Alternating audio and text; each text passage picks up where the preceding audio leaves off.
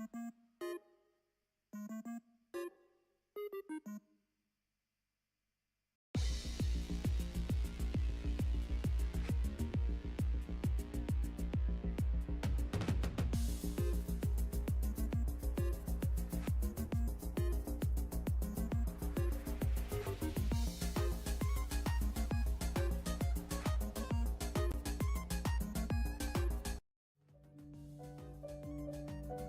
everyone! Hello! Welcome into stream! Welcome in! And glasses toggle! Right off the bat! My goodness! I sure can do! Okay, let me go ahead and make sure I have... Let's see. Timer! Which one was the timer? That one! Timer's up to go! We're good and running! Let me go ahead and get it! And welcome into stream call! Welcome in! And welcome into you as well, Esco! Hello! And stream time? Yeah! Stream time! Game time! Dev time! Work time! Let me go ahead and do the clock here. And if I set it to a total of 10 minutes, it's on the clock, which means glasses time. Hello, welcome back in. Let me go ahead and slide that guy all the way up here. I didn't realize how off, or maybe that's the word, how out of practice I was for doing the voice acting streams. I remember when I used to do them like back to back, day 1 and day 2. My throat is still in recovery. So I think, oh, hold on, is the music going double? Let me do that just in case. My throat is still in recovery. I'm still suffering the consequences of my actions. So either A, I just can't do it anymore because I'm past that age and past my prime, or B, I would just have to do more practice doing it more often. With that said though, I do have, oh, hold on. Hold on. It seems to be the case. Give me 1 second then. We'll do this since it decided to break halfway through. Oh boy, hold on.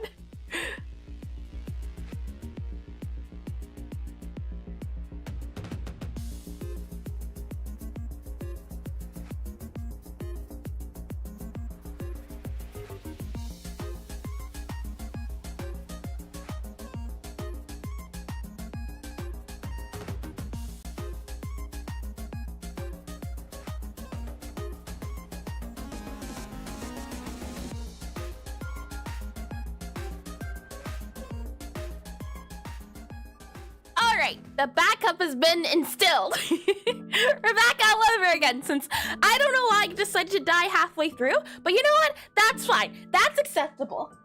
I have the ability to adapt, improvise, overcome, and maybe we'll check again in like an hour or so to see if the camera doesn't want to have some technical difficulties, but that's okay. We're still here and we're still good to go. And oh, nice glasses. Thank you. Yeah, I strive for the business environment that we create here. I'm glad to see that you enjoy them, and that their redeemed shall be still honored, and that timer is still going. With that said, though, do any of you have any plans for your week? Anything fun going on, or would this be counted as the week or the beginning of the week, possibly? And some people see it as the end of the week. Some people see it as the beginning. And what is that pear? You dare call me a pear? I mean, a pear, like a pear, but that doesn't mean. I can't even finish it.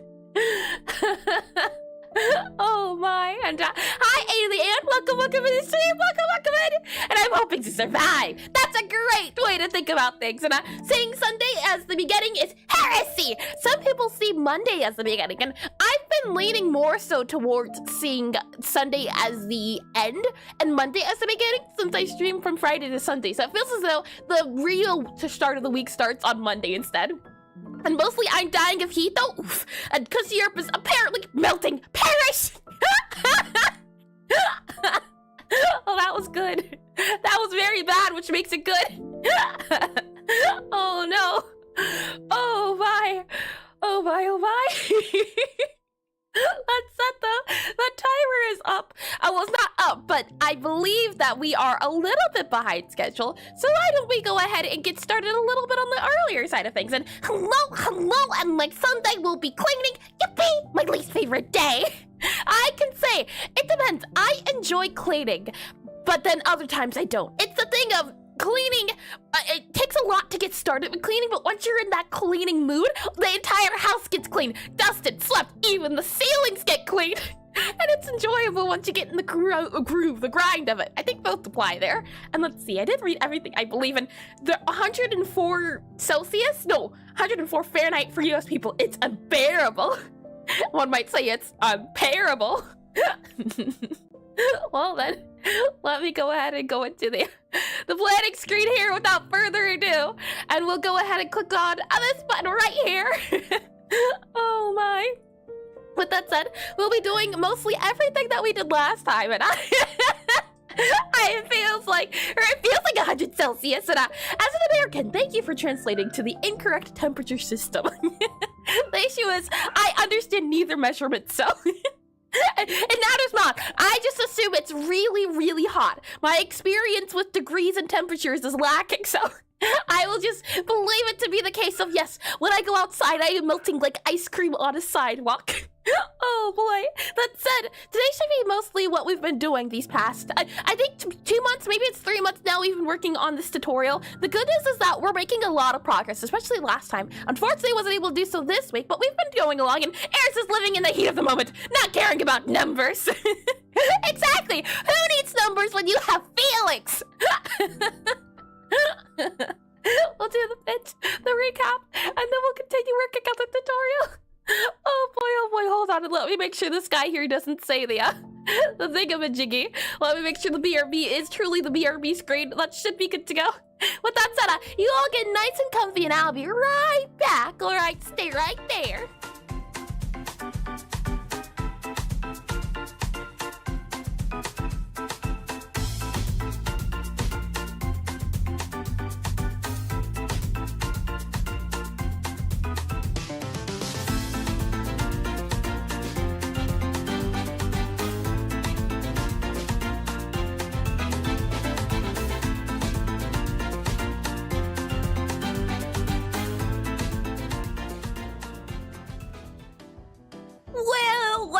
Wow. And numbers, more like numbers. Got him.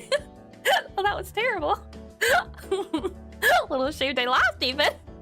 It seems for that terrible joke you've just made, Alien, you've been transported here. For the rest of you, you just happen to be here. It's not like it's punishment or anything. And I'm here too, you know, so we're all kind of here together. And this here is a business building, business environment. And you've already pressed the button to go up on the elevator. The elevator's yet to come, and I'd say it probably will come in maybe about a minute or so, possibly. I never know these things, and that's deserved. There's no doors, there's no windows, there's no stairs. There's not really a way for you to leave. You don't have any tools on you either, so no shovels to dig out, no interdimensional portals that you can use at the press of the button. Really, it's just you, the elevators, and me. And you've been sentenced to 45 seconds of business. The horror! And not only am I melting because the sun wants to escalate with lasers, the sun is a deadly laser. And now I'm also locked in the elevator dimension with the stairs that will slowly slide onto the screen. Slowly slide onto the screen. Now, you listen here. I do not slowly slide. I happen to do a little bit of a slowly... I do a little bounce this time. Hi. How are ya? Fancy seeing you here in this second dimension. There's multiple, but this today, here. Second. And can I open a dark world here? If you had a knife, but you don't have a knife, so you can't. Fortunately for you, you would want to open a dark world, and why is it even scarier? Oh, it helped me. With that said, though, since you clearly have some time on your hands to sit here as well and watch me slide bounce up the screen, and can I borrow one of your knives? I have no knives, that's the thing. What I do have, however, is a wonderful presentation to give you, since I like taking an opportunity, taking a moment of, oh, hold on. Taking moment of opportunity, taking opportunity of the moment. I like taking opportunity of the moment. So why don't I go ahead and talk about my up and coming game? Bam! Necrotype Cafe, a random typing cafe game I've been making for almost 2 years now. It'll be a total of 2 years in August, which I'm not ready just for. Redeem and breathe? Sure thing. We can do, I suppose. What you want to do first, while we're sitting here and we're being delayed in this universe, I want you all know it's not on me. Let's go ahead and take a deep breath in. Then a deep breath out. Then a deep breath in. deep breath out. Oh wait, we're supposed to hold it, aren't we? Okay, right, deep breath in. Hold it. And now deep breath out. Deep breath in. Hold it. Deep breath out. One more time, deep breath in. Hold it. Deep breath out. There we are, we're all good to go. And I clicked it too early. I have a funny idea. I meant to click it during the timer. You monster! I'm glad you didn't. I might have to make a caveat, or I think it's called a caveat, a thing of saying, hey, these things cannot be redeemed during this time. Can you imagine the horror? And we're lucky there's oxygen in here. And you know what? I would really elevate the presentation if the picture of your game would also be on a PNG of a paper flipboard thing. You're giving me ideas. This is great, and thank you. Oh my. That said, welcome to the elevator pitch, a section I like to do at the beginning of these programming streams, where I attempt to get everyone up to date on what the game's about, and I attempt to pitch my game to you. It gives me a chance to get better at explaining the game in a small amount of time, a short amount of time, in a concise way, as well as if, glasses timer or glasses toggles off, as well as if you haven't been here before, gets you up to date, or if you haven't been here in a second or two, gets everyone up to date, hopefully on the same playing field for what the game is supposed to be, and what it's supposed to feel about. With that said though, let's see that timer up there. Once it reaches 45 seconds, we'll be good to go. We'll see how things go. Usually, sometimes, is there an AC in this place? If so, it kind of might not be bad in here. It is a very comfortable place. It's the type of place where you can blink and 5 minutes has passed because you're just so comfortable. That said, welcome to Necrotype Cafe, a rhythm typing cafe game where you play as Gabriella, a necromancer sent by her necromancy family to a prestigious wizard magic academy. The idea behind the game is that she doesn't want to become a necromancer. She wants to become a baker, a chef, so she decides to open up a hidden cafe in the part of the school where she serves her fellow wizard customer students. The idea is that not only is it a cafe sim, it is a rhythm typing game. This comes into play in the fact that in this world, magic is done via poetry. And so in order to summon food, in order to create magic, you have to type to the beat. You have to speak poems into the existence. So in order to serve food, you have to summon the food to the customers and serve them by typing out poems to the beat in different rhythms, different tempos, different times. And they hope us that by the end of the semester, by the end of it, you'll be able to show everyone that you don't have to be a necromancer to be successful. You can be you. You can follow your dreams, and that it's not a phase, and that the timer is doing the timer thing, and I can't remember other words. Oh boy. Yeah, I think a lot of these times we're gonna have to spend a little bit figuring out a better pitch format. I think my beginning's always solid. This time around, not so much. I forgot the beginning. Beginning's okay. Well, okay. If I had to rank strongest to the weakest, beginning's good, middle's okay, ending, I always seem to get a little bit confused around the ending. So maybe we have to spend some time figuring out the good format, or good format of the pitch, because I still want to talk about, for example, the attributes and the combinations and things of that nature, but I never get a chance to because I always forget. So we'll have to see about figuring out a thing today when, hi, the Voltic Ace, welcome in the stream, welcome in, and hello, Ayers, how are you? Has your cult been growing as planned? There is no cult, so it cannot be planned to grow. Thank you very much. No cult here. And I somewhat love how the time's up is halfway off the screen. I don't know how to fix that. And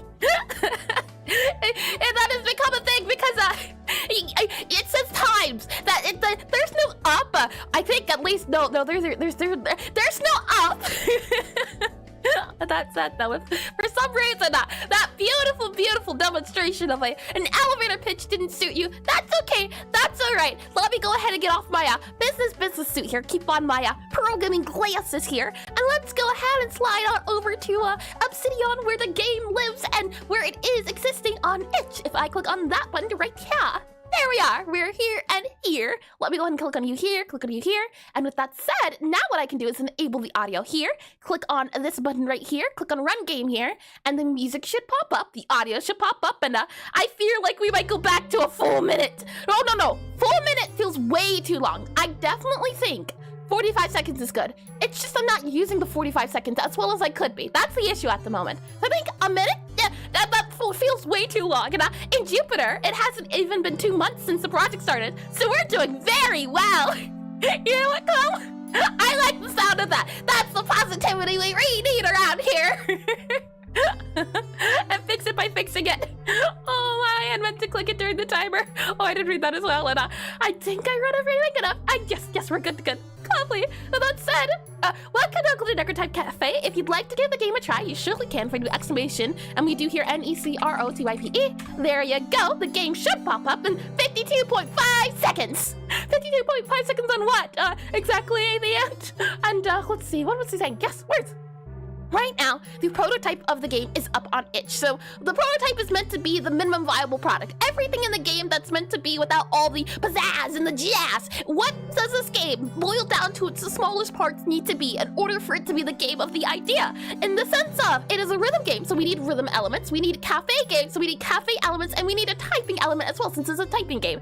Anything that comes outside of that is not the MVP, the minimum viable product. So we hope is that we can slowly first make the game bare basics, and then kind of expand on it and see what other fun additions we can add. And let's see here. I did realize this one, lovely, and make the timer be 52.5 seconds long. I see. The unfortunate thing of the timer is it goes by minutes. So I'm never able to do, that's why I have to wait for it to go down to 45 seconds to start, because I don't know how to do it in seconds. It only goes by minutes, but 52.5 seconds.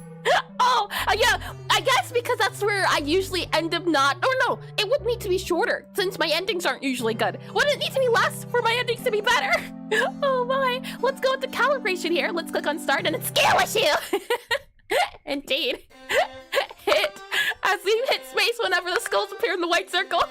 Hit, wait, hit, wait, hit, wait, hit, wait, hit. Wait, hit, wait, hit, wait, hit. All right, negative 0.021. Also, is the music too loud? It looks very up, so I'm going to lower it just a little bit here, just a wee bit. And let's go back to the main menu now that we have been calibrated. So in our main menu, let's go to tutorials here, and you'll spot Gabriella. And hold on, let me drag this guy down here instead. Let me drag this guy up here to make things a little bit more easier to see on the eyes. And let me grab, where are we at? This guy here so I can see the chat a little bit easier too. Lovely. And then I'll just slide this guy over here and we should be good to go. With that said, here we are in the cafe. You can see Gabriella. When I move around the arrow keys, then a customer responds. This is how you move around. We can sit the customer down, click on E. The customer will then find a spot nice and cozy to sit in the cafe, and they'll figure out what they want to order. So they'll read through a little book here, think about what they want, and then wave their little arm around. And what we'll do here, oh, my throat. I'll give you a second to drink something. The unfortunate thing is that I decided to drink matcha today, but I ran out of matcha. So the drink I'm having at the moment is like half matcha, half just other things, and it's unfortunate. I have to get some during the week, but you know what? It works for the moment because it is a warm drink, so I'll take it. Let's go ahead and take the customer's order, and then if we hold down space, what we can see is, oh, you know what I just realized too? Can you see it a little bit? It's very faint, very possibly hard to see. But if I make it a little bit bigger, I see that line of returning lottery wheel. Hold on, check. It's made with milk. It's all milk, no water. Do you see it? What's it called? The line right beside her hat. Let me grab a pointer arrow here if I can find one. There should be one possibly. Let's see. Where would it be at? I think it would be in gaming likely. And I click on you here, That arrow has returned. Hold on, not arrow, that line. There's like a line right about here-ish in that area. It's returned. I didn't know it even existed in the first place. I thought it was a new bug, but it's still there. And the 2 dots of horror. Isn't that wild? Let me make this a little bit smaller here. Hold on. There we go. Lovely, lovely. Well then, we need to create a sweet bitter cake. In this world, magic is represented by different elements and different aspects. For example, here we have a Necromancer. Their color is purple and their flavor is bitter. And whenever you make a dish that has the bitter flavor in it, the song has to be very fancy and very push compared to if you made a song with a flavor of sweet in it, which is our Medimancers. They're the healer wizards. Their color is pink and the songs have to be easy. So when you combine different flavors and different attributes together, you get different combinations. For example, sweet bitter is going to be easy and very fancy. However, as you go along in the game, more flavors and more wizards will come along as weeks progress. So for example, we'll have pyromancers added into the game. They'll either be the color of orange or yellow, and they'll have the flavor of spicy. And anytime a song has the combination of spicy in it, it's going to be very fast. So can you imagine a very easy song that's super duper fast, so sweet and spicy, or bitter and spicy, which would be a song that is very fancy, but also super duper fast. That's the idea behind combining all of them. So let's go ahead and, oh, I can show you as well. If we hold down, you can see the combination here too. The pink and the purple and the little cake icon. So let's go ahead here. Let's grab our sweet guy off of here. So we need sweet, we then need bitter, and we also need a cake. So let's go ahead and grab a cake too. With that said, now we hold down Q and it'll give us to the tutorial, the second part of the tutorial at least. Well, like with the calibration, once the letters reach the white circle here, you press them. If this guy fills up, congratulations, you completed it. You did good. This is this is the completion meter. So as long as this guy's filling up, you're good to go. And if this guy fills up, you have failed. You did bad. You've done bad. And this is the tongue-tied meter. Anytime you miss anything, it fills up, and when you don't miss anything, it goes down. So you don't want that guy to fill up, and that's good game dev of you, showcasing bugs, which are a major part of the game, in the tutorial. Well, as I said, this is the prototype. It's meant for bugs to be found. Now, if it comes to the case that the full release comes out and there's still bugs, I will still point them out, because I don't think any games ever have no bugs. You can aim for like 90% bug-free, maybe even 95, but I don't know if it's possible to have a game that's 100% bug-free, because there's always like that one thing you can't account for. When you try to patch one tape over a hole, then 2 more holes fill up and it gets wild. With that said, let me click and close here. Let's see how well I can do. A-N-D space W-H-A T space I-S space G-O-O-D space A N-D space T-H E space M-O-M, that's not M-O-M, E space N-E-V-E, R space B-A-N-D-E-R-S-N-A-T. Oh my. And let's see. C-H. You know what I think would be a fun idea to have? I've seen before where there are some layouts where they have the keyboard on screen as they're typing, for streamers I mean at least. Would it be a fun idea to have like a keyboard that shows everything that I'm typing as I'm doing things? Since considering it will be a typing game and we're working on having the typing timed and everything, I think that could be fun. It would also be able to show you the misses. Oh, can you imagine if we had like she spent all the gamer's sweat yesterday and gotta make a game where you gotta kill insects. It'll be called The Game That Has No Bugs. Oh, that's good. That's great. Hold on. It's not a Necrotype Cafe idea. But hold on here, that's a lovely idea to begin with. Let me grab this guy. Let me very quickly bring you over to, well, you know, I'll save that for a second. Let's finish the tutorial. Let's grab this dish here. Let's go ahead, pick it up, and serve it to the customer here. They'll eat their food, think about it, enjoy it to the fullest extent, wipe their mouth, and then they'll leave. That's the game in a nutshell. There's a few other things going on, but for right now, that is the gist of it. And with such a thing, you always just need to be careful with typing messages on the side like distort, because in theory, people can read what you're writing. Ah, that's very true as well. Yeah, you make a fair point too. Anything that I'm typing would be known. That's a great point. That is something to consider too. Let me click on this guy here. Let me click on this guy here. Let me then go ahead and close on this guy here. Let me then go ahead and enable the music. Hold on. Here, music should now be audible. If I click on you here, that should be good to go. And with that said, let me bring you into concepts here super duper quickly, as that's a great idea. It reminds me of There Is No Game. So I'm gonna put it on the idea board right about here. There we go, that there. That way it can always be memorialized. Thank you for that idea. And did I read everything? I think so, the 2 dots of horror. Oh boy. With that said, let me show you what the tutorial has been looking like so far. If I click on programming here, I should be able to bring you into this guy here. And if we go ahead and click on play here, I can give you a show. And did I read that? Yeah, I did read that correctly as well. Lovely. Okay. Well then, let me click on this guy here. The game will load up. Let me go ahead and meet this guy here. Let me make sure the game is opened here. Let me click on you here. Let me click on you here, and then click on you here. You should be good to go. And couldn't you make it work when only tapped in the game window? Like only inputs detected by the code show? Oh, Do you mean, I mean as like a streamer asset. I think it could be a fun idea to have in the game as well, but I don't know if that would be bloat on the screen, having it in the game, but I'm thinking just for the sake of like the programming streams, having some sort of UI with the keyboard inputs could be a fun idea. And you could just turn off the on-screen keyboard when it's focused. Ah! Interesting. There's so many little things that I'm always learning about. That's so lovely. If I click on the tutorial here when it's not focused. Oh, I see. What I can show you is that this is the current tutorial as it stands. Ignore the brown box. That will not be there in the game. That is there for testing purposes. So that's there. It won't be there. The hope is that we remove a lot of text off the screen to make things feel more intuitive. And hi, Agape. Welcome into stream. Welcome into you as well. Cats on keyboard. Hello. And hi, I hope everyone's having a great day. And if you're not, have you considered arson? Arson's no good. Arson's not healthy for your day-to-day activities. 0 out of 10. Wouldn't recommend it. Why not drink a cup of water instead? The opposite of arson. Instead of causing fire, cause hydration. Well, let me get some of the mocha here. Oh, matcha, I suppose.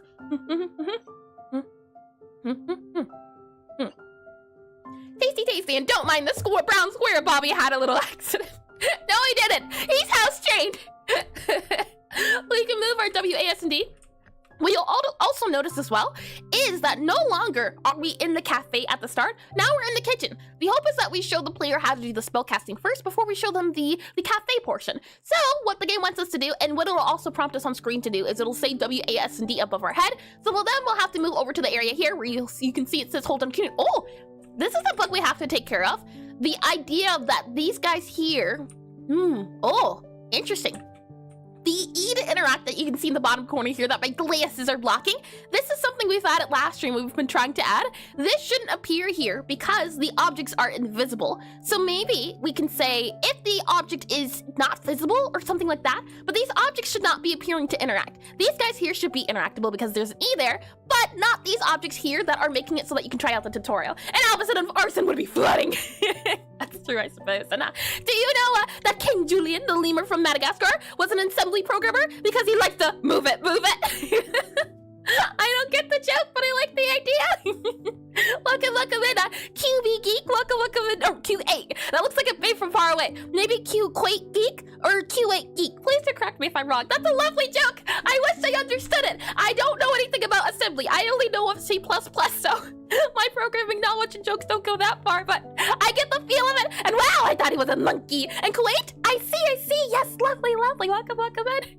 Oh my. We'll have to, and I don't think it'll be a hard problem to disable the E here, as, again, this guy here, E should be appearing. You know what we can also do, just to make it easier since I am blocking it, now that we have it working, why don't I go ahead and just move it to the top left? Because we can. So this guy should appear, but this guy shouldn't appear yet because the items, we can't interact with them. And there's an assembly instruction called move, moving a value from one place to another. Hold on, let me pull this up for later. MOVASEMBLY. I see. I'll keep this for later. Thank you for that one. Let me click back into this guy here. What we can do is now, if we hold down Q, the player will be prompted to do the calibration of the game, not the game itself. So the hope is that the player will get a good idea of how calibration works, how the game layout works. Again, you won't have to move around that whole brown box. The hope is that here, though, the player will be told how to do the game itself. So you'll see Gabby on the left, you'll see the text on the top, and the spider will even say something like jump as they're jumping between each of these. So it'll hopefully give the player an example of that. Hey, this icon means space. Once calibration is ended, you'll see on here that the calibration bar is here now. The hope is that this gives players a way to customize it. I hope to also put this on the options menu here, as I think it would be a good idea. Another thing is that they have reset, they also have retry, that you can't see behind the box there. And if we could continue, this is where we've left off. This is where we've taken like a detour, so to speak, in the sense of needing to add different implementations. From here, what the player is going to have to do is they're going to have to, and our network elements pronouns are TPC or TCP/IP. I assume it's another joke I just don't get. My programming knowledge needs to be expanded. And let's see here, I did read that one as well. Lovely, and well, I did read that as well. Okay, good.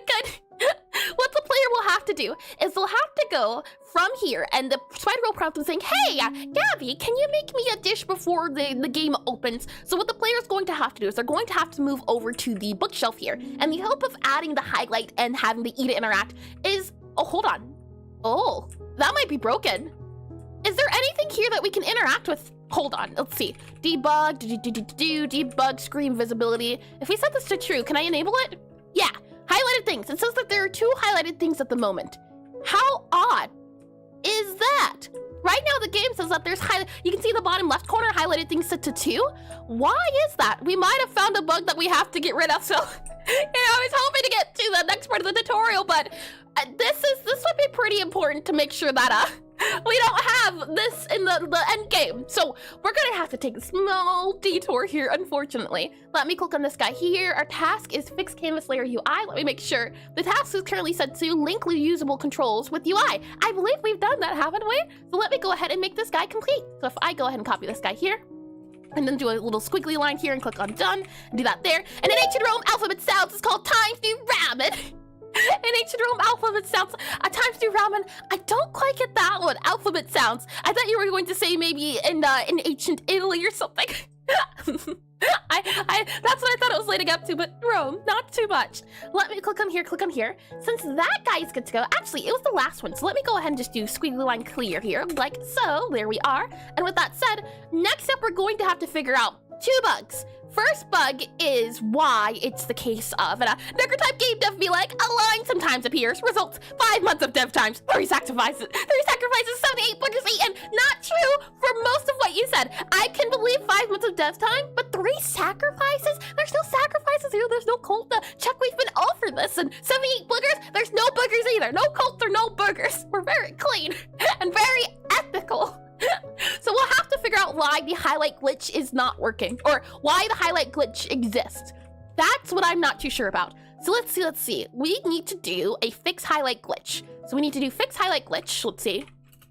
Task, and then I'll put on here bug, and then we'll put on here fix HIGHLIGT, fix highlight glitch, GLITCH, and also another bug here for fix fix invisible highlights. INVISIBLEHIGHLIGHTS. There we go. And no burgers. How else are you getting proteins? I don't think that has any. I don't know the composition, but I would hope that it does not include protein. Oh boy, and I did that wrong, didn't I? Hold on. Hold your horses here. I need to set it to be the case of no space between the squiggly line. So I need to do that. And then I need to do that. There we go. So we have the 2 tasks now on screen. Oh, mine. Have you ever seen Ezra and the Lamb from the popular indie game Cult of the Lamb in the same place at the same time? I think not. I have tried that game out. I enjoyed the beginning of it, but then towards like the middle part of the game, when you start unlocking everything, not as enjoyable, unfortunately. But the beginning was very fun. I can't agree to that. But me and the Lamb have nothing in common. Not one bit. Not one bit at all.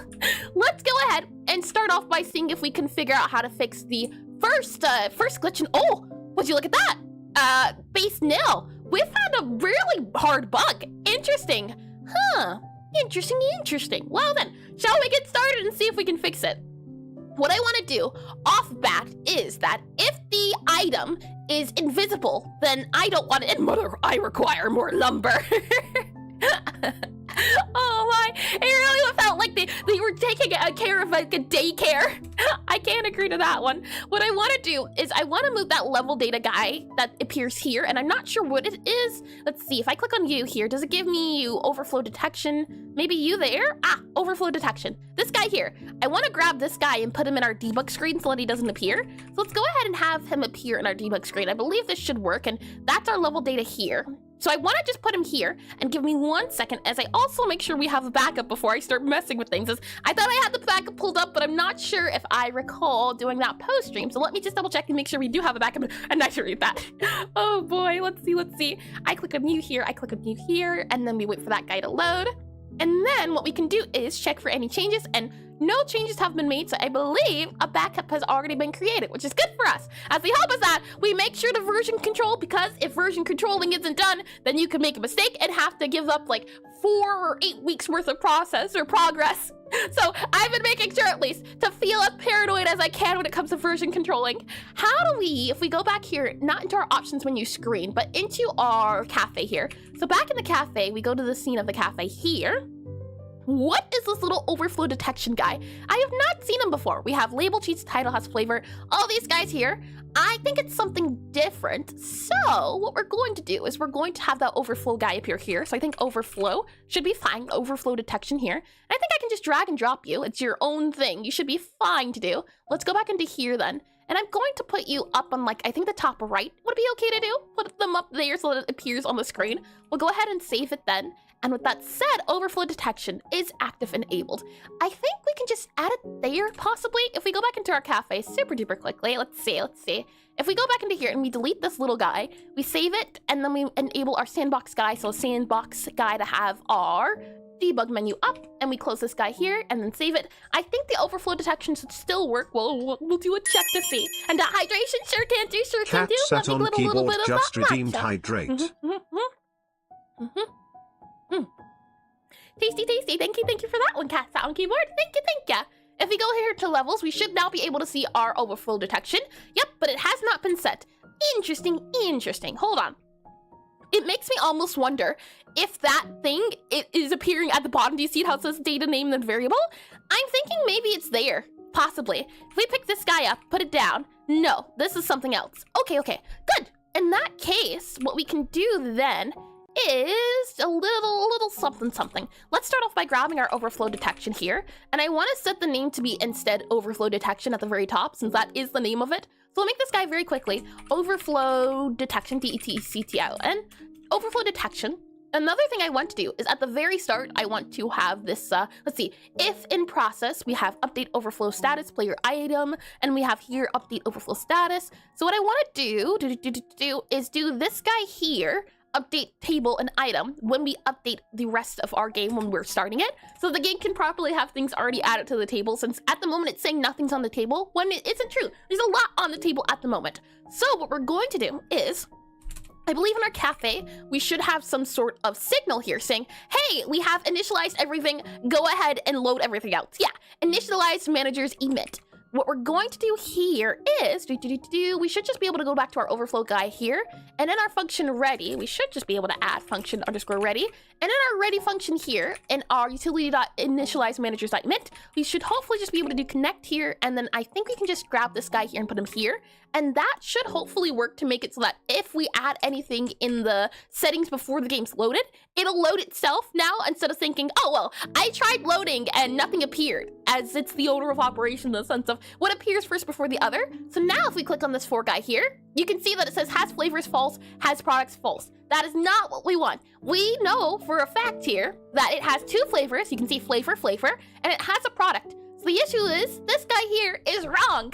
So how can we make it correct? What I'm wondering is if this signal is not the guy we should do, maybe we need a new signal. What we need is a signal where when the cafe is created, wherever we add that table, so whenever we load the table, load the items onto the table, I think that would be the place where we would say, hey, things have been filled out on here. So what I'm wondering is, for our spellcasting desk, we have add items from plate, all of these guys here. What I want to know is specifically, we have set debug, that there. If we go into our prototype level here, it is show debug menu. There is one called is tutorial. We have here enable test table. So if I do Control Shift F here and do test underscore table, let's see if we can find out where in our game we use test table at. We have here test table, debug screen, enable test table. We have here true and false. And here we have this guy here.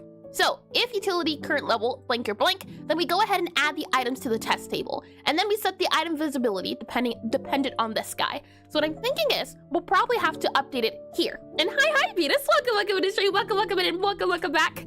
So what we're going to do here is do utility dot update table status here, and then we should be able to do dot emit. And we'll have this as a signal, I mean. So we'll copy this guy here, go back to this guy here. We should then see about doing, are there table, T-A-B-L-E, are there any table? We have item signals, menu signals, book signals. Do we have any table signals specifically? And you gotta set it to wumbo jumbo. Let me go ahead and make a signal here, S-I-G-N-A-L. We'll then set this guy to be here and here. We should then be able to move this here, and we should just be able to remove this as well here. And now let's make this the signal instead, and I think it'll be helpful. And no, I forgot the festivals in my town. Speaking of festivals from yesterday, and it's just like Delta Chapter 5, developed by Toby Fox, released on 24th of June, 11th at 11 a.m. EDT. I see. And I gotta go. Good luck with fixing the stupid thinking, and have a good one. You too, check. Thank you, and I hope you have fun at the festival and that no dark fountains are opened up. That would be terrible. Have fun, and thanks for stopping by and chatting for a little bit. Let's see here. We'll close our book since we don't need our book here, and then we should be able to go to our, not the screen here, nope. Don't need this debug screen. This debug screen here for our overflow detection. And what I want to do is, instead of doing initialize managers, let's do it based off of this guy here, update table status. Let's try that there and see if that signal is where we should do our order of operation at. So let this load. Let me get a little bit of matcha here.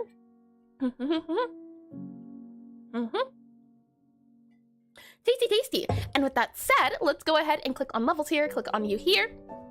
And hopefully, yeah, look at that. now it says true, because it is true. Has flavor, has products. That is true. The thing is, the item is what the player is holding at the moment. So, for example, here, if I were to pick an item from here, it'll say I have a flavor item in my hand. However, if I go over here and I pick up something from our product, it'll say we have a product item. So now this guy is being properly set when the game uploads and unloads. So the good news is that we have something now that is entirely on the screen. So if we ever want to disable our debug screen, it's easier to now. It won't appear in the bottom screen or the bottom right corner as we're moving around. Now we can just say in our cheats, or we can do it when we're not open. We can do debug screen here, and we can set our debug screen to false. So we can set our debug screen visibility to false here, and it'll do it. So false here, like that, and it's disappeared, which is good. That is what we want. The next thing is, we want to make it so that when it is, or when we have objects that aren't visible, we don't want to add them to the board. So unless they're visible, that's what we want to, if it's visible or not. That's the issue we need to do at the moment. So what I'm wondering is, do we check the modulo or the self modulo to see, hey, if this thing is visible, then count it. Or if it's not visible, then don't count it. That's what I would want to know about. So what I'm going to do now is we need to check for our objects that are on the board. So the question then becomes, where in our game do we update and modify the modulos so that when it appears or it doesn't appear, who controls that? Let me go ahead and close that screen here. We have a control screen hub. Speaking of controls, we can go ahead and close this guy. I think we can close this guy too here. In our cafe, when our test food is spawned, or really our tutorial food, where do we do things that are related to the tutorial spawn? Tutorial, tutorial. There should be, I think, a book or something, a tutorial level resource. Let's go into our book here. I think that might be our best shot. If we go into our book scene here, it's this guy here. This is our book, the guy that controls everything. I believe our book is our tutorial master. If not this guy here, then it's going to be a different guy. And the different guy is going to be, I believe, our quest system or our task system. So our task screen is the other guy I can think of that would have the ability to spawn in things. So if we go to our task system here, we can see modulate, you there, modulate task label. That's the task label there. We have update screen, we have move to desk, and we have task action done. So it's not in the task screen. It's not in the book scene, I believe, either. We have lots of add actions disable, but no spawning, I believe, spawning. So the next thing is, if we go to cafe here, there should be a thing like spawn in our cafe dishes. So let's see, set level data, set tutorial. Yep, set up tutorial. If level data is not tutorial, otherwise we set our tutorial to our global position here, and we have set level data here. There should be one for spawn debug, enable debug, end game, set tweens. There should be something here for our tutorial food. So if I do control F here and we do spawn, let's see. We have spawn, task activated, spawn all of you there to hold on, give me a second. Excuse me, I had to sneeze. Let's see here. We have you there, spawn debug. We have spawn customer chance, spawn tutorial path follower, spawn debug follower here. Nope, that's not it. We're looking for dish. Dish here, dish. Where do we have our dishes at? Our tutorial dish, our spellcasting table, our cookbook tutorial dish here. Yep, that's true. And we have here, okay. So where do we use our tutorial dish at? We use the tutorial dish here, and we use it here and here. I see. So cookbook.tutorial dish equals tutorial dish. Where are we setting and creating our cookbook.tutorial dish is now what I'm wondering. Where do we use it at? We do here our customer manager, our tutorial dish. We also do it here for these guys. So somewhere here, we have it on our desk. I was right, it is on the desk. So on the desk here, we have tutorial spell is predetermined, otherwise use items on the plate. So if it is a tutorial, we go ahead and create the dish based off of these spells. So we have run spellcasting here.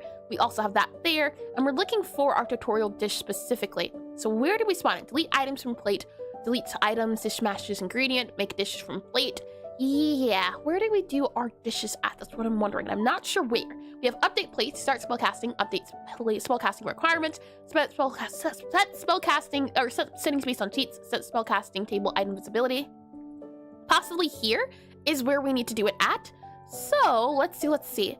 If we do you here, where does this guy lead us to? We have a that there. So it seems to be the case that this guy actually doesn't do anything, which is interesting. And this guy doesn't even appear anywhere. How odd. Okay, well, that's dead code. We can go ahead and remove that dead code there as it's not needed.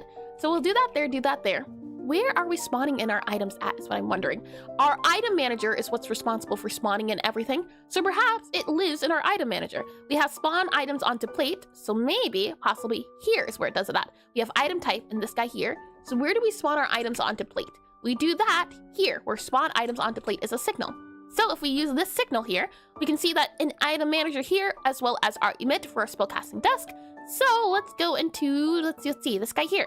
So we have utility.spawn. So I'd add items to plate from dish. So we take a dish and we add the items onto here. So the question then becomes, all right, if that's the case, what about this guy here? If we find you here, we have add items to plate from dish. I believe this guy here is our tutorial. Set settings based on cheat. Yes, this is it. This is it, I think, possibly. We do have one for our tutorial though, and that's what I'm not too sure about. Where do we do it at? Let's see, set items visibility based on cookbook. Yeah, okay. If that's the case, oh, hold on, I didn't mean to click on you. If that is the case, then our item visibility, so set item visibility here, we do you there, and we do dot do show. So all I'm thinking then, if that's the case, if it's just do show and dot visible here, what we have to do is just set the visibility. So back in our player here, what we can say then is possibly that if the item's not being highlighted, so if it's not visible, then don't add it.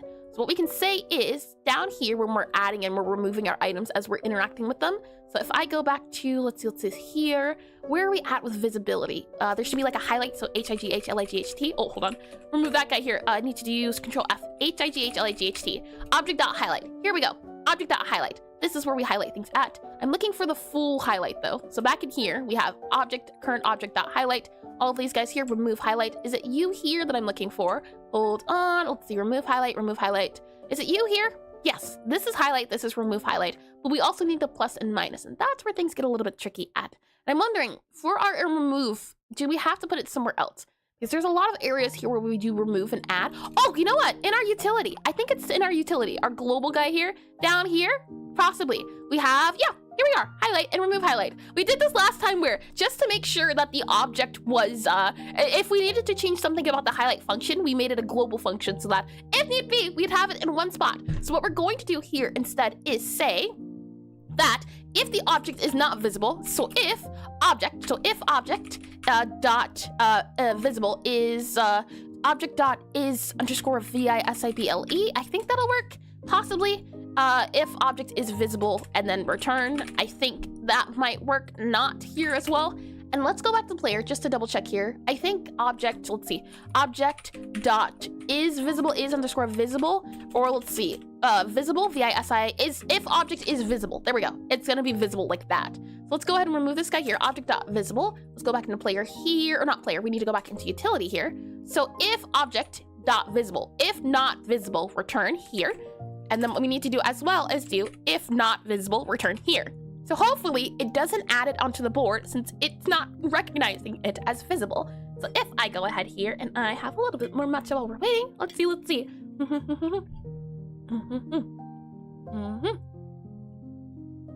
Tasty. With that said, why don't we go ahead and give it a try?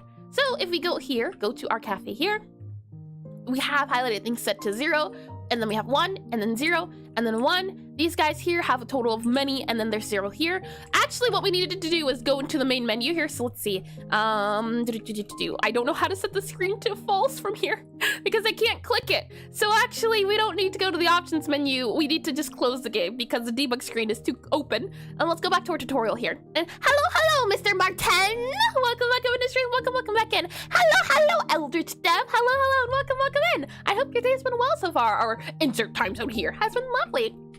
Let's go ahead and let's enable our debug screen here. So we'll debug screen enable here. Oh, hold on. Debug screen enable here. We'll set the visibility to true so that we can take a good look at everything like that.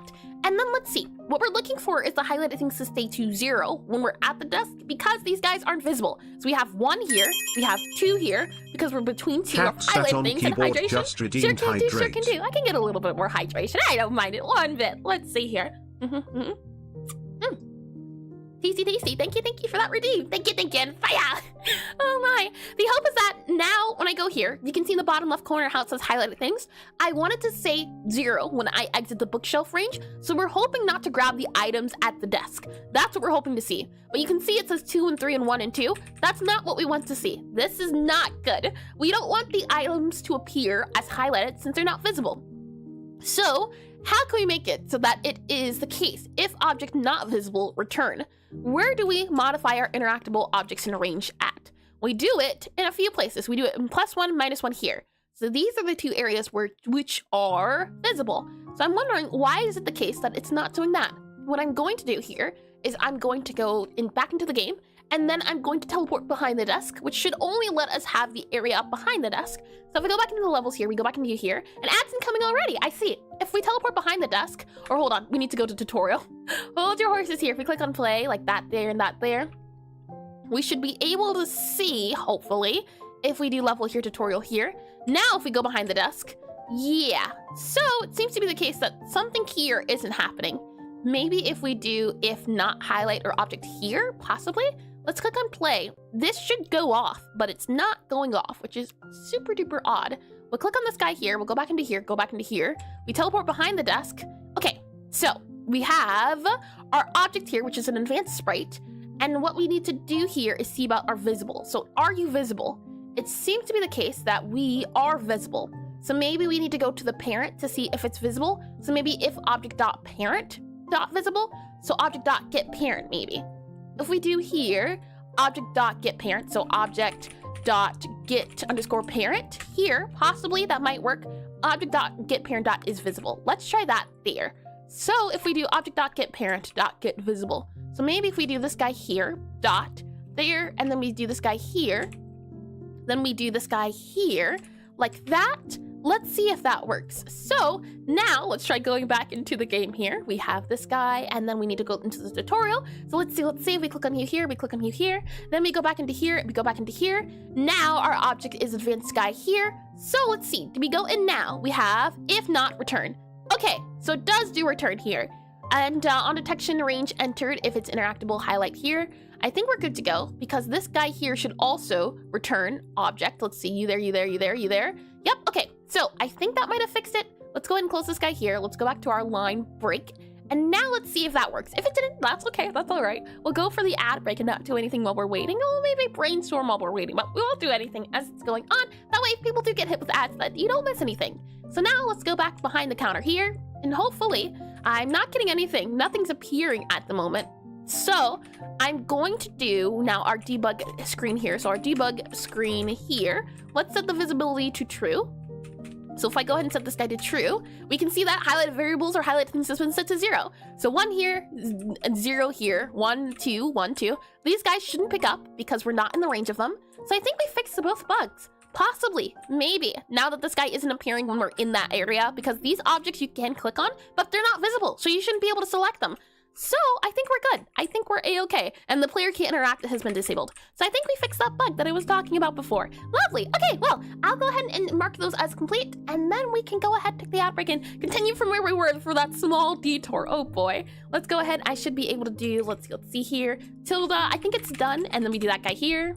And then I can also do, let's see, tilde, and then we do done, and then we set that guy to this guy here. So both have been completed, which is wonderful. All right, we'll go on ad break then, and then we'll go from there. I'll click on this guy here, and while it's doing that, let me see, for the moment, while we're waiting on those guys to do their thing, let me see if I can get the camera working. Can I get it possibly functional? I'm not too sure, but I'll make sure that things are good to go on that end. And while we're waiting on that, let's see. What is there to do? Now that we have made it so that it is functional, what we need to do is make sure something else. We'll see. It's always a thing of like recapping and figuring out exactly what, as we're slowly making progress, which is wonderful. Maybe what we'll do is we'll start on the WASD thing that appears above the player. So maybe see about adding this guy here, our controls to show what the player can and can't do yet. Possibly we could do that there, but I don't think it's needed quite yet. We're going to have to figure out our quest system that I do know and that I do remember. But in the meantime, why don't we go ahead and do some stretches? You'll want to start off by doing some neck stretches here. Go to the left a little bit, slowly but surely. If anything cracks, breaks, or hurts, call Dr. Coyle or don't call me. I should not be held liable for anything. Do it your own discretion. Let's go to the left here a little bit. And then we'll want to go to the right here a little bit. And then we'll want to go to the back here a little bit. And then we'll also want to go to the front here a little bit as well. Lovely. Another one you can do is if you go to the left here, you can hold it. You can also go left and then down, so it looks like you're looking at your shoulder. That's another one you can do too. And you can hold these for about a minute or so, but we don't have time for a minute. We've got time to do things, but not time to do that. Let's go to the right here a little bit. We'll hold it for a second or two, and then we can go down a smidge here, which works out just well, and holding it for a bit or so as well. Okie dokie. I am all stretched out. We can do some back stretches too, but I think we're good. I think my back is, well, my back definitely, and considering the fact that I do sit here at the computer from time to time, it is important to continue to do our stretches. The thing is that you do the stretches now, so you don't have to suffer with the stretches later. Because it becomes a thing of, maybe sometime in the future, your stretching might not work out well, or what's the way to say it? Maybe in the future, you come into the case of where your back hurts because you didn't take time to properly exercise. And oh, hold on. Let me go to, let's see, BRB, this guy here. There we are. Lovely, lovely.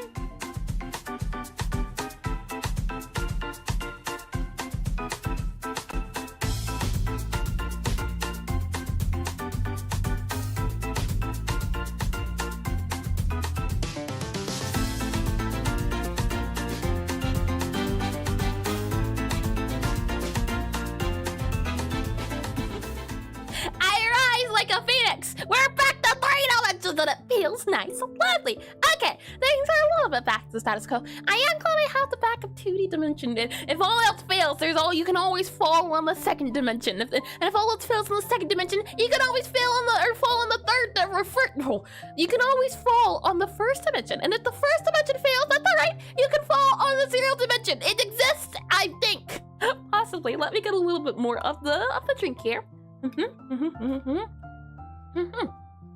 Tasty, tasty. With that said, welcome back from the ad break. You've not missed much. I have simply upgraded dimensions from 2 to 3. Aside from that, nothing at all. I was saying how, now that our guy's completed, let's make a backup here. So that shouldn't be the case that we run into any problems earlier or later.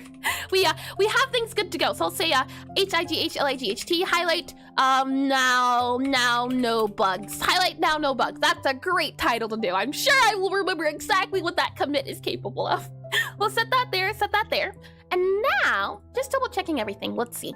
The idea behind all of this highlight and everything is the hope of, if we go to here, we go to here, we go to you here, we go to you here, I should be able to set Godot to visible, and when we click escape, you can see how there is an AD for turn chapters and an E for interact. These are the buttons that let us know where the player, or what you can do when you customize them. So the hope is that, and why we spend so much time modifying these, is that some people like having their tips in the corner or the bottom, and I wanted to have a little bit of flexibility. There's some people too who don't like having control hints to begin with. They don't like seeing the things on screen. So the hope is that they'll also be able to toggle it on and off and be able to do whatever they think is the right proper feel for it. The issue is just our debug screen here. I need to make it so that it passes, possibly. If we go to our debug screen, so let's see, debug, hold on. If we go to here, close on you here, debug here, debug screen seen here. I want to ignore the mouse stuff. So if I go you here and we go to mouse, possibly, mouse is getting ignored. That should work. That's getting ignored. That's getting ignored. This should get ignored. This should get ignored. This should get ignored. But I don't know if it is. That guy should be getting ignored too. All of these guys should also be ignored because they're doing whatever the parent says to do. That guy says pass, so we'll just say ignore here, possibly. Maybe we have to set this guy here too to ignore as well. So ignore 2, and then make sure you are set to ignore. The hope is that I can use our screen in front of or the debug screen will just not even recognize the mouse. That we don't even have to worry about disabling or enabling it to get past everything else. So if we go back in here, go back into here, we have our debug screen. And can I mess around with any of the other controls? Nope, I am still getting it. What I do remember learning about last time was that we can set our guy up here to show the list. And then if I click on our guy, so let's see, show list, and then we make sure we're set to input. If I click on this guy, I think possibly, hold on, this guy here, set it to 2D. There we go, set it to 2D. We set it to be the list. I can then see about Linux window manager, color rectangle. That might be the reason why we're not able to see it. There's also panel container here, margin container. And then we have our options menu, which is what I'm looking for. So our color container here is this guy. If we hide this guy, does it allow us to click on things now? If I click on input here and go back to you here? No, it does not. So it's not to do with any of those guys, but we can just as a fail-proof system make sure that these guys here are also too set to be ignored. They should not even know the mouse exists. Let's see, let me make sure ignore is the right one. Yep, will not receive any mouse movement. Hold on. It will not receive any mouse movement, inputs, nor events. Yeah, it should just ignore it. What does pass do? Pass, receive mouse movements and mouse button inputs clicked on through, and the control also receive mouse entered and mouse. Yeah, that's not what we want. And a mouse button also does stop, and what stop does is it stops, I think, and really will not propagate further to other controls. Yeah, okay. So this is ignore, this is ignore, this is ignore. You are, I believe, ignore. You're pass. Let's just do ignore for everyone here, just in case. So we have mouse here, ignore there. We also have ignore here. So mouse set to ignore here. So we'll set you to ignore there. We'll also set this to be ignore. Let's see, ignore here. Lovely. We'll set this to be ignore as well, just in case. So mouse here, set to ignore as well. Ignore should work there. We also need to set this guy here to ignore. We then need to set this guy here to ignore. So let's see. Mouse, ignore. Yeah, you're set to stop for some odd reason. You should be set to ignore as well. And I hope all of these guys here are not set to ignore, are they? That one guy is set to pass. I think ignore or pass, as long as it's not stop. I think that's the issue. That guy's set to pass, which I think is okay. It's the stops that you have to worry about. So we'll just in case, on the chance that it needs to be set to ignore. And the hope is that you didn't have to set all of these guys to be ignore. I think there's a way to do it. Instead, I'm just not too sure. So, since I'm not too sure, we'll go the safe route of just disabling everything. And maybe in the case in the future, we can set it back to be pass instead. But for now, since I'm not sure quite what I'm doing, we'll just set it to be ignore. So we'll set this guy to be ignore. We should be able to set these guys to be ignore too. And we'll just go down the list here and set them to ignore. So that if it is the case that these guys are the reason why our mouse is not able to, because you do see a few stops on here, which I didn't expect to see. So the hope is that any stop here gets removed and we make it so that anything here is good to go. So we have you here, you here, you here. Let's see. Anything to do with mouse here? I don't believe so. Oh no, mouse ignore. There we go. We have our ghost settings here. We can make sure that this guy is set to be ignore. So mouse set to ignore. You should also be set to ignore here. So we'll just go through the list and do ignore. And then we'll do maybe another ignore here. And then we'll do another ignore here. So let's see. Ignore. And then we need to close you here, close you here, close you here, close you here. So we have a little bit of a not chaos, controlled environment more so. We'll set this guy to be ignore. We'll set this guy to be, let's see. Mouse input. Can I copy? Oh, I can copy the values. Hold on. If I just copy your values, copy section values, and then we go to mouse here and we paste section values. Oh, that's way easier. Hold on. We just do paste section values here. Lovely. Okay, that makes it way easier. Can we do paste section values from here? I don't know. I don't think we can. We can copy here, but we would have to go to mouse. But that does make it a little bit easier. The fact that we can do paste section values instead of clicking on the ignore button. So do paste here. We'll do, let's see, paste here, paste there. We'll also do paste on here. Let's see, mouse here. Go ahead and do paste. Then we'll go ahead and click on you here and do mouse and then do paste on ignore. Then we'll make sure that you are here, mouse, and set you to paste. Let's see, paste here. Then we'll go ahead and make sure that you are that ignore and you are that ignore. So everything is being ignored is the hope. Let's see if that at all helps with anything, or if it did nothing at all. I'm hoping that it works though. I'm hoping that now we can select the buttons behind everything. That'll make testing and debugging a lot easier. We go back into here, go back into you here. Here's the moment of truth, the pièce de résistance. We have the ability to do it. Yeah, it's a little bit tricky. It seems to be the case that the box is funny, but we can modify things now behind the box. It's just a little off, which is weird. I wonder why that's the case of it not working, or it's working, but it's a little bit funny. Like I'm trying to hover and it's a little bit difficult to see because you can't see the mouse, but I'm trying to hover over the box and the box's bounds aren't quite working in the way I would have hoped to be. Panel container, margin container, latency. This might be the best we'll get, and I am okay with that too. The hope was to do something, and this guy here definitely does a lot more than I initially intended, so I'm okay to leave it as is. We have our 3 boxes here, so this box here is set to ignore. We have that as ignore and that as ignore. So we'll call it a day here for now for all of our mouse guys. It's definitely a lot more functional than it was earlier, so you know what? I'll take it.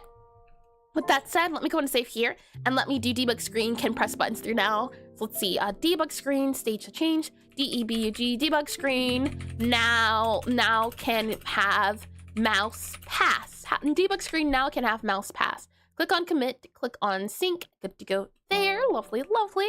With that said, next we're going to do is, let's see if we can get now the idea of having that quest system pull up. I do know beforehand, and let's also add that as a task here, the idea of the quest system. So if I go back to here, we'll do task here. So quest system, task system rather, task system. add task system, SYSTM. There we go, add task system. So we'll do a little squiggly line here, we'll put that there. We'll make sure YouTube side of things is not getting ignored. Nope, we're good to go there. Lovely, lovely. Oh, hold on. Let me make sure it's set to all chat, just in case that goes there. Lovely, lovely. Okay, with that said, I can also make sure to enable that guy there. That should be good to go too. And since it is good to go, let's see. So the thing was that we had a speech bubble here. So we had a bubble here, a speech bubble, and we were working on adding a way to increase the speech bubble, decrease the speech bubble, so that words were played and used. And we had a whole director and script, and we might have to do that now and see about adding it. But the hope was that I think we have, let's see, if I type in here speech, is there speech bubble, all of these guys here? Is there like a dialogue, DIAL dialogue? Here we are. Config dialogue, dialogue manager, dialogue script. I see. We have dialogue manager here, which does the dialogue managing. And then we should have a dialogue script, I think. Dialogue script here, and that's symbol classes here. Let's see. I see. I'm looking for our JSON, so JSON. Where are we using our JSON at? There is our script data. Ah, here we are. This is the script. This isn't the canon script. This is just a testing script. But this is to show that you can just modify these guys and move them about. And I'm wondering, does our speech bubble exist anywhere? We go speech bubble here, hold on, speech bubble here, speech bubble. Where do you exist at? I don't think you're in the scene at the moment. I can right click and see view owners, and it does not exist. Oh, it exists on the spider. So if we go back to our spider here, our spider guy is going to be what gives us the tutorial. He's the familiar, and I have not yet decided if we're going to make the spider come off of the player's hat and that, because this is the familiar. If this was planned to be the familiar, but he's so tiny that having him on the desk is difficult. So we instead, and hi Polly, welcome into the stream, welcome in, and welcome back. I hope your day's been wonderful so far. I like the idea of having the spider give a tutorial. The issue is just the spider's super duper teeny tiny and super duper small, so it made it hard to see, at least when you're zoomed out, this spider itself. So if I go back to the cafe, I can show you what I mean. If we go down here and I enable spider, that's a little spider there, and if I click on play here, take a look at how small the spider is, as I also make sure our prototype guy here, hold on. Let me make sure our sandbox, no, thank you, hope yours has been great too. It has indeed. It's always a lovely time when we get to do a little bit of programming here and there, so I am enjoying it 100%. That's been lovely so far. Let me click on levels here, click on you here.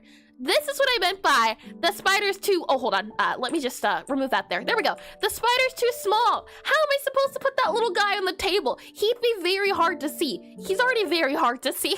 So I'm thinking either we could make it the case of it being a funny idea of, hey, the spider's familiar. Maybe it's we are holding the familiar of our familiar. This is the actual familiar. Or we could just do the game logic of this item is bigger than it appears under certain circumstances. Like maybe it hops off and it goes onto the table. That's an idea too. But I think maybe a familiar of a familiar would be a little bit better. Maybe. I'm not too sure, but those are the options, because I think this spider's easier to see, very easy to see compared to the little spider we have on our hat. So I think at least maybe familiar, or maybe she's also just we're pretty good friends with a lot of different spiders because she is spider attuned. But this guy here, you can see, this is working.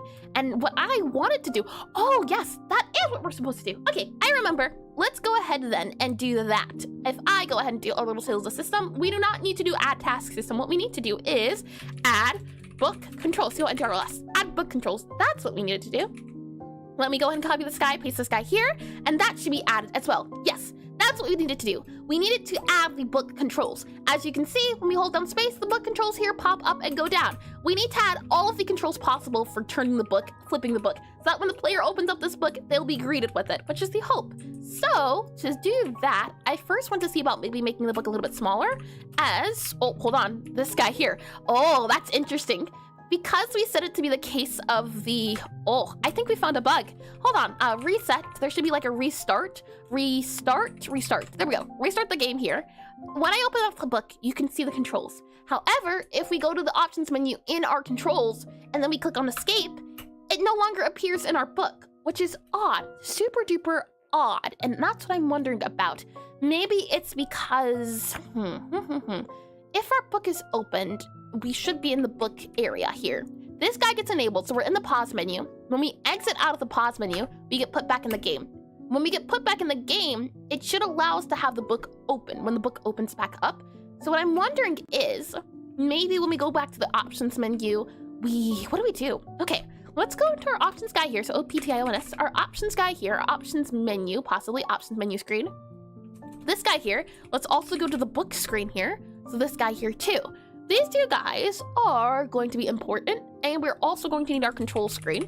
So control hint panel screen, so controls hint control screen here, control hint panel or control screen hub. This guy here, we have book controls and we have game controls. And if we go into this guy, what we should be able to see is that we have initialized game controls, initialized book controls, set book control visibility. We also have on here set game controls visibility. And then we also have on here that if it is the case that both are true, we set the book and the game.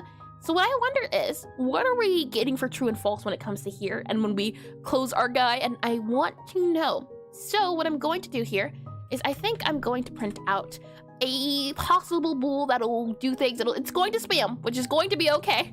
It'll have to work for now. So what we're going to do is we are going to say a var, and we're going to call this var our bool string. So bool underscore string.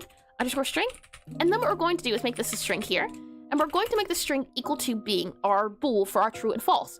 So we're going to add this little guy here, add this guy then, and we're going to make it a % here. And I believe it's going to be a %b, possibly. I forget how you do a bool. Let's see. Godot for bool. Let's see. String hint, possibly. I don't remember how to set a bool to be the name. There's like a hint string you can do. String hint, Godot for, let me do %, then string here, because there's a way to do it for ints and floats. I don't remember how to do it for, for bools. So I'm looking now and I'm trying to see, how do you do it for bools instead? Let me do a control F on here and let me do the % sign here. It's going to be possibly, let's see, file name, float, Unicode, yep, you there. I'm looking through an operator, yep, there. There's like a hint cast you can do. Let's see. Godot for %hint, hold on. Godot for hint cast, or hint casting, possibly like that. Control Godot for hint cast, % string like this. There we go. And let's see. Godot for hint cast string is called typecasting. Yes, typecasting. Godot for string typecasting for bool. Godot for string typecasting for bool. There we go. How do we string typecast for bool? And there is no director. You do it directly by using the, I see. It will not parse between that and that. So there is no way to set it to be the case of, which is unfortunate. That's okay though. That is a-okay. If that is the case, then what we can do is say, and I think this will work. What we'll do instead then is we would do bool string equals, we do this guy here, then we do plus, or hold on, we do this, and then we would have to do plus. Or actually, you know what? Since it is the case that it is already an array, we don't even have to do any of that. We can just print the array, and it'll give us the array. Oh, that's lovely. Yeah, let's just do that. It'll give us the true and false array that I was looking for. And we're looking for it to say, we want it to say, as I click on back to here in our scripts as the game's loading up, what I'm looking for it to say is, I want it to be the case that the player and hint game panel is set to false, and the book is set to true. Either true, or false true, but at least not false or false in the second one. So we want to see that when we click on it. So we'll go back into game here. We'll go back into you here. We're about to get spammed as soon as we enter this. Just letting you know, true. They should both be enabled. Right now, it's still true. However, if we go and we flip through the page here, it's set to true. And then if we close our guy here, it's set to true.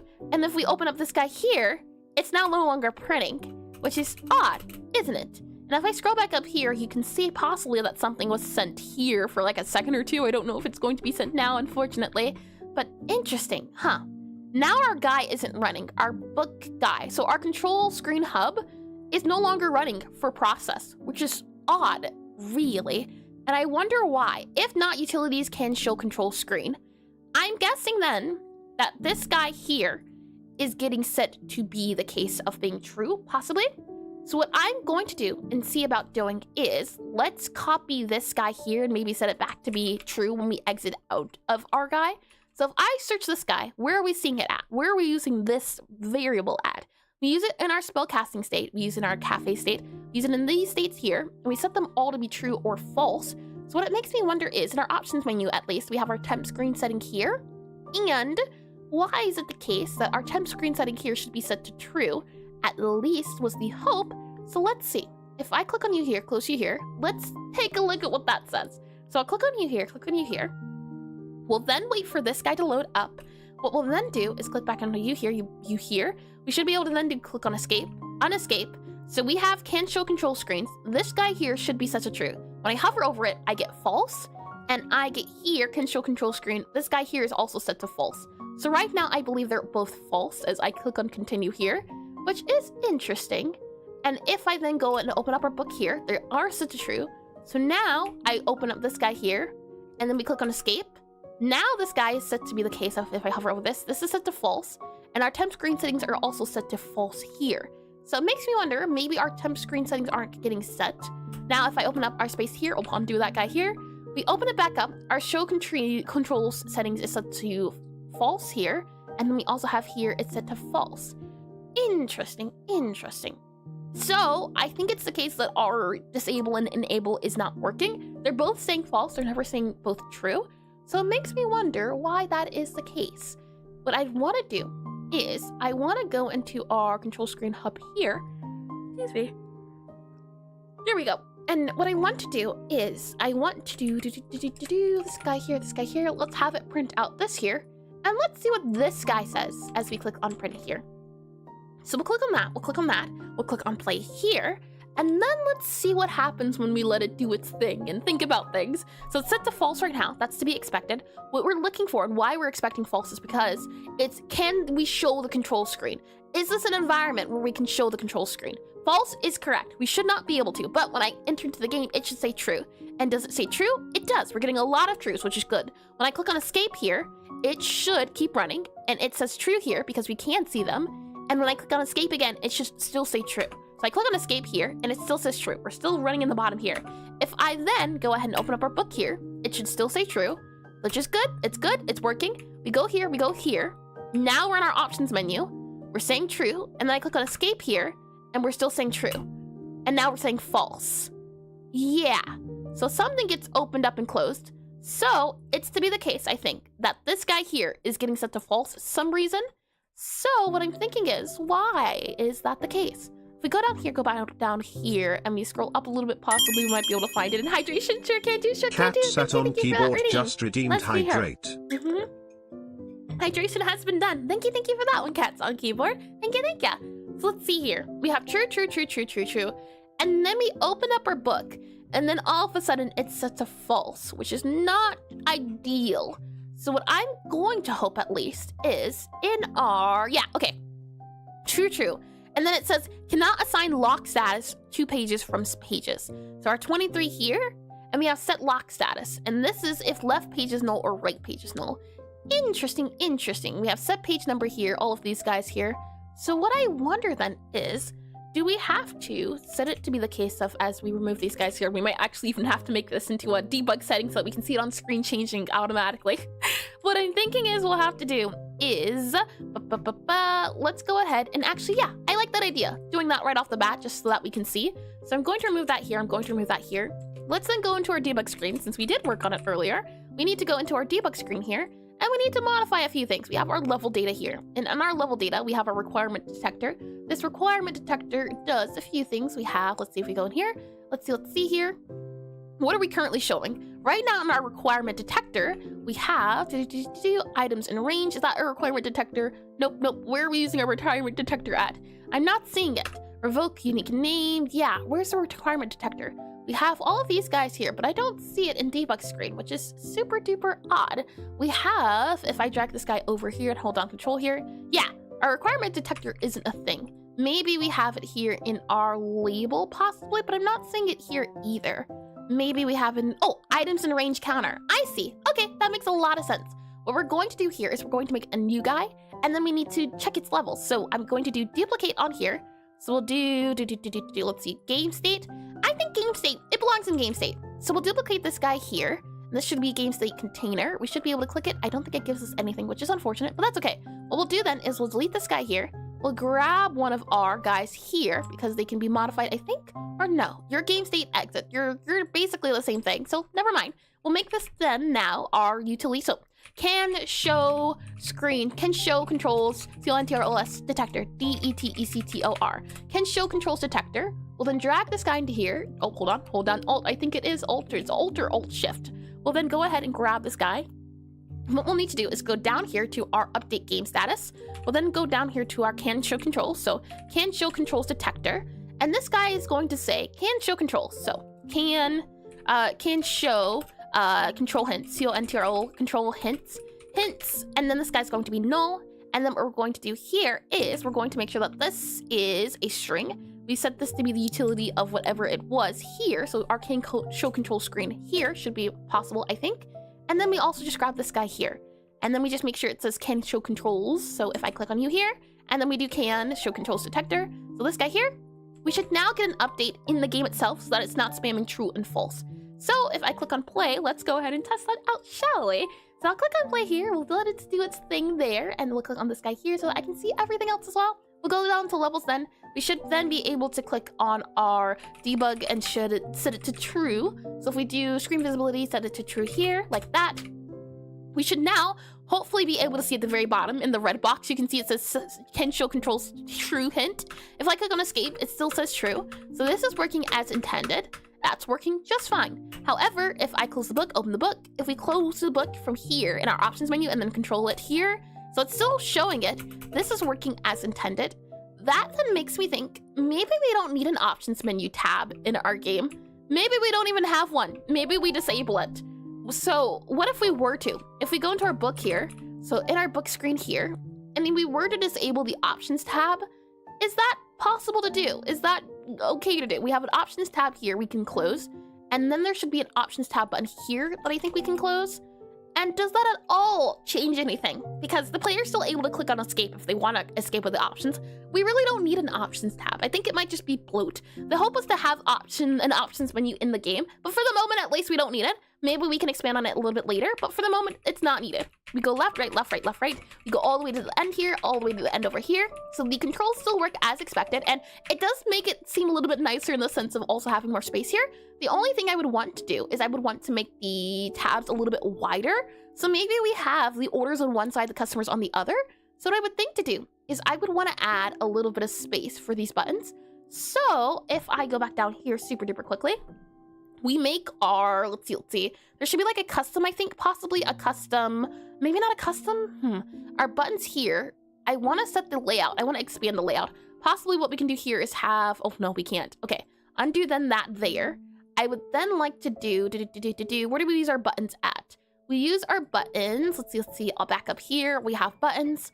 Where do we use our buttons at? We have order here, where do we use our button guy is what I'm wondering. Where does that guy come into play at? Can I see where you're used, possibly? I just see it's used here. So where are we using you at?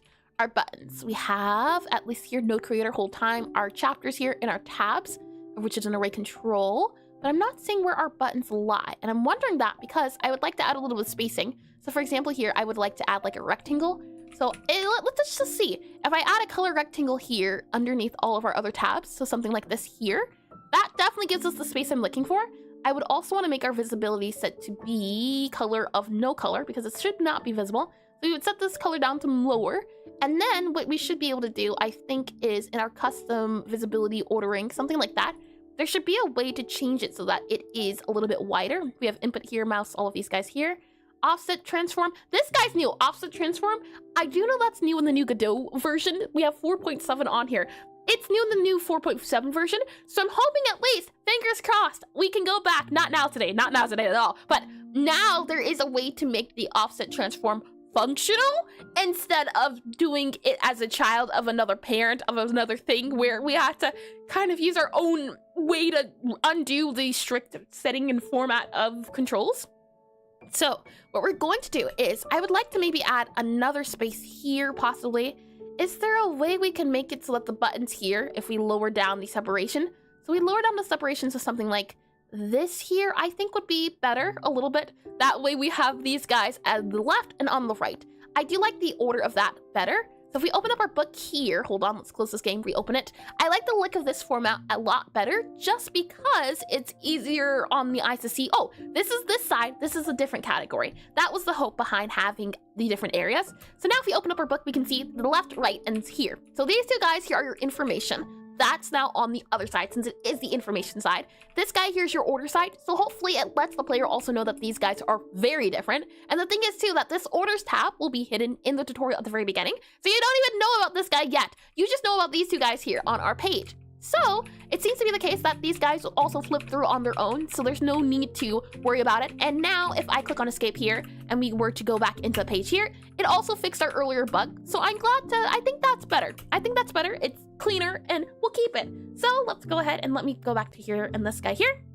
Let me make a backup that says hidden options menu. So HIDD, hidden OPTIO, hidden options menu here, hidden options menu here. So now our guys properly show up the way they should. Another thing I wanted to do and wanted to see about doing is making it so that it should appear properly above our book sprite. As right now, it looks a little wonky, our area of operation here. What I mean is that if I hold down space, you can kind of see our A and D. I want the book to be cleared in those areas so that the player doesn't have to worry about reading things incorrectly. So I want to make the book either smaller or something else so that there's a bit of filling at the bottom as well as some filling at the top here. If I click on this guy, you can kind of see how it's not quite the best look to it. So if we go back into our game here, we go back into our book sprite, what I would hope to see about doing is, as I collapse all of these guys, I should be able to, hold on, collapse, collapse, collapse, collapse, collapse, collapse, collapse. That's all of these guys here, our entire book sprite, and then our game here. So what I would hope to do possibly is, if I just add a control node here, maybe, we create a control node here, we do this guy here, we set it to be expand, expand, so set it to be expand, and we set this guy to be full expand as well. What if we set all of these guys to be the children of this area? So what if we just do this guy here, so this to be the children here, and then if I were to make this now scale it downwards, so if we were to do transform here and set the scale a little bit smaller, this should hopefully make it smaller and keep everything else the same. So I'm going to make, I think, it 90%. I do think 90, oh, hold on, 0.9, 0.9. Oh boy, set it to 0.9, then set this back to the center of the, oh, never mind. Let's not do that, apparently. How odd.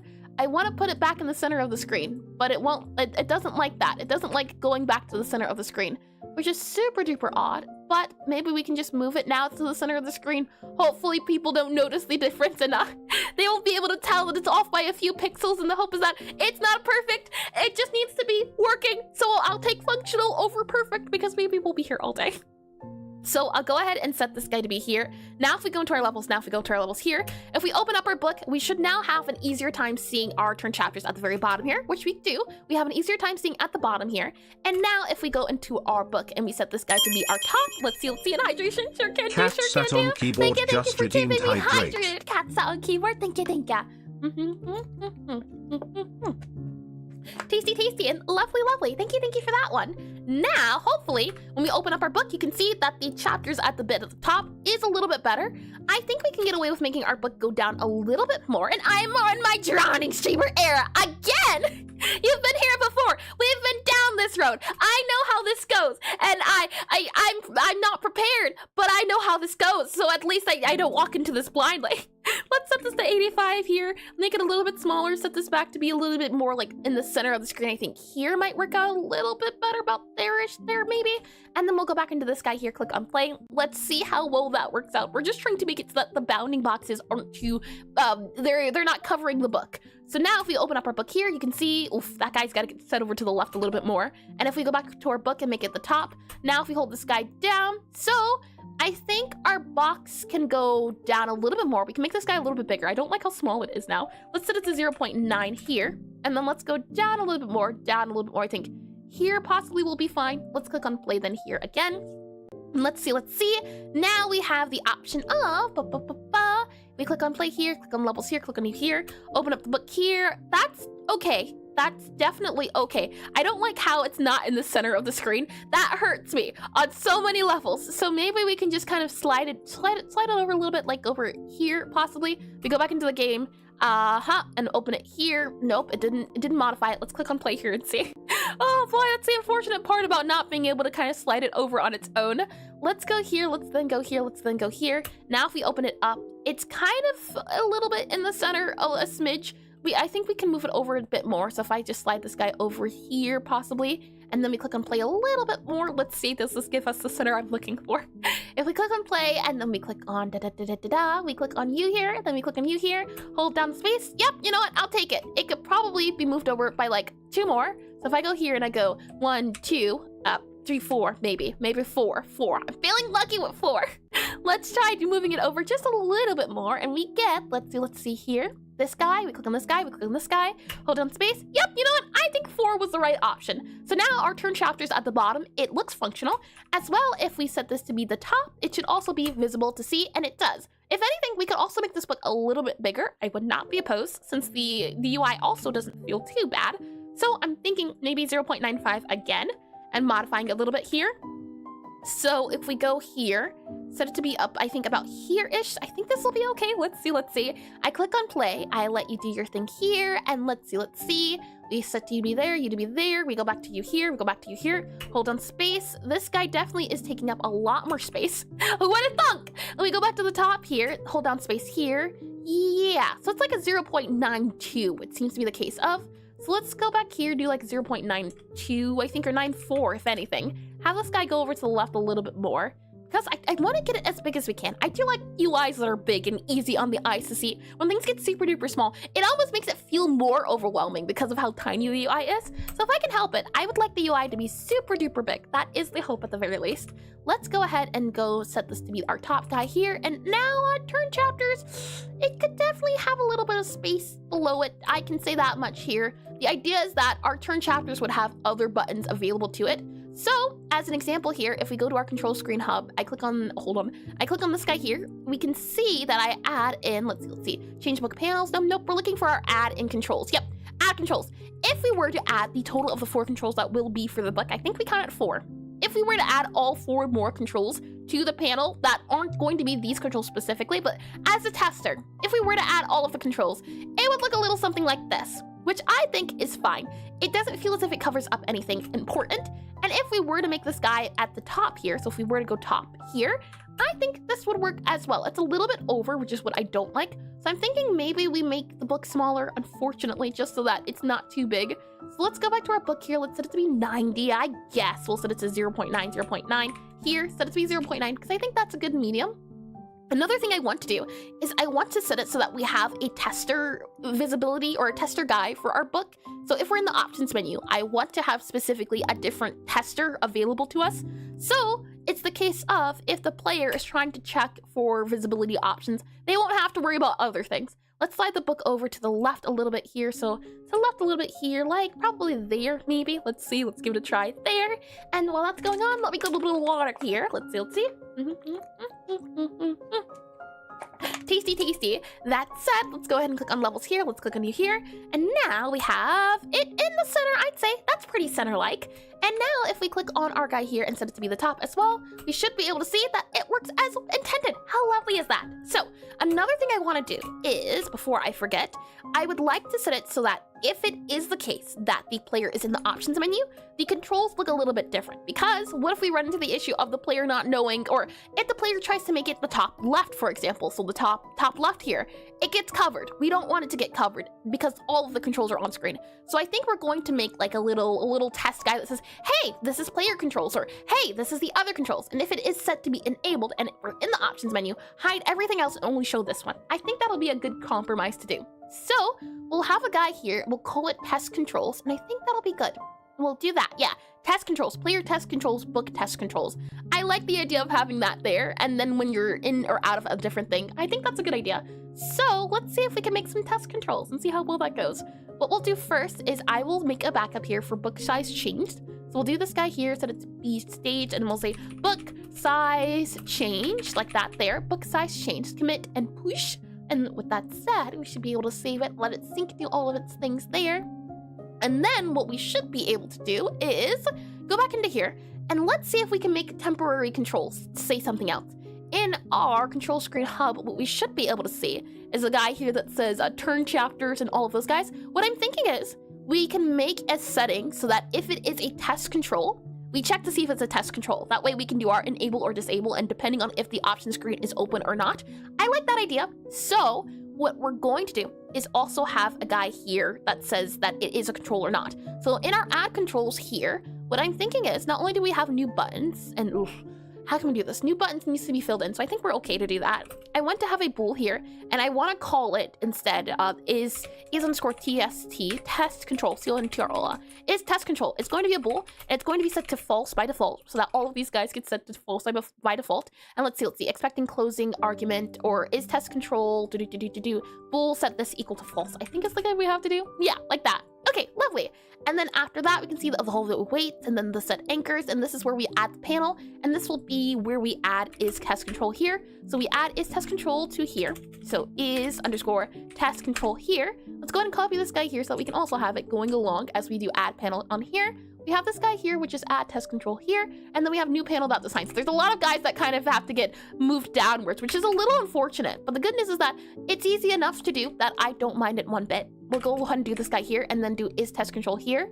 And then we'll also do here, as we copy this guy, we'll copy you to be this guy here, and under this assign here, we'll also do this guy here. So is test control will also go here. We'll then make a var for is test control. So we'll do an export var at export export export var, and then we'll set this to be is new is test control. So we'll set this to be new is test control.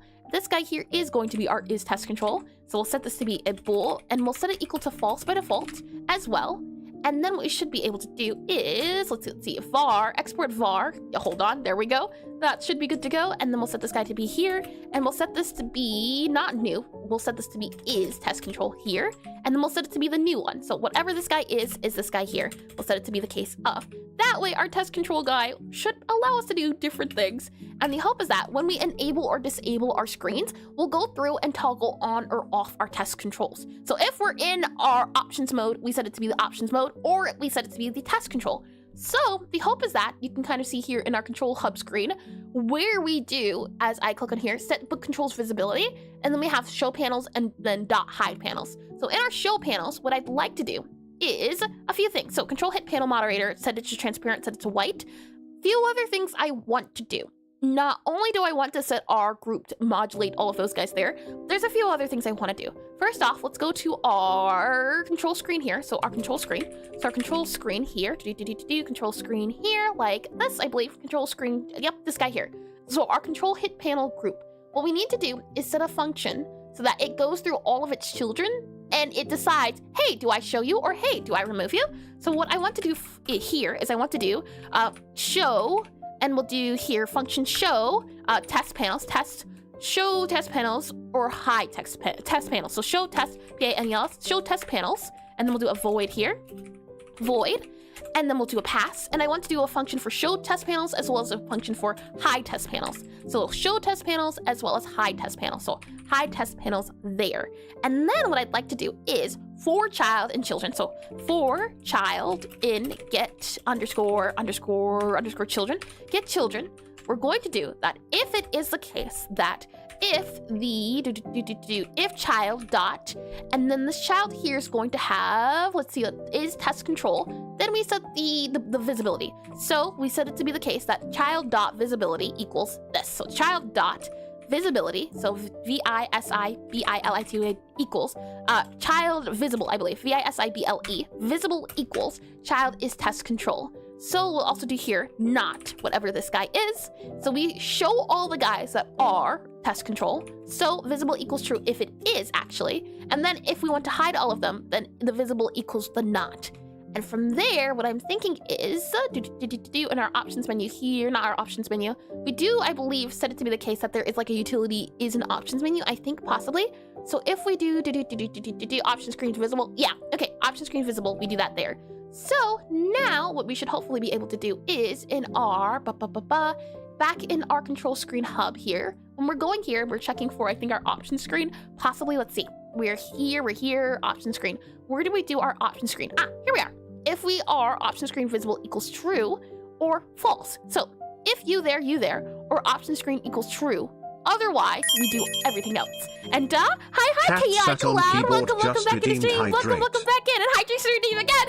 Did you really set up a timer for it? And welcome in, Chaotic Cloud. Welcome back into stream. I hope your day or in your time zone here has been lovely so far. Let me go ahead and get some water here. Tasty. tasty. That said, what we need to do is right here for our panels, you can see here, or option screen is visible, or option screen is visible. If it is visible, we do certain things. Otherwise, we don't. So what I'm going to do here is we're going to set it to be the case of our book controls. So book controls dot, and then I need to set it so that our book controls, so this guy here, needs to be not hide panels, show panels. Rather, we need to do book controls dot panel or dot control hint panel. So dot, let's see, dot control hint panel group.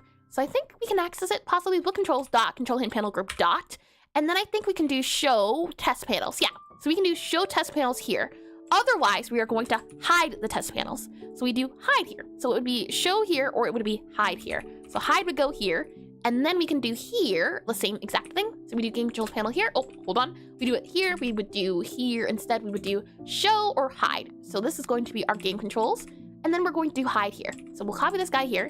And then this guy here is going to be set to hide like that. So show versus hide, depending on if we are visible or not visible. And with that said, now what we need to do is we need to add a test control panel for if we are in our test mode, which should not be too bad to do. So what we're going to have happen is we should be able to, I think, get away with now making it to be the case of our game controls has an interact. And this interact guy, instead, will have one say, player controls will appear here. Player controls, the entire controls will appear here, like that. And then what you would do is say, this guy here, let's then set it to be true. And then we'll do the same. So we'll go back to here. We'll then go back to here and book controls. So we'll say book controls will appear here. And then we'll make sure that this guy here is set to be book controls as well. And that should work. We'll also say the button is space instead. So space should work here, S-P-A-C-E, hold on. Button dot open book I think would be better, possibly. Dot open book would be a little bit better since it's not interact, so dot open book would go there.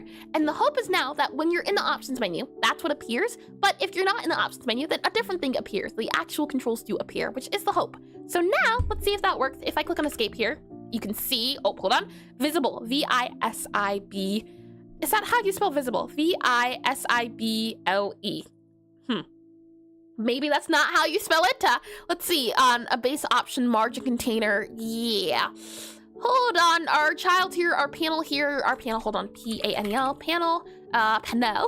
We have our control hint panel screen here. That's this guy. It's going to be a margin container, I believe. Yep. And then we have hue here. So it's going to be dot visible, possibly. Dot visible, V-I-S-I-B-L-E. Hold on, let's copy the value here, and I paste it here. Nope, V-I-S-I-B-L-E. V-I-S-O. Yeah, visibile. Visbile. V-I-S-I-B-L-E. V-I-S-I-B-B-I. Oh yeah, no, I spelled that wrong. I spelled that very wrong. V-I-S-I-B-L-E. There we go. And we'll paste it here too. Okay, take two now. Let's see if we, hold on. Did I spell the visible elsewhere? I think I just did show and hide. So I think we're okay. Yeah, I did show and hide everywhere else. I don't think I spelled it wrong anywhere else, but we'll see. Now we're in the game. Let's go ahead and click on escape here, and you'll be able to see that it says book controls will appear here, player controls will appear here, which is what we want to have happen. So now the hope is that the game will show where your abilities will appear. That way you don't have to know about anything else. And then if we hold down space here, you'll see that the things are entirely different now. We hold down space, you can then click escape, and then they'll have their own different things. And then if we're in the cafe here, it'll say interact here because this is where the player's controls. However, for some reason, we aren't able to move our guy, which is odd. Odd. Why can't we move our player around?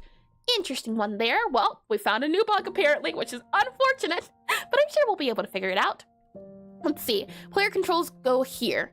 I also want to redo the name too. So back into our options menu tab here. No, not our options menu, our hub. Let's go back here. Player controls appear here. So let's do player controls appear here and book controls appear here. There we go. And then we'll do this guy here, that guy there. I'm wondering, why is it the case that we can't control our player? That's what I'm a little bit confused about. And you can see as well here, book controls appear here, player controls appear here. I'm wondering, do we want to hide the space or can we do a different thing here? I think it's possible, maybe. But I do like that, the space and then the book controls appear here. Maybe we can set it to be the control of none. How does that work? If we set the button into none here, null, and then we set this guy to be null, does that make it empty? I wonder. If we click on play then, what happens? I'm curious to see. If we click on you there, click on you there, are you going to crash? If I click on escape here, interesting how it gives a black control there. Oh, I see. Hold on, actually, hold on. This needs to be interact, and that needs to be null, and that needs to be null. There we go. Okay, and now we get a black, and I think that's good. Black is good. So let's see. We have you there, you there. I'm just wondering, why is the game taking me forever to load now compared to before? But you can see book controls appear here and player controls appear here. So the hope is to allow the player to know where the controls will appear. That way they won't be too confused. And when you escape, the controls will go back to normal. So the good news is that we shouldn't have to worry about that as we escape and do that there. The issue is when we go into the game, player can move. Hold escape, player can move. Good to go there. Good to go there. We open the book, we are moving around, closing the book, moving around, open the book, moving around, go teleport here, moving around. There was a bug earlier where you had no ability to move around. I'm not getting it anymore, and I don't know why, but there was one here. I do know that. Maybe if we set it to be that guy there, and now we've tried to move around. Nope. I'm not too sure why this guy is appearing or isn't appearing, which is not good. So I guess we'll make a note of that. If it happens to be the case that it comes back into play, we'll know. Likely, maybe. But controls appear here. Yeah. Okay. Well. Oh, okay. I was about to say I already got the bug, but nope. We're not getting the bug anymore. So we'll just keep an eye out, I suppose. Well, we'll keep an eye out, but that's a good change. Now we can know exactly where the controls will appear. That way it doesn't bloat the screen, especially when it is enabled or disabled. You can kind of see here how it goes from E to there. And then if you were to, for example, set it to the top left, then the E will appear there instead, which I think is handy. It makes it so that the player has a little bit more control over where things go. So book controls will appear here, player controls will appear here, and then you can change it to be wherever you want. And I think that works out well. Or hold on, game controls. We needed to say game controls. That is important. So game controls will appear here. Game controls appear here. Okay, so with that said, now we have to go through the lengthy process of making sure all of our controls are working properly, which is a little bit of a pain, but it's okay. It's all right, certainly.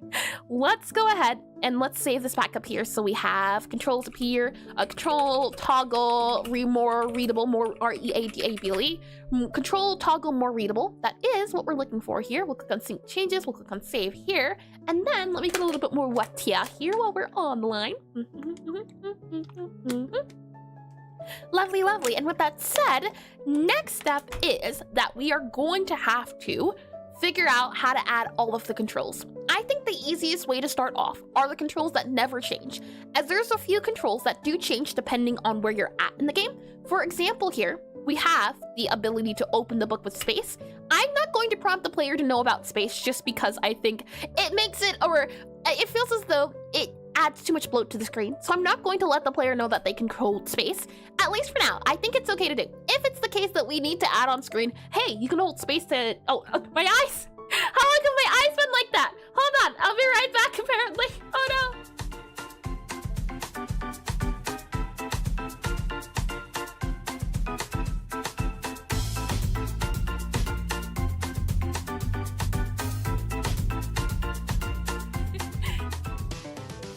Have I had those crazy eyes going for?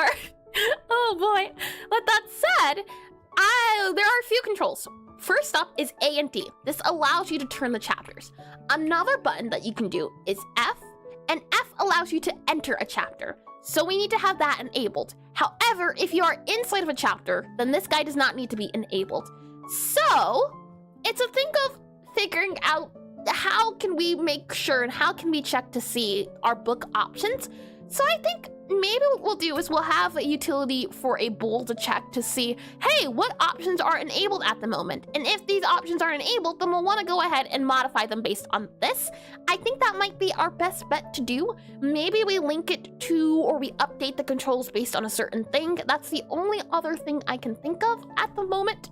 So let's just start simple. Hold down space, turn chapters. That is what we want. We also want to show the player that they can enter a chapter. However, if you're entered into the chapter, then we don't need that guy to show up. So what I'm thinking is at least that we have a book guy here, and then having like a set of either possibly like a bool to a control. Maybe that can work. So what I'm thinking is at least if we go to our game controls here, it is a class that we have, game controls.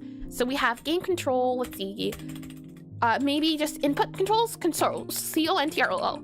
We have control hit panel, all of you guys here, control. let's go here. Maybe I can find it here. Control. We have control hint, button control. We should have game control, something like that. We have button, control helper, control screen. Let's see. Game controls, game over, game state, game object. There should be, game input. That's what it's called, game input. And you can see there are a ton of controls here. We have var here and different ones here. So what I'm thinking is we'll have a var for hold, deselect, select all of these guys here. And then we'll just say, hey, check to see if you can select, check to see if you can deselect, maybe something like that. And then we can see, depending on certain options enabled or disabled, we can do it that way. So what I'm thinking is, at least, we'll have an option to check to see if you can, oh, this is tricky. This is tricky. Let's go for a var here, and we'll maybe have some sort of var for buttons, control, button, string. Yeah, oh, this is tricky. Okay. How can we do this exactly? We know that we do have buttons that we can use, and these buttons are buttons to strings, so really we need to be up here instead. We have buttons allowing the player to or move up, down, left, and right, open book, interact, menu up, menu down, menu left, menu right.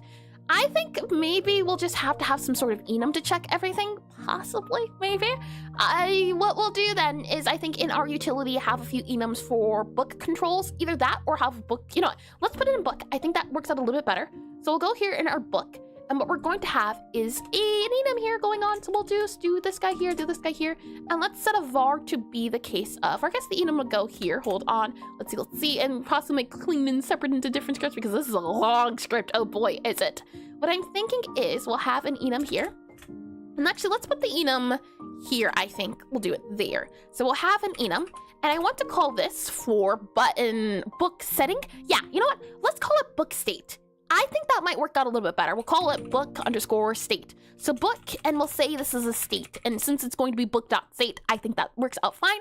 So I think maybe we'll make a state, kind of sort of like a state machine. Maybe that might be our best bet since we're checking a lot of true and false and true and false. I think that works out a little bit better. And then depending on the book state is the controls we can show off. I like that idea a little bit better. Ads are about to start, so we'll let them do their thing. And while they're doing their thing, we can think about this a little bit more in depth. And if you do get ads, you won't miss anything, so don't worry. We'll just do some shorts as well. Chat about different things for a while. Maybe I'll talk about what we'll do in the week or upcoming things, but we won't work on any more code. So I'll click on that guy there. That guy shall run. And while it's doing its thing, let's see. So, aside from the state machine, we are going to have to figure out the dialogue, everything. I do know we paused on it for a little bit, and it went okay. I'm hoping at least the dialogue shouldn't be too tricky to do. If I click on, let's see here, and go back to this guy here, and we go back into our concepts guys to show you what I mean a little bit more. Right now, at the moment, we do need to also prompt the player to be able to, and hydration, sure can do, sure Cat can sat do. on keyboard, Let's just see here. redeemed hydrate. Tasty. What I'm wondering is, after we finished our book controls, and thank you for that redeem as well, Cat sat on keyboard, thank you. What I'm thinking is at least, maybe once we figure out the book controls, we then add the beginning dialogue. That way we'll know how to do it later.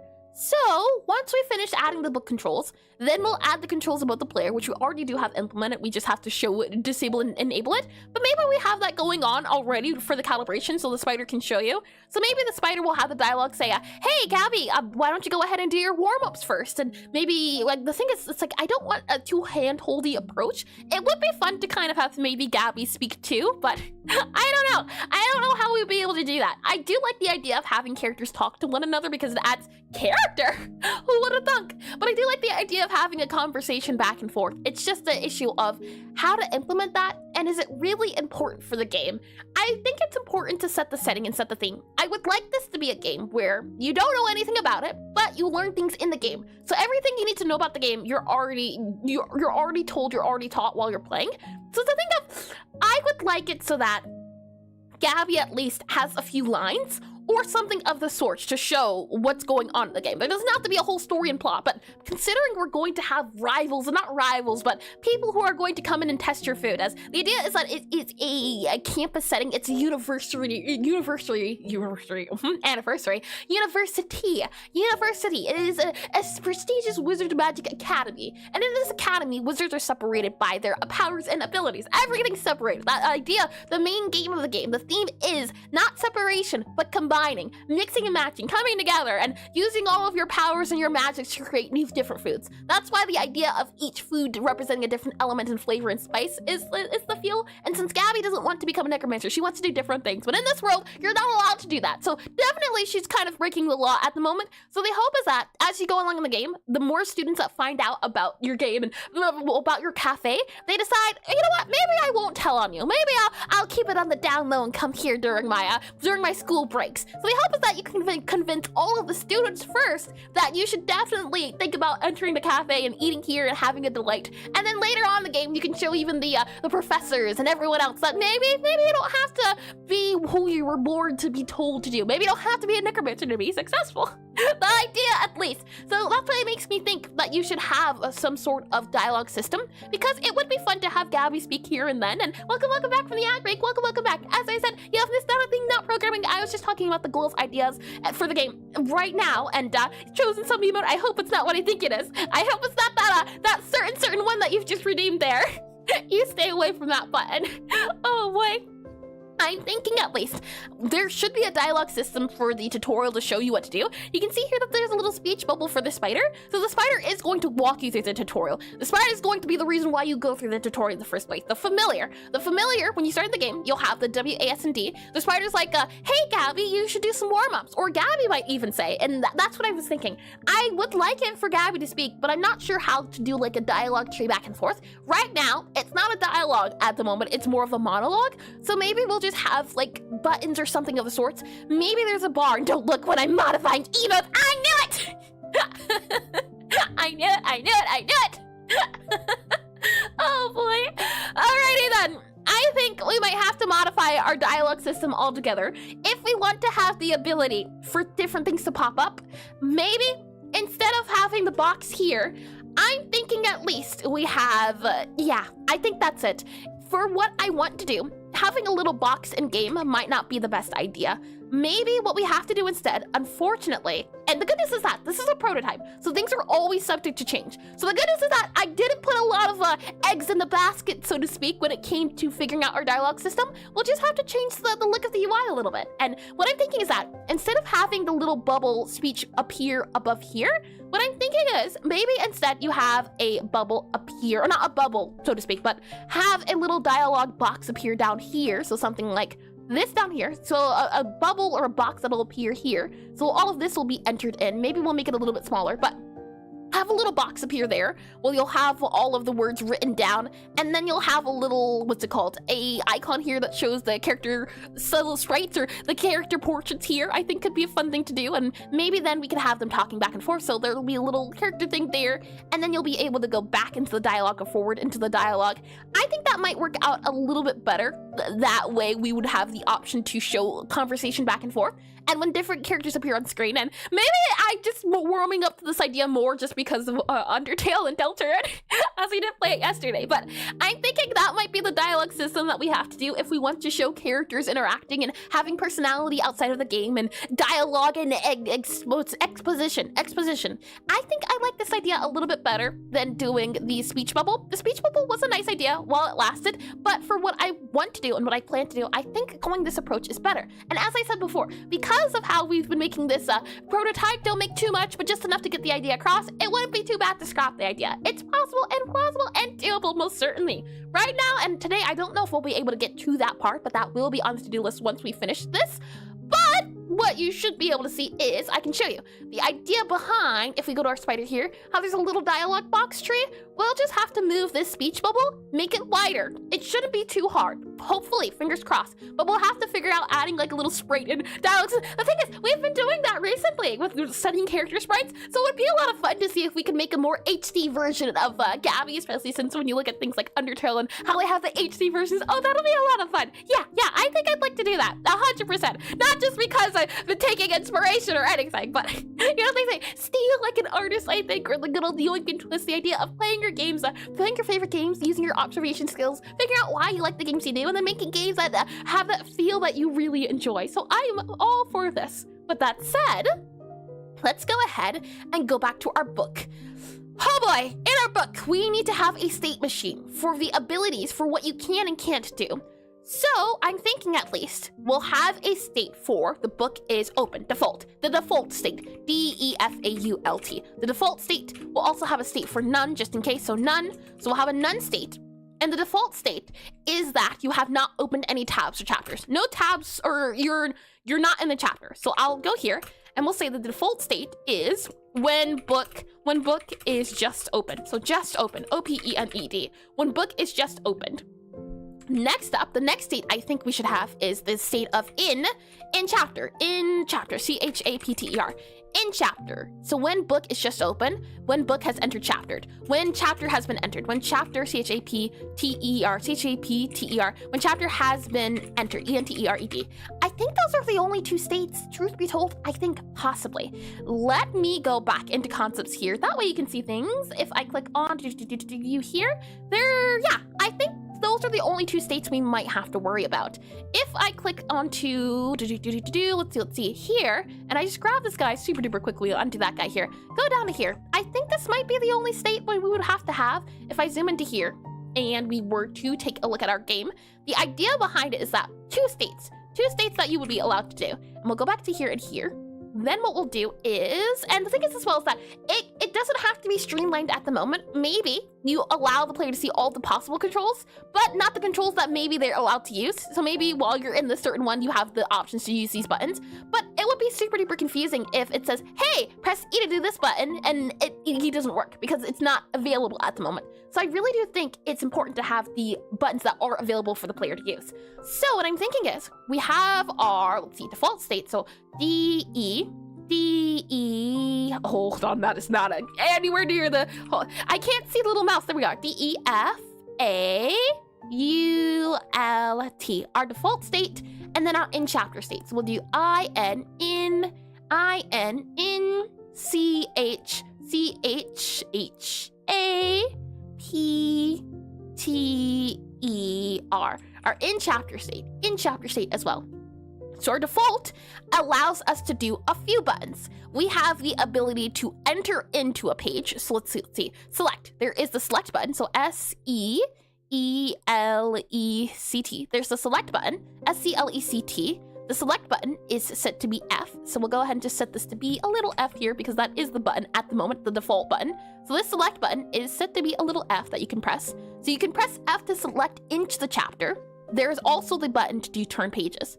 So we'll do here, turn pages, turn chapters, T-U-R-N, turn, T-U-R-N, turn chapters, C-H-C-H-A-P-T-E-R-S, turn chapters here. And this is categorized by a left and right key. So we have the left key here and the right key here. Let me just put these guys in. Truthfully, I should just copy this, shouldn't I?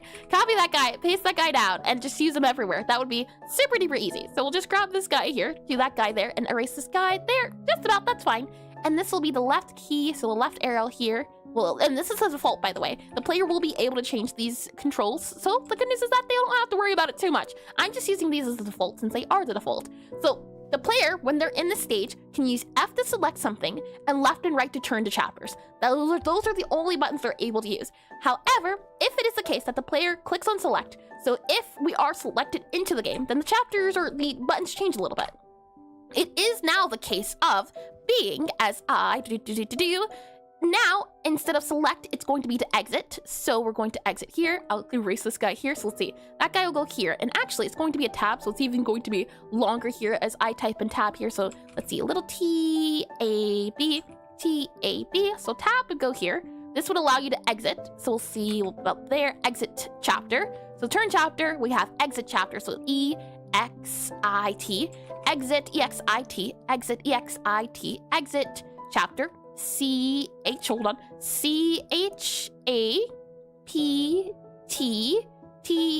exit chapter. There we go.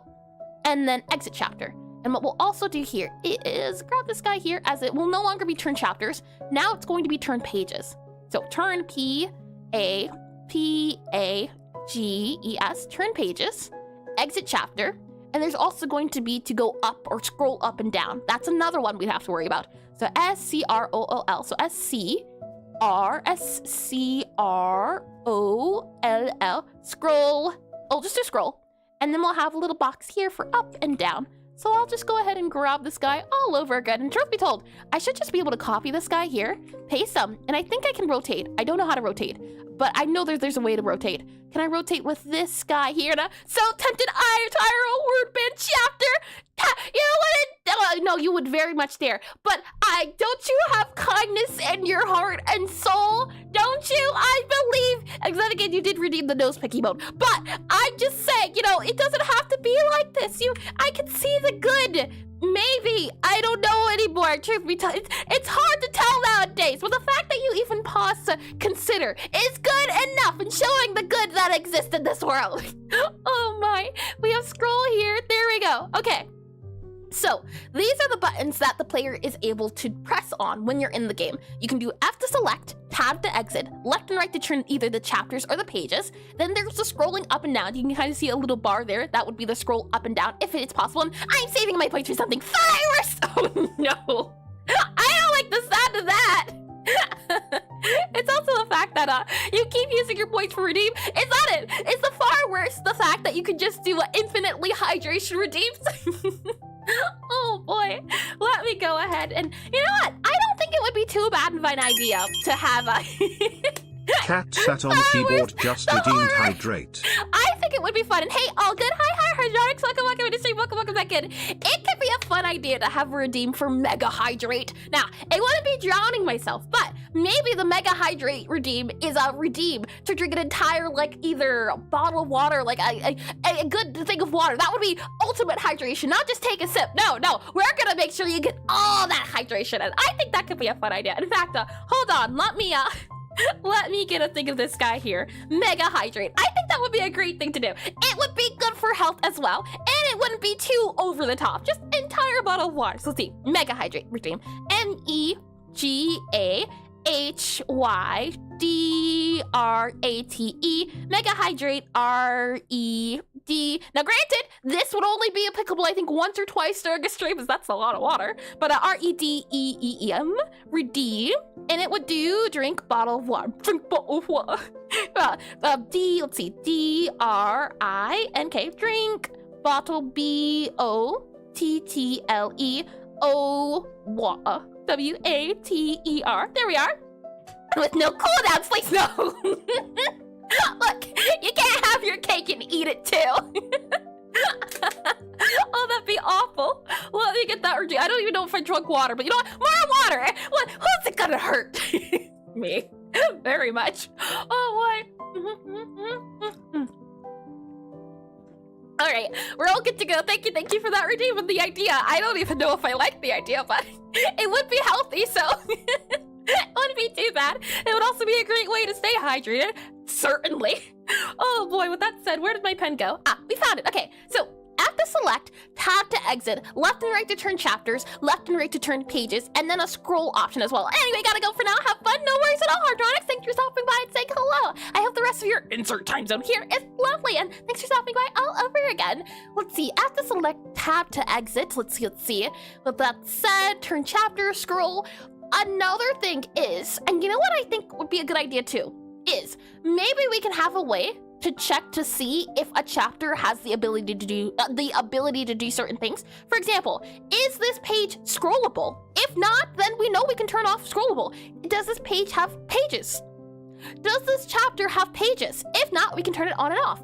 I do like the idea of making these a toggle, so I do think we can just check for a bool too. So let's see, BOOL, bool here, bool, and we'll also make this guy here a bool too. I do like that idea as well. It would allow us to have the ability to check to see if we can go up and down. So this is the idea. This is the name of the game. And hi, Rudy. Welcome into the stream. Welcome in, and welcome back. Let me go ahead then and click on you here, click on you here, click on you here, and we'll save this guy here. And the recipe book look like a book. No way, indeed. Oh, hold on. I can show you. But wait, there's more. There's a lot of it. I'm not sure the last time you saw it, Rudy, but yes, indeed. The book has been made into an actual book, which is lovely. What we're working on right now is showing the controls of the book. So the book itself is finished in the prototype version, but we're right now working on the controls and more. A lot of progress. Yeah. Take a look at this. Here we have the book. This book will will show you what orders appear as customers come in. So if I were to, for example here, spawn in a customer, the customer will have to look through the customer will have to look through everything they're in the queue, so they'll wait, and then we have to take the customer's order. So hold on, let me mute this just so you can hear this too. It's the coolest ability here as the customer reads through. Once they're done reading, I think the last time I saw your game was around a year ago. It's been a good minute. Then again, this new update has taken us at least 3 months, so I don't blame you one bit for not keeping up. Oh boy, the progress is slow, but it's been progress. You can see now that the player takes the controls, or the player takes the order. You hold on space, you can see that the order exists there. There's also a little now ghost meter, and if we flip the chapter, you'll be able to see now that there are 2 pages that show the stats of all of the wizards, and you can also see the differences in all of the unlockables you can get. And Book is still missing the nose snack. There is no nose snack recipe to be added. That would imply that it exists, which it does not.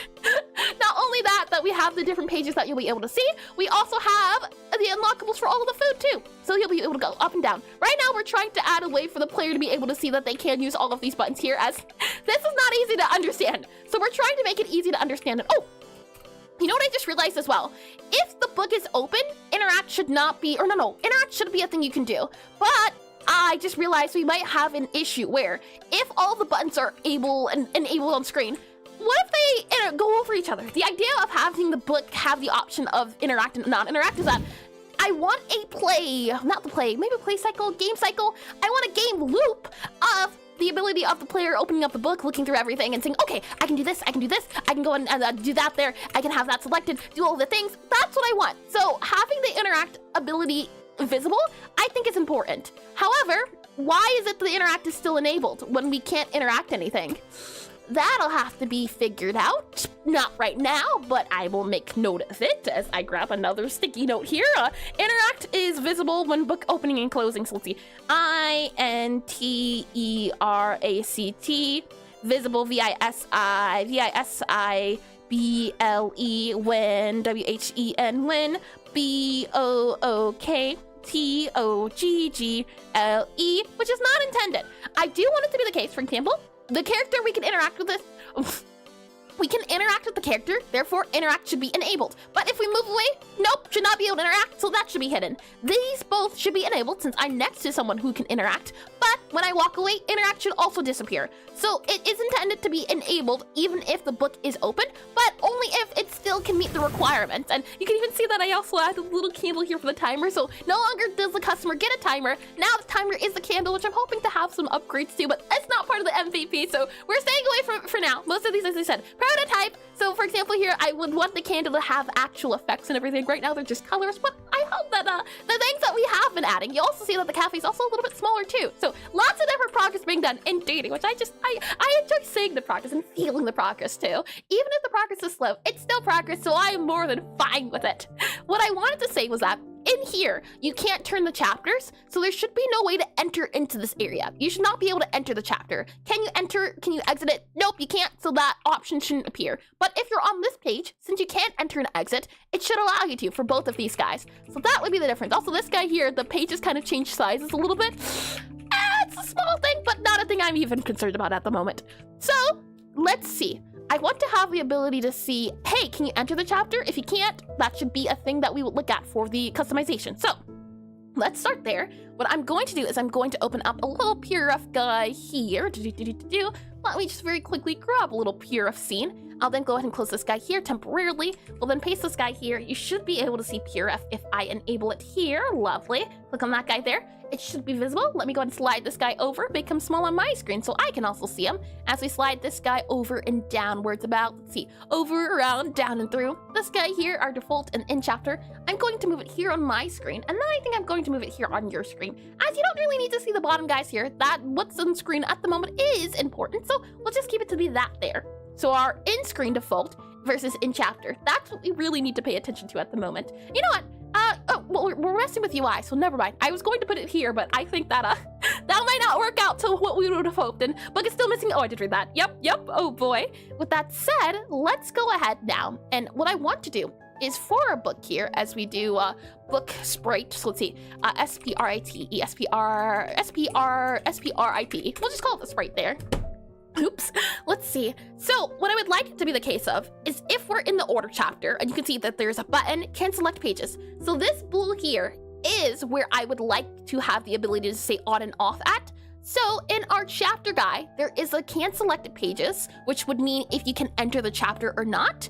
So can enter chapter, I think, is a little bit better to say. So we're going to go here and we're going to do find here, and then let's see. We'll do this here. And instead, what we're going to do is we're going to change can select pages into can enter. Can enter. Can you enter the chapter? If you can't enter the chapter, then that shouldn't be a thing. So can enter would go here and can enter would go here. And current chapter dot can enter. That there. And this does not work for, I believe, our order page, or yeah, our order page should not have can enter enabled, and it's enabled by default to true. Another thing is we do export. I want it to be the case that you would have the option to do, can we enter the chapter? Yes. Does this chapter allow us to scroll? So can we scroll? Can, let's see, S-C-R-O-O-L. Can we scroll? S-C-R-O-O-L.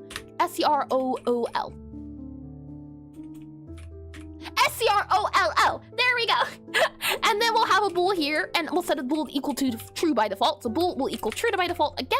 And this guy here will be false again because we can't scroll. So the scroll option should not appear. And yes, brain fry. Yes. I'm confident current still. I don't believe my brain will ever recover from the brain fry.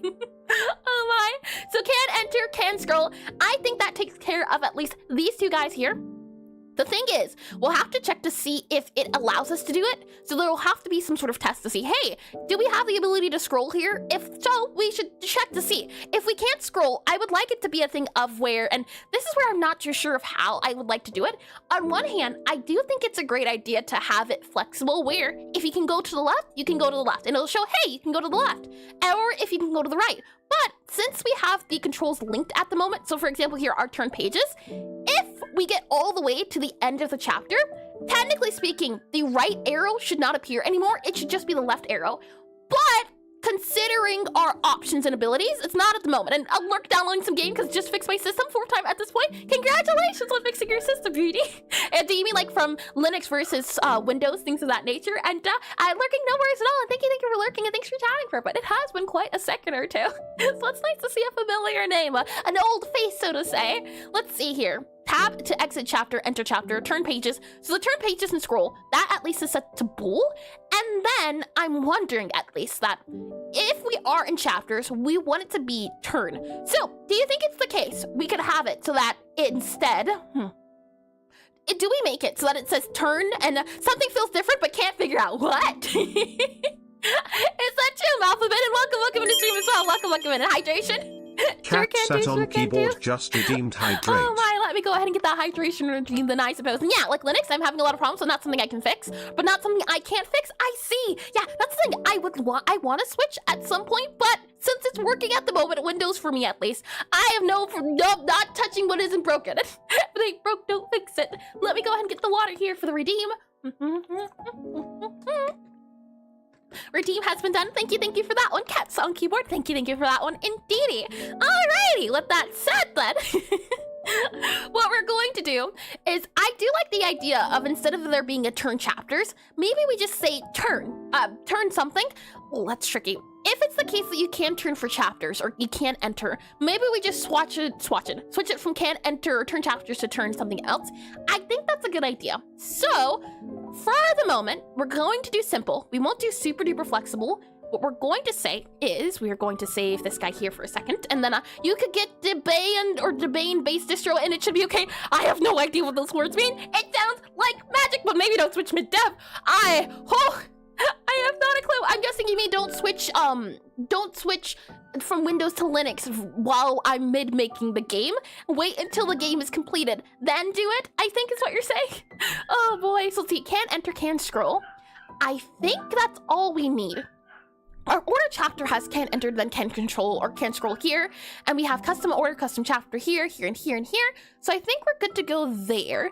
With that said, let's see. Layout controls here. That should be good. Okay, so what I'm thinking is at the very least, we'll have a book for some sort of, mode, state, in default, in chapter. Now, for this guy here, I think it's okay not to have a state. My mind has been changed. instead, what I think is that we should check for the chapter's controls or the current chapter's state or something else, and maybe she should be lore friendly and go with void Linux. Lore friendly, what do you mean? There is no void here. I guess the elevator is a little bit of a void, but it's a space, it's an environment. It's not like we're floating. We have before, but that's inside the elevator, not outside. And I will fully switch once I finish my game, so go surround 2052. Oh no. I hope it doesn't take that long. Oh my! I really do hope that at least by the end of the year, the game will have the demo. I'll be okay with that. It's almost 2 years, and I've just come to accept at this point that the game's not going to be finished in a fast manner. Oh boy! With that said, let's see. Allowed to open all of these guys here. We can go ahead and remove this guy here since it's not needed. We have our book sprite here. What I'm going to do just temporarily is pre-book changes. Let's go ahead and do that here. Pre-book changes. C-H-A-N-G, yes. Pre-book changes. We'll do a commit then, and then we'll sync the changes. And what I'm thinking is, at least, we could make the book universal, possibly. And depending on if the book is universal or not, we can then check to see certain things like current chapter, current things of that nature. I think making it universal is a good idea at the moment, at least. So what we're going to do is we are going to go to our cafe here, and in our cafe we're going to have I guess utility.book. It would be a better thing to do. So we'll do utility here, utility dot here. So utility here. And then, let's see here, you there. Let's go all the way up to here, and where our player is, because our player is also universal. Our cafe is also universal. And what I'm wondering is, do we want to make the book universal, or do we call the cafe, so do we call the book its separate entity? So do we make the book a new line, or do we just link the book to the cafe? Is there a case where we would need to check the book or the cafe? I think it's okay to keep the book under cafe. I would be okay with that. So we'll go to our cafe here. So cafe here. And then, and those are two options. I agree. But which option is the right option? That's the thing you gotta know. We have an @export var for player here. We have an also export var here for book. Book here. Book. And then we'll set it to be our book. And then we have here, let's see, back into our cafe. So back in our cafe here. Oh, we already do have our book. Never mind, we can reference the book. Well then, there we go. With that said then, since the book is already a thing, and why do we have here? Cannot resolve, teleport to, let me just undo all of you there. That way you're good to go. There we are, and yeah, we do have a book here apparently already, which is lovely. And in that case, what we can do then, I'm thinking at least, G pass answers, yeah. Past me did the good thing. Oh, the thing is, some of this is old code, I do know. So it's the thing of, is it a good, bad thing? I don't know. What we'll do now then is, I'm thinking at the very least that in our control panel, so in our control screen hub, this is where we're going to check to see what can be enabled, what can be disabled, what should be hidden, what should not be hidden. And what I'm wondering as well is if, for our add control, if we can somehow link it in a dictionary, I think that would be a good idea. Some sort of dictionary so that we can check for certain controls. Now, the question then becomes, do we want to have the book controls be responsible for hiding and showing the controls, or for our control screen hub? I'm thinking at least control screen hub, but I could see it being the case of doing book controls. The thing is, right now, our control screen hub is creating and removing it. The thing is, our book controls and our game controls are the exact same thing. So under the hood, there's no difference. There's not a different class. These are two of the same classes, they just have different names. That's why they're not separate. What makes them separate is the hub. The hub customizes them and makes them different. So is it a thing of, we just need to make them not separate and make them individual? That could be an option to do. For example, maybe we just make a control screen and then we just have a separate game controls, and I kind of do like that. I like the idea of that, at least. Having a separate control screen and then having, yeah, let's go with that. I think that's a great idea. So that's to say what we're going to do is we are going to make a control screen here, and on our control screen, we are going to duplicate this guy. I should be able to do possibly, and instead we're going to call this control screen our game control screen. Let's just start there, game control screen. So we would do game control screen here, create this little guy, and now it has a game control screen GD. And in this game control screen, what we're then going to do is we are going to extend to control screen here. We're then also going to make this into a game control screen. So game control screen there. All of these guys here are already good to go. They already exist. So we would just need to remove all of these guys here like that. And then we go here. And why is it angry now?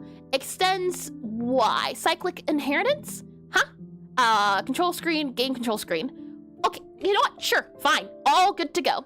And then what we can also say now is that we have a function for initialize, for example. There's also set settings here, and there's also update settings here.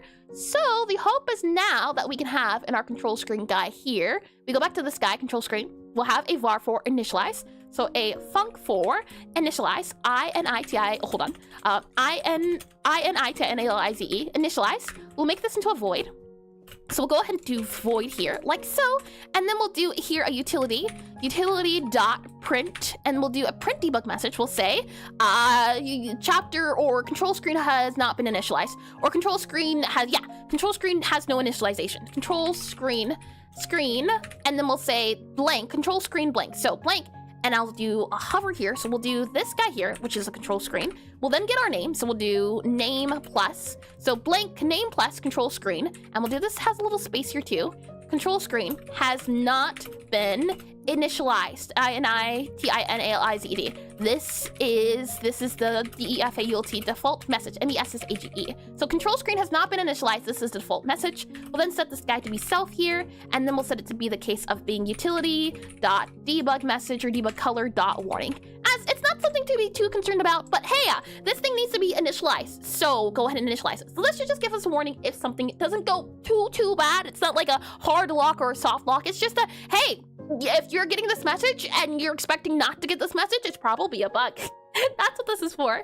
What we would then do is we're going to grab our control screen guy here, our control screen hub. Let's then select all of these guys here. So select all of you. And what we're then going to do is go back into our game control screen. And now we can see about making these guys similar, but not. For example, here we have hide panels by default, and this is going to be blank.hide panels.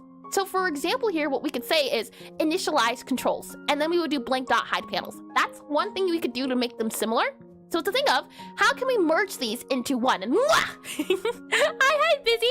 Welcome in the stream. Welcome in. And yes, indeed, welcome back as well. Welcome in. I hope your day or time down here has been wonderful so far. Oh my. So we need to merge our game control settings and our book control settings into being its own guy here. We can even see that this guy has our settings and type to screen. So right now, current objective, merge our controls into one. And wackem, which wackem? Wacka. We'll go ahead and I'll do a squiggly line here for clear. And instead, we're going to make this super easy to understand. What we're going to say is, for our objective, is we need to make our own, create a task, create control screen class. Create control screen class. Create separate. So let's do SEPRATE. Create separate control screen class. Cat sat on keyboard, oh boy, we'll just also do that there for hydrate. tasks to add the task onto screen, and then we'll get the water there. Oh boy. Hydration has been achieved. Thank you for that one, Cat sat on keyboard. Thank you for that one. Oh boy. With that said, let me go ahead and grab my pen here. And that said, okay, well, actually no, I don't need my pen. I take it back. Bye. Oh boy. I would like to separate these guys so that they're different. You can even see here that there says type and none in game and book. This is where we would have our type set by default, which would also be a good idea to do too. And my sources say you cheated on the hydration and just made drinking noises. Well, your sources would be incorrect and they need to be sued. That's what I have to say to that. For I am a genuine person when it comes to being honest about deals, and as long as the deal is made, the contract is signed, I will complete it. No soul required, mind you. Very important to point out. No soul, no sacrifice, nothing required, just a firm handshake. Let's see here. What I'd like to do is, cannot get blah, blah, blah, blah, blah, blah. Oh, you guys here? Yeah, okay. So, what we need to do instead is modify this. That's the thing. How can we make these singular? And my sources say I did that as well. Lovely. And let's see. With that said, if I go to you here, we have chain game controls panel, utility control screen setting. Yeah, so many of these are already very similar. That's why I'm thinking it can be okay to do certain things. What I want to do instead here, for example, here on our ready, we have a change game controls panels. We'll be able to just modify it and set to be whatever one it is. So what I'm actually going to do is we're going to do a few things. We're going to close this guy here, save game control screen. Sure, save it. Let's go ahead and save this guy here then. We have game control screen, we have game object, we have game state, which we don't need. We have game state cafe, don't need. Dialog script, don't need right now. Dialog manager, don't need that as well. Debug screen, don't need. Game control screen, game state spellcasting, don't need. Interactable, don't need. Item manager, don't need. How many of these guys do I have? I'm just going to click close on all of them. There. And then we'll go to our control screen hub. Then we'll also grab our game control screen hub. So this is the guy that needs to, oh no, not control hint panel, our control screen hub. So our control screen hub here, then we have, let's see, control screen hub, I don't know where it went. We just had it. Where'd it go? Control screen hub. Control screen hub, here we are. Control screen hub, this guy here, we have our control screen GD. We also have our control screen, let's see, game control screen, our control screen hub here. And then we also need to have our book controls, so our regular controls. So this is our control screen by default. This is our game controls. So let's see, move that over here. There we go. So control screen hub needs to go to the left. I don't know why it won't go to the left. I want it to go over here, but it doesn't want to. That's okay, I suppose.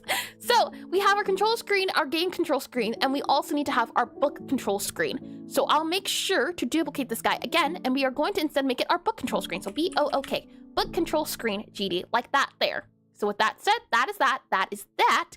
And then now in our game control screen, we have this guy here. We then also have our book control screen here. It is now going to extend our control screen. So instead, yeah, that works. And then it's going to be book control. So book control screen here. That's what that goes there. That goes there. Yeah, that goes there. And actually, you know what? Truth be told, we could probably also delete all of this for starters. So this is our book control screen. We also have our game control screen that I'm just for now temporarily going to also delete here since it doesn't need to be what it is at the moment. So delete you, save you there. So we have our game control screen, our book control screen, and then our control screen, which is the default, and then our control screen hub, which is doing a little bit too much at the moment that I don't want to do. So that said, what we're going to do as well is we're going to detach our script for our book controls, and we're also going to detach the script for our game controls. And then we should just be able to add our book controls guy here, and we should also be able to add our game controls here. So this should make things easier to understand or to see. If I click on book here, it clicks on book. If I click on here, it clicks on game. And then here, if I click on it, it clicks on our control screen hub. So that should hopefully make things easier to read and go through. And with that said, now we get into seeing about merging all of these guys here. For example, there's a function called, and you can even see combine it to one function, a function called change game controls panels with new position. So what we're going to do is I'm going to copy this guy here, and let's see if we can make this into its own guy. So in our control screen, we have a function here, and we'll go down to this guy here. There is a change game controls panel. So what I'm thinking is we can do change controls panel here. Change controls panel. We take the new position, whatever the new position is, and then we're going to do blank dot change layout position with the new position. And then we need to say, hey, whatever settings it is, change it to that setting. So for this guy here, we have settings, control screen hub type game. For this, we're going to need to do something a little bit different. I think having our guy have a control screen hub would be a good idea. So what I'm going to do, and what I'm thinking of doing at least, is having an export control screen hub, so that the control screen hub knows about the control, or the control screen knows about the control screen hub. I do think linking it that way would be a good idea to do. So for example, I'm thinking what would be a good idea to have is we would have an export var, and then it's going to be controls screen scr screen hub. So something like here, control screen hub, and then it's going to be control screen hub. So control screen hub here.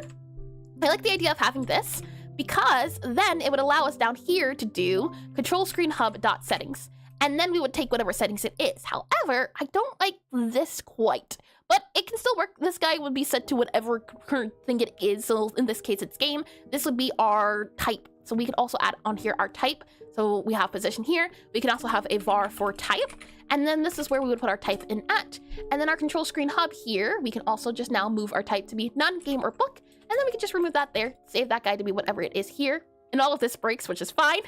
We'll then go back into our control screen here. We'll remove this so that our type is just here instead.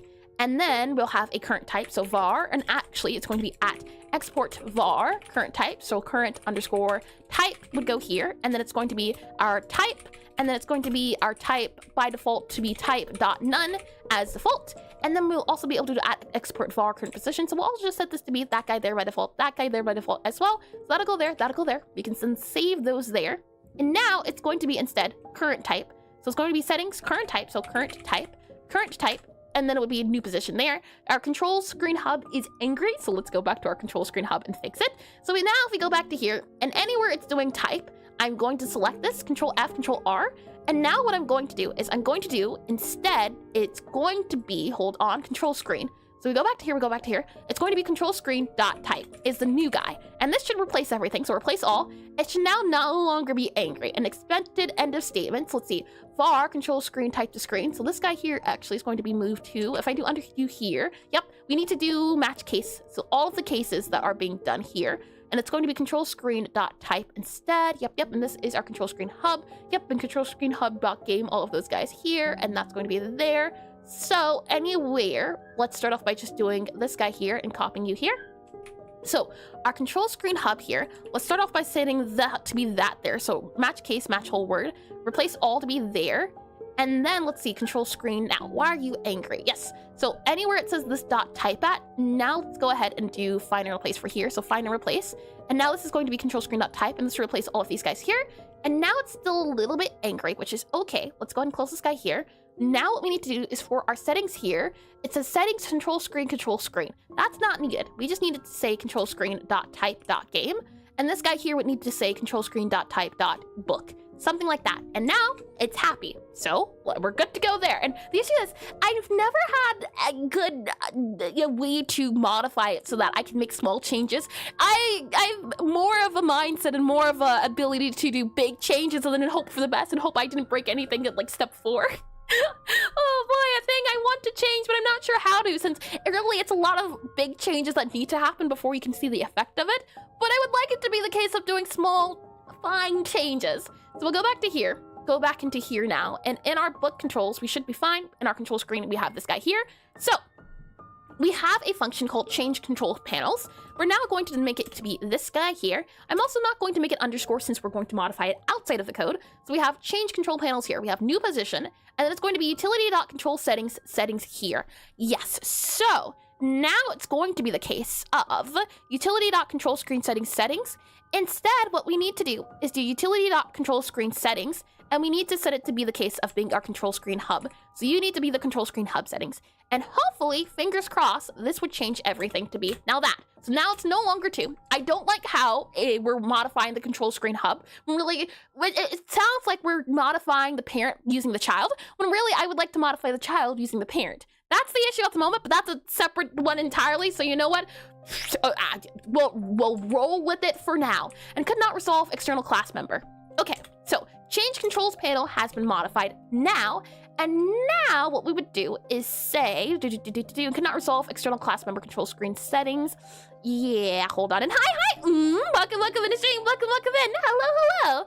Let's see. If I go back to you here, are you angry? Is that why we're angry? Yeah, we're angry a little bit here. And could not solve or resolve current class member, all of these guys here. Yeah, okay. So now what we need to do is we need to have an @export var here for our control screen. You're going to be a game control screen, so your game control screen here, and you're also now book control screen here, so book control screen here, like that there. Then what we need to do, as I hydrate, Cat sat on keyboard just redeemed hydrate. Hydration has been done. Thank you for that one, Cats on keyboard. Thank you for that one. Oh boy. With that said, we have our game controls, we have our book controls. Now what we need to do, you can kind of see here where we use our controls and change. These two guys here now don't have to be. Now what they can be is we would go to our book controls here. So instead we would go to our game controls here. So game controls dot, and this would be where we do change layout control. So change controls panel. So change controls panel. So change underscore controls panel would be the function. It's not popping up, which is what I'm confused about. So let's see. It's going to be, yeah, change control panels. Change controls panel. So we go back to here, we should just be able to do this guy here, and this would be the function instead. Change control panels for our game, and then for our book, we should just be able to also do our book here. So we'll do this guy here, and change this to be our book. So book controls, and this would also be change controls panels. And I think Busy might be onto something. Huh? That was not a thing. Are you supposed to hear my gulps into the microphone? That's awful. Let's do ASMR. That's like hearing the lip smacking or after a satisfied drink. Oh boy. It's the fact that I have already once spilt water over the keyboard from drinking water and then laughing. Is that not proof enough? And hi, Mr. Lollet. Maybe? Lolite? Possibly? Please correct me if I'm wrong on the name. Thank you for the follow. Thank you, and welcome in. And hi, Ave, welcome in. welcome in. Lip smacking, you say? Yup. And frog blinking too. Now, anytime I hear the word lip smacking, I think of your art. I'm not sure if that's a good or bad thing, but it's a thing. I'm part of you, you're eliminated. I swear. Oh my. Okay, so now we have our game controls set to be this function and our book controls set to be this function, which means in theory we should just be able to do that and delete all of that since they're now their own thing, which is, fingers crossed, hopefully what goes on. Also, for our book controls here, before I forget too, we have our book controls here, we have this guy here. The typing for our game controls should be set to game, and our typing for our book controls should also be set to book here, like that. And then we'll also need to drag and drop our control screen hub, so these guys will have to know about the control screen, and as I said before, I don't like the idea of the children knowing about the parent. I like the parent knowing about the children instead, but that's a future me problem. Right now, we are just kind of refactoring and slowly combining all of these functions here, so that adding more options and things of that nature won't be as painful as it was before, so... Oh boy, so with that said, we'll go ahead and cancel. I don't want to delete the node. Don't want to do that. What is something else we can combine together? There is process on here, and then there's player hints. So all of that can be modified for sure. There's also all of this here. So let's start down here. I think that would be easiest to do. We have a function for update settings, and we have this guy here that says game controls change layout position, and then we have settings and the controls and types here. What we can do, kind of, sort of, not quite though, unfortunately, but we can do a little bit. I think this is already good to go. We have change layout position. It changed layout position is something else, so it's already getting set to what it should be. I think that's good to go here. We could more than likely set this to be something else and make it its own thingamajiggy, but I think this is okay for now. For example, what we could do is, instead of having to do settings, control screen, all of this here, we could make it a single file. So the thing is it nicer to have this? I do see that this is confusing. So I'm thinking we either do this guy here, and then we say to do update settings. So update settings, S-E-T-T-I-N-G-S. So I'm thinking we either make it look like this, or we make it look like this. Both can work. And lots of streams I'm learning Ace Right and Godot for too. This will be some great resource. Thanks, so thank you. I will warn you right now, I have not too much of an idea what I'm doing. I'm very much a beginner. But I'm learning a lot. So if you do have questions or you have suggestions, feel free to let me know. This is an exchange of resources, as I'm learning a lot as we go. This is the second game I've ever made, and the first game I made in 24 hours, and anytime I worked on the game I had a timer going, so it wasn't like I made it in a day. This one, I'm hoping it to be my first ever Steam release, and the hope is that it's not going to be perfect, it's just going to be, and as long as it be, as long as it do, it do be, and it is what it is. So I'm thinking here, I like the way this looks a lot more than this. So maybe we do make it so that this guy here does have its own function. So what we can then do is we can go into our control screen here. We'll then do a function here. So I have a function called change layout position, but it's not going to be called change layout position anymore. We're going to call it instead update settings. As this guy here also has an update settings, which is not good. Hold on. Update settings here. What do you do for update settings? Yeah. Yeah. Oh wait, no, hold on. That is update settings. Never mind. So that's an update settings of an update settings. Oh, I don't like that. Okay, let's do instead update screen. Possibly, I like that better. Update underscore screen. Let's do that instead. Update screen, I like, because it's not update settings. So we'll do update screen here. And then what we're going to do, as I copy this guy here, super duper, oh, never mind, won't let me copy. I said, as I copy all of this here, thanks a bunch, let's then go into our control screen here. And instead of doing change layout position, what we're going to do instead is we're going to do update. So we're going to update UPDATE, update screen here. We're going to set this to be a void. So we can just do a void here like that. And then a pass here for starters like that. Save it, that should be fine. And could not extol or resolve external class member. Do you need to be saved here? We have update screen here. Yep. And control screen setting here. Yep. And now why are you angry here? Is what I'm wondering.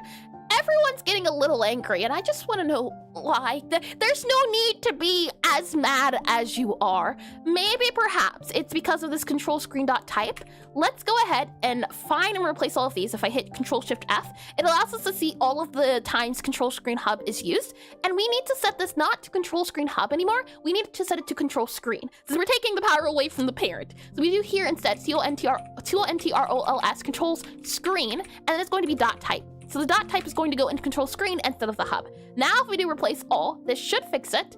And it saves it here. And good luck, thank you, good luck to you as well. Aseprite's lovely, and I do use Aseprite for all of my artwork too. So as example here, if I go to cafe here, and we go into cafe scene here, there we are. All the art here you see has been done in Aseprite, and if you're looking for combining Aseprite and Godot more, I would suggest using the plugin of Aseprite Wizard, ASEPRITE-WAZARD. Using this plugin has made things, and oh no, did I spell incorrectly? I might have. There's a wizard in here. There is. I just, maybe I spelled it a little bit wrong, but there's an Aseprite Wizard in here, WIZARD. Maybe they removed it? Possibly? That would not be good. Hold on. Wizard, maybe? Wizard here? How odd. There is a plugin, and let me bring you to concepts too. Maybe it hasn't been updated to the latest version of Godot, possibly, which is not good because they have updated to the latest version and there's already told, be careful about updating. But what you should have seen when you typed into the asset store, you should see this tool, Aseprite Wizard by this person here. I use this plugin. I'm not sure why it's not appearing, but I would recommend looking into this because it allows the Godot to read the Aseprite files and it makes things super duper easy. You're a wizard, Ari. Hi, Chapel. Welcome in the stream. Welcome in, and welcome back. I hope your day's been well so far.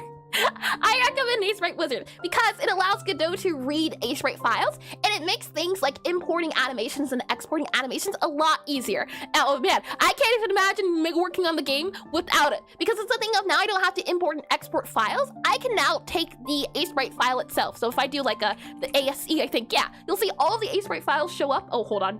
Now all of the Aseprite files show up, and if I want to modify an animation, I can do it in the file and then I just save it and Godot will automatically detect it and update it, which makes things a lot easier.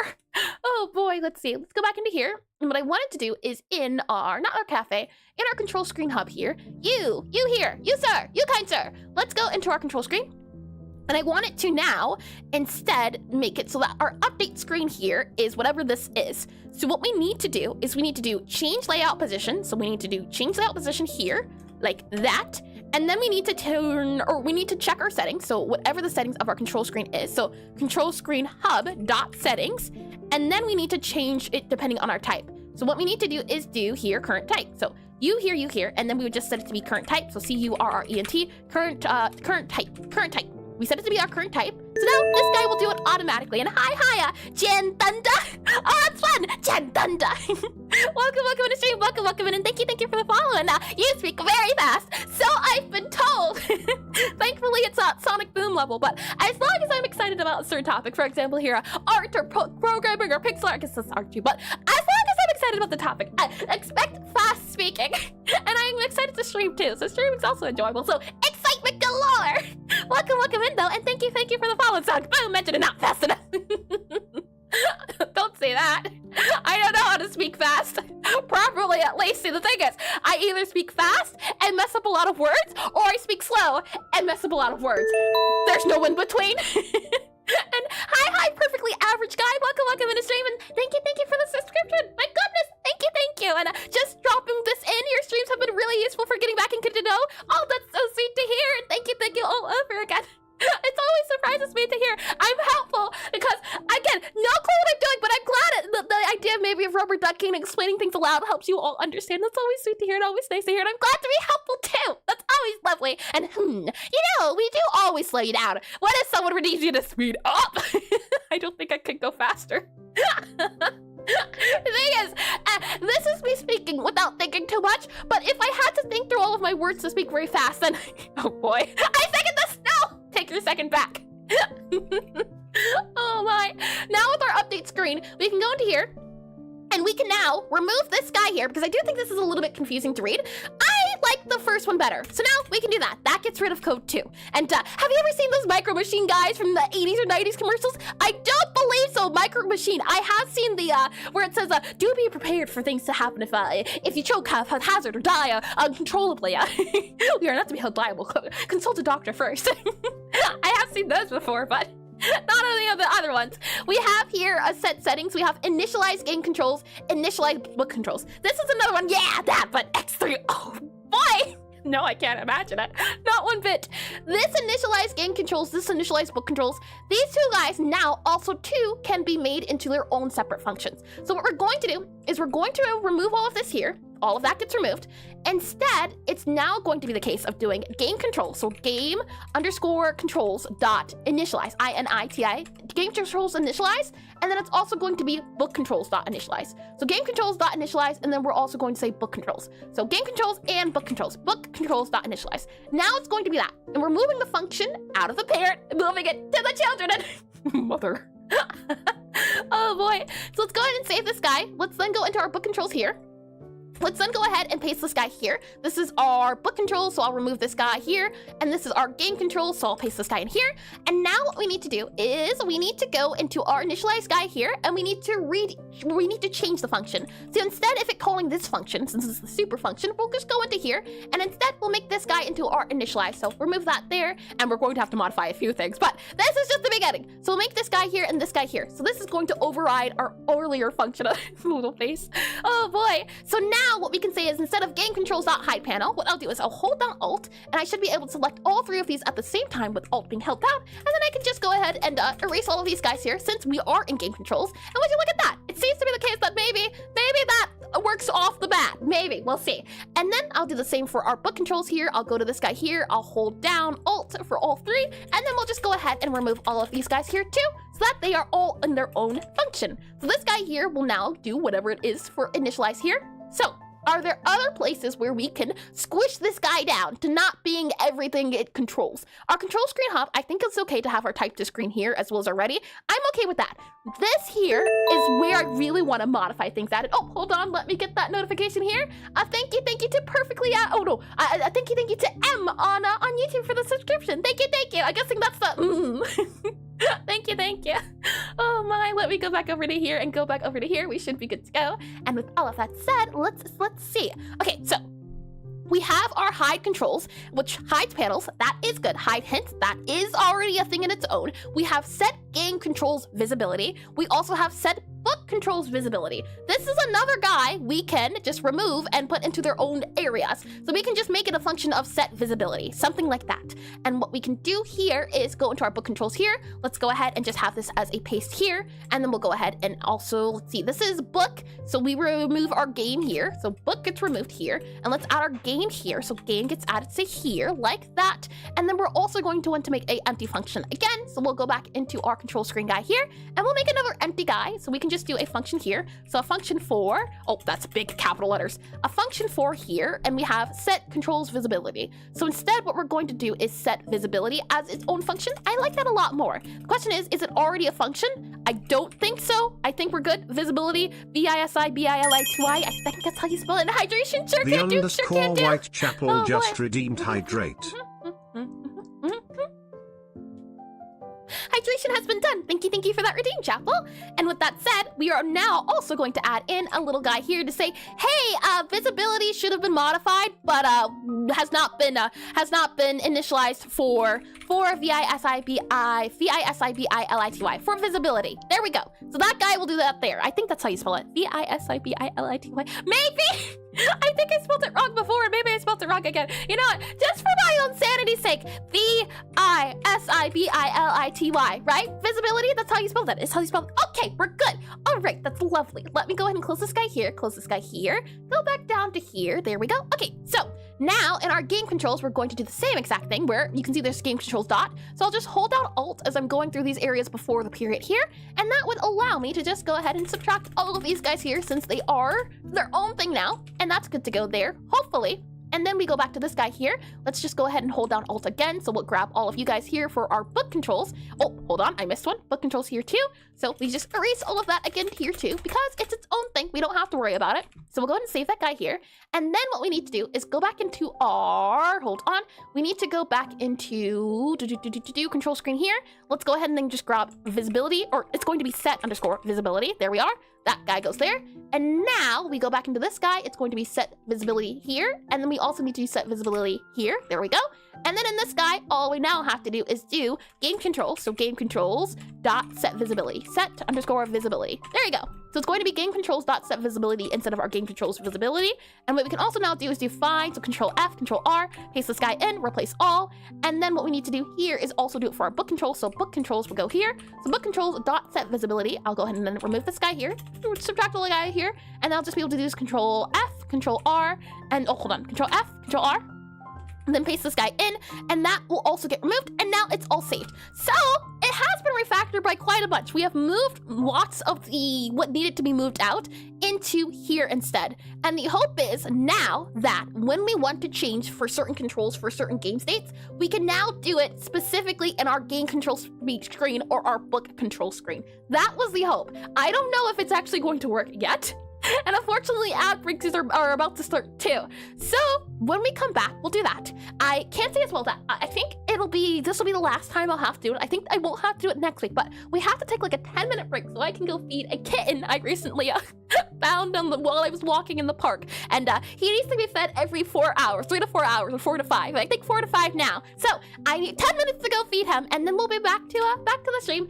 But in the meantime, ad breaks will happen. You won't miss a thing, and then I'll be back, and then we'll be able to get to go. And as I said before, I think this will be the last time break time. Yeah, break it down. So let me go ahead and go to the BRB guy here. Let me make sure I do this guy here. FEEDING KITTEN. Alrighty then. I shall be right back. Let me go do that before I get yelled at by him because he's a yeller. I'll be right back.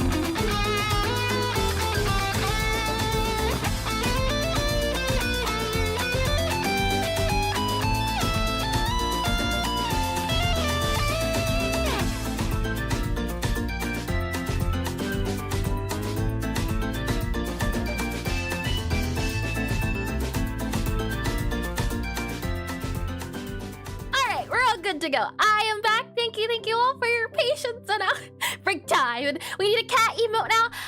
There's a few emotes I have been saving up to see if I can find either figure out, have someone make them or make them myself, because it's the thing of emotes are tricky to make because they're so super tiny, especially for the detailed ones. But I do want to, at the very least, there's a few that were recommended to do. I think you did recommend some as well, Chapel, the Bobby Long one. I do want to do that one for sure.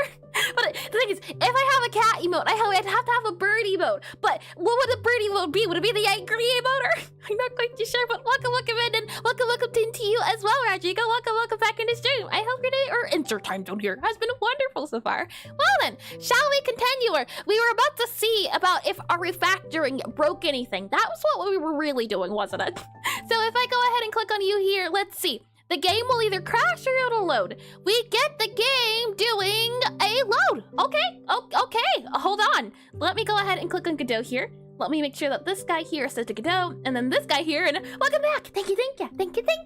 Let's see. It did do the thing. So that is a surprise. We have the game doing its bottom left, top left. That's bottom there, that's top there. So I think the refactoring did end up working. We have top right and top. We go into the game now, you'll see that we are moving around top left and top, or so top right, not top left. We set this guy to be bottom, and then we go, let's see, teleport into here. This guy should appear because it's interact, yep. And if we set that interact to be bottom left instead, so bottom left's bottom, interact is pulled up, and then this guy open, close, and hi Kilo, welcome back in the stream, welcome back in. I hope your insert time zone here has been wonderful so far. Let's see, interact, out and forth. So I think we did refactor properly. We have bottom, left, and bottom. We go back to the main menu here, and then we have bottom, left, and bottom. Look at that. Also, did I just need to click on main menu twice there? Main menu. No, it just took a second. Interesting. That took a good second to undo, and bird emote just has to be a bird side-eyeing like a bald eagle stare. Get the E-guy. You know, whenever I think of a side-eye, I just think of the dog side-eye. Isn't it called the dog bombastic side-eye? Hold on, bald eagle side eye. I will save that for a little bit later and see if I can find out what you mean, because there's some bird eyes that are very silly. Bird side eye meme, maybe it's that bald eagle side eye meme, possibly. Oh boy, let me go. Oh, I think I found it. Possibly. Are you talking about this one here? This being an emote, or? Is there a different one? Oh my, and hi Jaxus, welcome to the stream, welcome back in, and thank you for the resubscription for a total of 5 months. That's a long time. And did someone just say bombastic? Mr. Bombastic. Really fantastic. Welcome in the stream, Jaxus, welcome in, and also hi, welcome in, and let me go Google it. Thank you, I am quite curious. Let's see here. That said, we do have refactoring, so I'll take it. It seems to be working quite well in Mr. Bombastic. Let's go ahead and close this guy here. And since they have now been refactored, since they are their own things now, we have our book controls, we also have our game controls in its own spot. That means now we can customize things a lot easier, so that we can have a mode for when we are in the book and having the options certainly appear. And how's the tutorial going? It's going slow, I can't say. It's definitely going, maybe not fast, but it is going 100%. I can say that much for certainty. And I put in a stream discussion, hold on.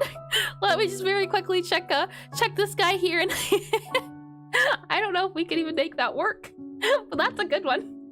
You know what? I know which one I'd have to do. I would have to do, hold on. I would have to do, I think, this would be the perfect one to do as a gift.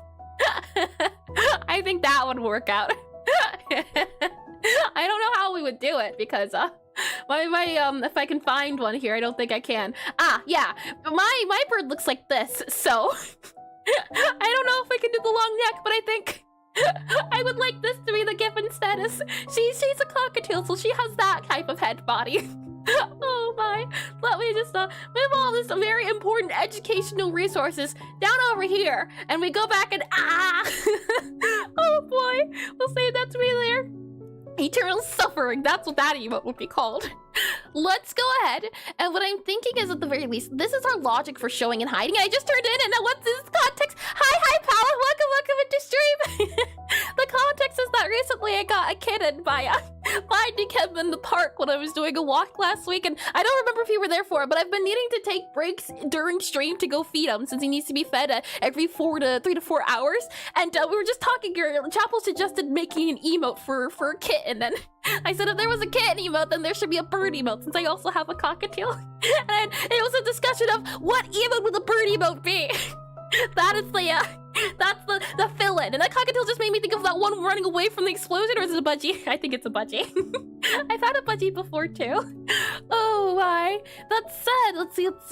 Player-enabled hints. So I think this is as refactoring as we're going to get for all of these guys here. And I do like how clean it is now. The fact that we don't have to worry about changing anything except this just handles the visibility, but the actual logic now is owned by the children. So the book now has its own visibility. It also has its own initialization. So anytime we set the visibility, we're also now able to set if it is, for example, check what in chapter or what else it is. So I think this is our best bet to see. And now what we're going to need to do is to have a way to check to see if we can turn pages or scroll. And if we can scroll, or I guess it would just depend on the chapter information, right? And so that's to say, set visibility. We would need to check to see if it is in the chapter. If in the chapter at the moment, so if book in chapter, and we would have to just check a mode or a bool of some sort to see if we're in the chapter or out of the chapter. So let's go ahead and set a bool. I think that would be a great idea to do. So let's go ahead and just go to our book here. And in our book scene, we're going to need to check to see when we're inside of it. And I mean, an easy bird emoji, burn up. Oh, hold on. Let me just copy this guy here. That just made me think of Bird Girl or Word Girl. Burn up. I haven't seen that one before. Oh, that's adorable. Oh, it's a cute little thing. Let me say that there too for, again, educational purposes. Let me go ahead and just put that there too. Thanks for that suggestion, Paula. Oh my. We'll go ahead and save this here. We'll then go ahead and save this here, and that's good to go. We'll then close that guy there, save it for a little bit later. And let's see. Set up to and I foresee a bird stream our feature. We've done one before, and I've wanted to do one all over again because birds are like a favorite. For example, I think my favorite has to be the secretary bird. They're lovely. But definitely bird stream as well as like a fish stream I think would be very important. Oh my. What I would like to do is check like a vlog. So we have a, if the day is over, oh, this is the cafe. We need to be in the book. Book settings. Here we are. Okay, so in our book here, we also, I think, at some point have to take out lots of the information, the ownership, I think, also has to be taken out of here. Sometime, not today, but sometime definitely it would be important. We have order chapter, customer chapter, dish chapter, option chapter. So all of our chapters, and the chapters are what we're going to need to access to see if we're in the chapter, what settings of the chapter that it has, and what things should be enabled and disabled. So we have order chapter, customer chapter. So these guys here, we have a whole timer. We have a node creator here. That is important. What we need to figure out is if we can enter in the chapter. That is what we need to do. So what I'm thinking is, there's a var here for allow to open. There's a var here for flip pages. I'm thinking what we can do here is have a var for in chapter selected. CHAPTER_SELACTED. So chapter selected, we're going to set the bool equal to false by default. And then we're going to set this true or false depending on if you enter the chapter or exit the chapter. And I think we just have to go to our handled inputs here. So we have if input is just pressed and it is selecting current chapter can enter, then we go ahead and we enter the chapter. Otherwise, we exit the chapter. And I think here is where we would set our chapter selected equal to true, and then we would say it equal to false. So I think we would do it here. So chapter selected equals true, chapter selected equals false. So you would set it here and here, and then what I'm thinking is I did see that, lovely. So we'll set that there, and then what I'm thinking is we have set books, all of these guys here, and let me make sure this guy should be set to false by default. Yep, chapter selected is set to false by default. And this guy here, I think that is the way we'd have to do it. And now the hope is on our book screen, we're now just going to need to, not our book screen, our book control screen, what we're going to need to do now is to figure out all of the controls that the player is able to do. So as I said before, we have the select, we have exit. So let's go ahead, and I think it would be a good idea to have some sort of, there's an add control function that we have access to. I would like to maybe return the panel so that we know what panel it is. So I'm thinking here at least that we can return the panel that we get. So we have here, control hit panel, add panel group. Yeah, okay, so I'm thinking at least we can have a var for new panel, new underscore PANEL, new panel. And I think this will work Let's see, control hint panel group. It's going to be control control underscore panel, control underscore panel, panel, panel, possibly, or maybe instead we could do something like, let's see, add panel, control hint panel group. That's this guy here. We go to our panel group, so let's see. We have our, if it lets me, can I go into the scene or doesn't let me go into the scene? That's okay. Our panel group, it's going to be the very last child. And I don't remember if you would do first or dot last to grab the child that was just created. That's what I'm not too sure about. What I do know is that at the very least, we can go ahead and return our control hint panel. So control hint panel would go here. We could then return that. And then we can go ahead and return our new panel. So return new underscore panel. So return new panel would go there like that. And then outside of this guy, as we close this guy here, we are then met with our control screen. And then we have here, control screen here. We zoom in a little bit here and we have, let's see. When we add our panel back in, we can close our spooder here as we don't need them for the moment. Our options menu also, I don't think is needed for the moment. We have our control screen hub and then back to here where we have this guy. So we have add control, and in our add control, I believe this guy here is the function we're looking for where it returns, yep. So we go here, oh, hold on, we go here, we go add control here, and we're going to get back a control panel. So I want to do add control here, and then I would want to return our new guy here. So we're going to set it to be the case of being a control panel, control hint panel, and then we're also going to make a var here for var for new panel, new underscore panel, new panel, and then we're going to do a control hint panel here. So control hint panel, we'll set that equal to this guy here, and then we'll set this to return. So return like that there. Let's see, return, return here, I think possibly, or not return. Oh boy, we do that there, and then we do this here, and then we do return here, return new panel. There we go, new panel, like that. There we go. And the idea behind having these guys return and go upwards in the, would you call it like the food chain, maybe upwards in the food chain?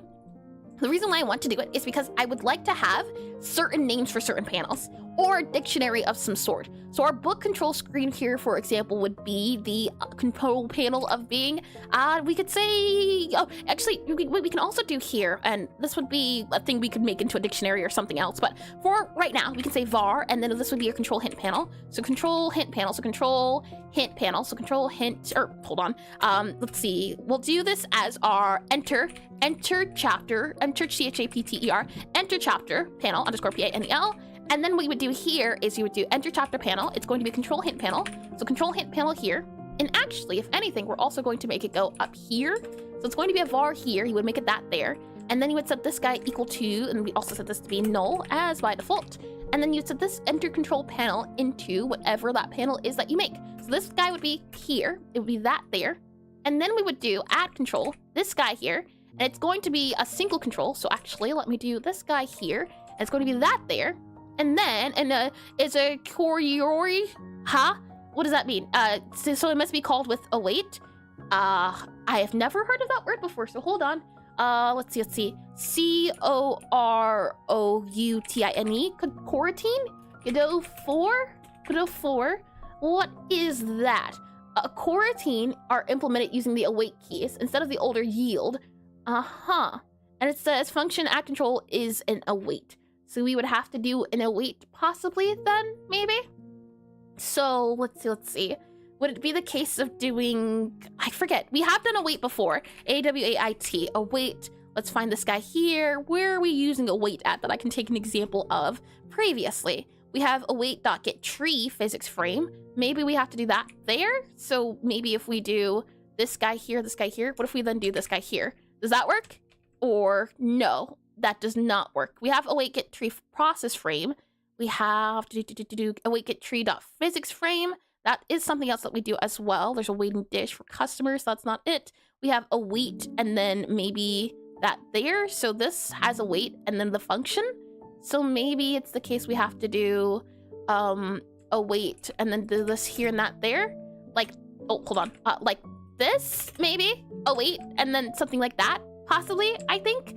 And then the hope is that we would do here our button, and it's going to be select. So it's button select, and then it's going to be here to select. So S-E-L-E-C-T, select chapter, C-H-A-P-T-E-R. We could also just make it select instead of select chapter. Right now, we're going to keep it simple with select chapter. And then the idea behind this is that when we set the visibility, so upon doing enable or disable or whatever it is the case of, we would then choose to hide or show it. And this is where I'm thinking our open book, closed book, or something of the case, whenever the book is updated, sending a signal to update the control screen, I think would be a good idea instead of making it process. I like that a lot. So what I'm going to do here is we're going to set a function for ready. So we'll do a function here for ready. And I think we'll have a thing for update utility utility. I see a little scribble, how adorable. We'll do utility dot and we'll do an update update book underscore control underscore hint. Update book control hint, I think, and then we'll do a dot connect. And this will be to do, let's see, dot connect, so CONNECT, something like that there. We'll then have a function called update, so UPDATE. Update, it's going to be a void, so we'll set this to be void in the pass. So pass will go here, and then we'll have this guy update, and I think we don't have an update already. I think we're good on update. Yeah, okay. And then we'll grab this guy here, we'll make him, because he's not made currently right now, he's still utility, so we'll have to go into utility here. We then have to go back up to here, somewhere here, and it's a signal, so we can make it a signal. There's a customer signals, ghost signals, player signals. We're looking for like book signals specifically. Do I have one already? We have dish, internal. I might not have one is the thing. A lot of this is dead code, so I never quite know, and I do hope to clean it one day. The issue is that I'm always changing this one, so I figured when we get to the demo being released, then I'll go back and clean everything up. So we'll see SIGNAL signal. We set it to be here, and then it's going to be this guy here, and then it's empty, so we don't have to do anything with it. It's just going to be this guy here and this guy here. And then what I'm thinking is, when we use our book, so anytime we update the book, this is where we would choose to do it at. So you can see here, we have in our book, there should be like an input. And so I'm thinking we'll update the book depending on what the player chooses to do. So there are the buttons here, like if event put key, all of these guys here, if not, and then if not visible, return. Otherwise, what we're going to do here is we're going to say to update the book.emit, E-M-I-T. I think that's a good idea. That way it's updating when it needs to. I think that works. And my wondering is as well is that, do we update it here and emit it here, or do we do it at the bottom? I think we do it at the bottom, possibly. Maybe we do it at the bottom instead. So we'll do it at the bottom. My issue is just that it says if not pages, or if not flip pages, return, and that return might mess us up. So I'm thinking maybe we have to do it before and after, possibly. So maybe we can do something like this. We call it twice. I don't think it would hurt to call it twice. It's definitely easier to call it, or I think it's definitely less harsh to call it twice than it is to call it every physics frames. That's why I'm thinking this is probably the best bet scenario to do. So we'll go ahead and save this guy here. And then what we'll do is in our book guy here, so in our book controls, this is where we'd have to check a few things. So in our update, what we're going to do is if utility.cafe, so if utility.cafe equals null. So if it's null, let's go ahead and return. Doesn't need to be null. But if the cafe is not null, then what we're going to do is we're going to access the book, and this is where it becomes a little bit tricky. What we need to do now is do utility.cafe.book. And in our book, we need to select the current chapter. So the current chapter, and what we need to do is check to see if we can select. So current chapter, and then we do can enter. And then what we should hopefully be able to say is that if utility equals null, or we can also say here equal null, just in case. So if either equals null, return. Otherwise, we set this dot VISI, so dot visible, is going to equal whether our chapter can enter. So if you can enter the chapter, then this guy should be visible. If you can't enter it, then it's invisible. That's the hope behind adding this update idea and why we've took it out of Control Screen Hub, because adding it here and adding the other guys might make it a little bit more confusing down the line. So the hope is that we took it out and made it its own thing in hopes of making it easier down the line, as I can already feel how it will get confusing and very, very long. And the fact that there was a lot of repeat code made me to believe that this is the easier choice to make right now than waiting a little bit later. So now if we go back into our levels here, we should have, if I hold on space here, you can see it says turn chapters, and that is not what we need to happen. We need it to be enabled. So I'm wondering, is it because of this await? Is that why we didn't do the thing properly? I think maybe. And it makes me wonder, why is it the case that we have to add the await here? It really insisted on the await. And add controls to core team, yeah. What if we did something like this? What if we added it here instead? Would that work? Or do we still have to do await? And I remove this guy here? Possibly. Enter chapter, yeah. Okay, so undo that there, undo that there, undo that there. And then if we did var new chapter, chapter, new panel, panel, something like that. If we set it to be the new panel, is that what it wants instead? New panel? And then we set this to be control hint panel, like that there. Does it still give us the, yeah, it still gives us the await. So how can we do this possibly so that it does not give us the await? My only other thing is getting the last child of a certain thing. So what I'm thinking is we would do Godot 4, get last child of tree. Here. And then what I'm thinking is, instead of doing the wait, all of this stuff here, it's fine. What we can do instead is do that guy there, go into our add control, remove the return, since the return doesn't like working, and it's fine, I know. I understand in a sense, maybe, possibly. We'll do that guy here. We don't need to have the return. We also don't need to have the return here, so we can also remove the return here, since it can't be propagated up. So remove both of you, and hi, Blood Cruise, Nick, welcome in the stream, welcome in. Reminder, folks, to take a break, save, stretch, hydrate, and... I'm listening. Oh, boy. Let's see, go back into here.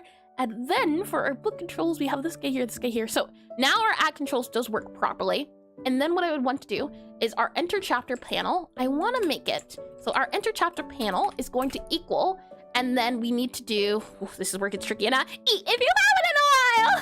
I see, I wasn't sure it was about to be something ominous. You've done ominous before, so that's adorable little rabbit there. It's quite sweet. I see. Thank you for the reminder. You know what? In sake of the reminder, let me actually get some water here.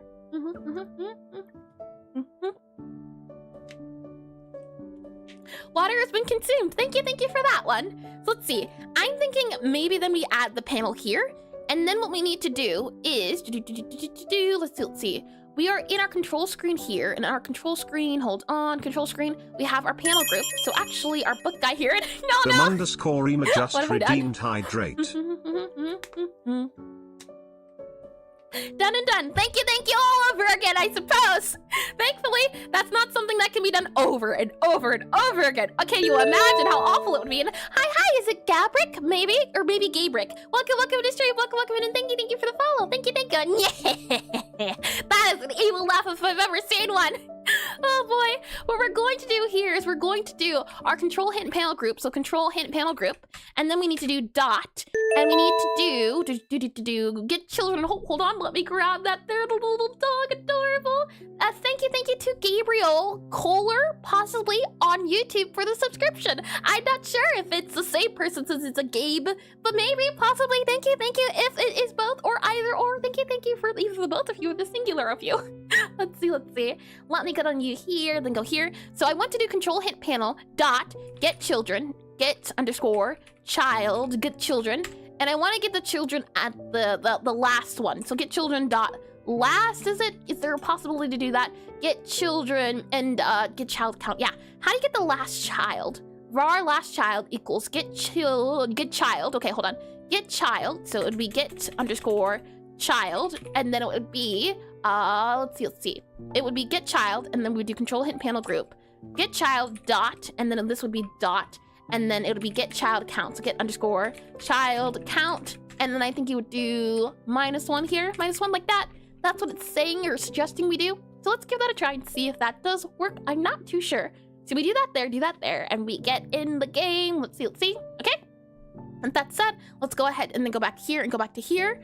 We have now turn chapters. So the other guy is not enabled, it seems to be the case of. We have cannot set button up and down, left and right. That's because they're set to null. I might have to change that warning so that we don't get the warnings every single time, as the warnings, you should not have warnings. The warnings here are more so, they're errors. These are presented as errors. I would like it to be the case that instead of error, it is just, let's see. Yeah, cannot set sprite, error cannot set button, either you there. Yeah, we set the sprite to null. Yeah, okay. I will instead do then, we'll go back to here, go back to, let's see. I would like to go to the game. We're in the game at the moment. We have remote, and then we have you here. And what I want to do is I want to go into our control screen hub. Then let's go into our book controls here. Let's then go into control hint panel. And we do have 2 of these guys at the moment. We have, let's see. We have our control hint panel here. I'm just wondering, is there a way to see what it does? This guy here is a direction one, which does our WAS and D, I'm guessing. And this one here is a single and is a test control. The test control is hidden at the moment. And then we also have here another control, which is what I'm wondering. What are you? Whomst are you? Would you mind coming to the group here? You are accessibility, alignment, margin container here. Your label, hint, direction.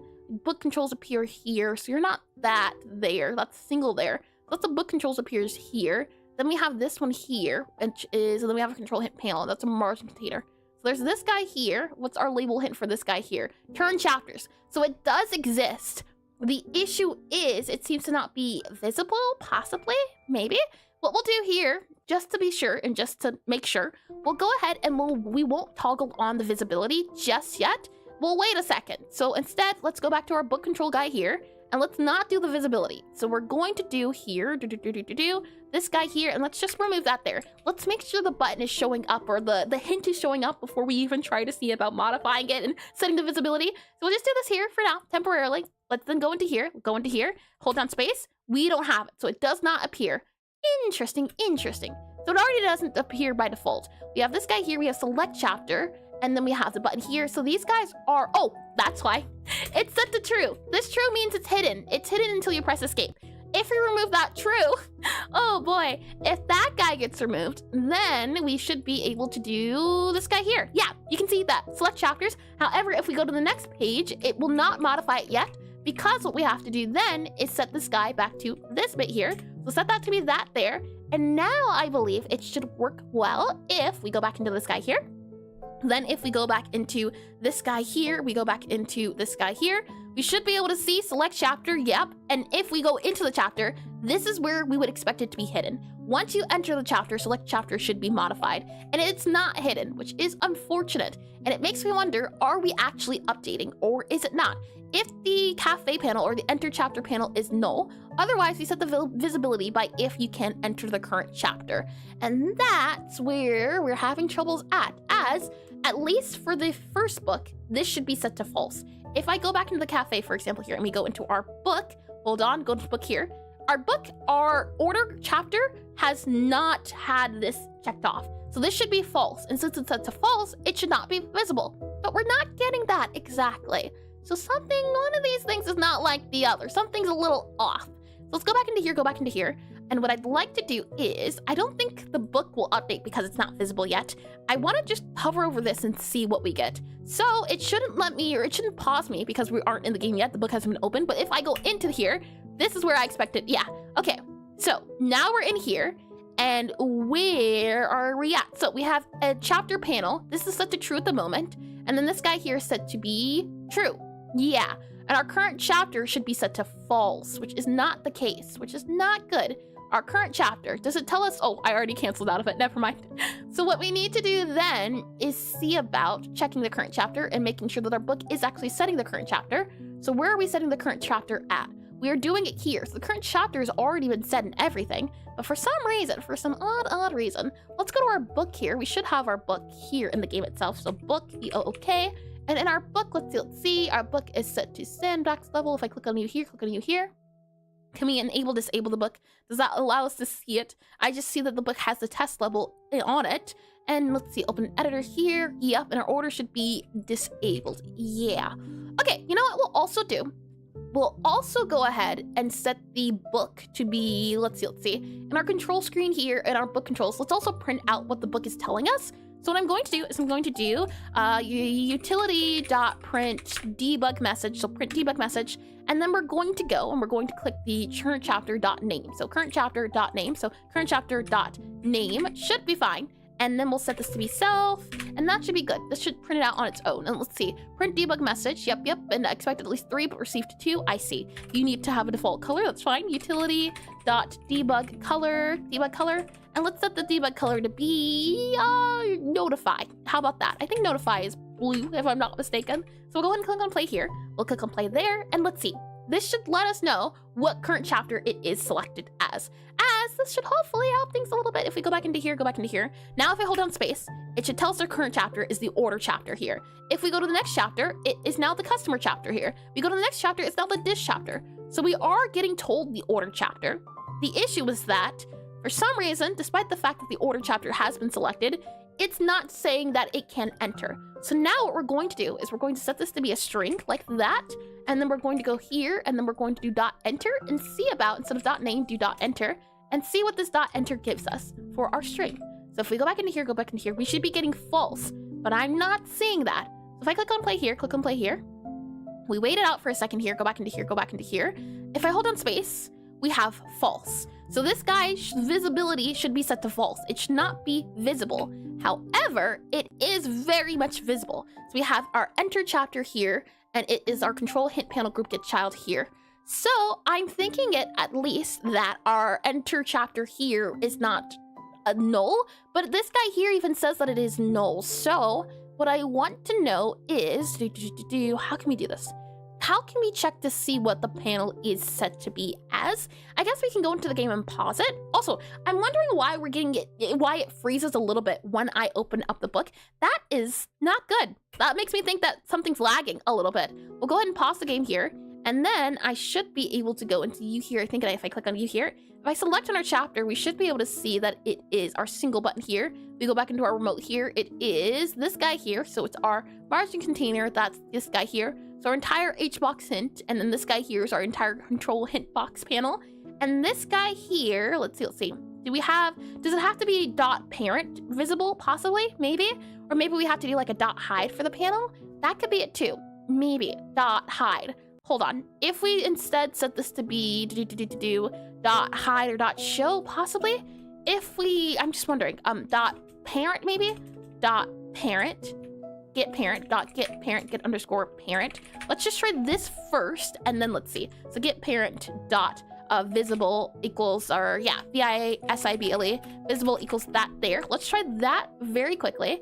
See if that at all makes a difference. If not, that's okay. That's all right. Yeah, these types of things take time, so I'm okay with allowing it to be a little bit finicky. It don't have to shape up just yet. Let's go into here. Okay, yeah. So we are getting a little bit of lag, which is not good, and I don't know why it's the case that it's freezing, but we are getting the dot get parent visible does modify it, which is good. That is good. Issue now becomes, why is it not hiding that particular guy? I'm not too sure. I would think the dot hide dot show would work, but it does not. For example, here we go back into the game. When I hold down space, it takes a good old second to do things and update. And this guy here should be updated. This should be false. This should be set to true. You can see it spams false a lot for some reason as well, which is what I'm also a little bit confused about. But that's okay. That's all right. Let's go back into our control hint guy here, and maybe we can have it set to be a one-time thing. So what I'm going to do is I'm going to hide this guy. Let's see here. When we change our chapters, I think is the best place to do it at. So where do we change our chapters at? We have chapter selected, current chapter, and then we have a page list, chapter selected. Yeah, so our selected here, deselect. Let's not do it here. Let's see about where we change our chapter at. So we have flip to single page, we have flip page here, we have current chapter, we have enable tab button, we have that guy here, we have open, we have get event, we have assign menu keys, unassign, remove action, add action. Where do we set the chapter at? I have here check menu, we have unhandled input, hide pages, show current page, and current chapter tab. Yeah, where do we set the current chapter equals, here we are, show tab. Current chapter equals tab to show. So let's go ahead and maybe do it here instead. Emit it where we do the show tab at, I think is possibly the better one to do, because we set the current chapter here, there as well. So let's go ahead and do it actually, before we do the tab to show, let's also do it here before showing. That might also help too. That way it doesn't do it beforehand. Let's try this and see how well that works. So we have levels here, we have you here. Now in our book, our select chapter should be set to false, and this should be set to true. So false, true, false, true. It's not getting modified though, which is the confusing part. So our show tab here, our current tab, I see, okay, chapter to show. So utility dot current book update emit. Yeah, okay, so our current chapter equals chapter to show. Let's move this guy to be here. I don't think that'll change much. Let's just move that there instead, because that chapter to show is also chapter to show here. Yeah, that's fine. And then we have here, current chapter equals chapter show tab dot show. Yep, okay, I think that's fine. So let's go ahead and click on play now and see. This guy here should happen after we set the chapter, so we're getting the right information. We are, okay. And then we go back into this guy here, We hold down space. So it should be false, and it is set to false when we open it up. So if it's set to false, then it should not be visible. This guy should be set to true. This guy should be set to true, and then this guy should be set to false. So we are getting the right information now, and it's also not getting spammed unless I open and close it. So that's good. The issue now becomes, why is it the case that we aren't getting the correct guy? What's the reason for that one? So let's go back into our, save this guy here. Let me also make a backup here just in case. So I'll just make this as a backup, just a backup as a warning. BACKUP, back up here. We'll commit and then push. And once it has been pushed, we'll go ahead and save this guy here. And then we'll go back to our book controls here. And with that said, great. So why is it the case that this does not work? Our enter channel chapter panel visible, I thought would work, but it does not work. So it makes me wonder, is there another thing we can do? Maybe it's the case of we set the index of the panel. That could possibly work. I don't like the idea of it, but that is what comes to mind with a dictionary and a number, possibly. We could also set it to be the enum of it. That could also be a thing too. Chapter or panel number, panel, yeah, that could work maybe, but that would be hard coding it, and I don't like that idea quite, but there's options. There's definitely options. So what we're going to do, at least for now, is we're going to set a panel type. And let's go back into here into our control screen. And or actually not control screen, let's do panel type here in our control hint panel. So I'll go here and then we'll have var here. So there's mode. And then I also want to make a type. So we'll do a type here. We'll call it enum here. So enum, this is going to be type. And then let's just do it here. I think this is the best home to keep it at. And we're going to set this type to be select. So none here. Then there's going to be select, SELECT. So there's none, there's select, there's exit. So exit will be a type. We'll also make it here a turn type. So turn chapters, turn pages. I think turn chapters maybe could be okay to do turn chapters. So turn CHAPTERS, turn chapters. We'll then duplicate this guy here, do turn pages. So turn PAGES, turn pages, turn chapters. And then we also have on here a scroll type. So turn chapters, turn pages, and then SCROLL. So turn chapters, turn pages, enter, exit. All of these guys here I think can work out. I'm somewhat inclined to put them in book controls just because it's book controls.type. You know what? Actually, yeah. Let's put it in book controls. I think that reads a little bit nicer. So we'll make this guy its own enum. So book controls.type. I like that. I think book control screen. Oh, no. It'd be panel.type. So actually, nope, I take it back. It belongs here. I think this is a better place to put it at. So book controls panels.type. I think that feels a little bit nicer. So we'll go there instead. And now with that said, the hope is we can go ahead and make this guy here our book controls. And the hope is that we can now set it to be whatever we want, in the sense of we have to initialize all of these guys, and it's going to be a little bit finicky, but it'll be fine, hopefully. We're going to make a var, and we're going to call this var control to index, panel to index. So panel, PANEL, panel _to _INDX, panel to index. We're then going to set this to be a dictionary. So a dictionary, it's going to be a dictionary of control hint panel.type. So control hint panel.type. And then it's going to be to an int. I think it's the best way to go about doing it. And then we'll set this to be empty by default. And then what we're going to do here, as we can do, is it instead need to be this here for empty? Okay, good, lovely. So then here we would do, no, hold on. We can also make this to be test. So we can do test here. Test type is also a thing to do. Oh, hold on, test here is also a type. So then what we would say is possibly we have hide panels here. We then have our controls here. And then we would do get child, get last child. Is there a way to get like the last child here possibly? So if we do this here dot, and get to, let's see, get last child, get last exclusive child, get front, move to front. How do you get the first child? How do you get the last child? Godot 4, get first child in tree, possibly, maybe. Godot 4, get first child in tree. What would you have to do? That would be get child count 0, yeah. So maybe this is where we do get child count 1, possibly. I would want to get the last child is the thing, and I'm not sure how you would get the last child. I think this is how you get the last child, but something went off. So you know what? We'll try this. We'll try this.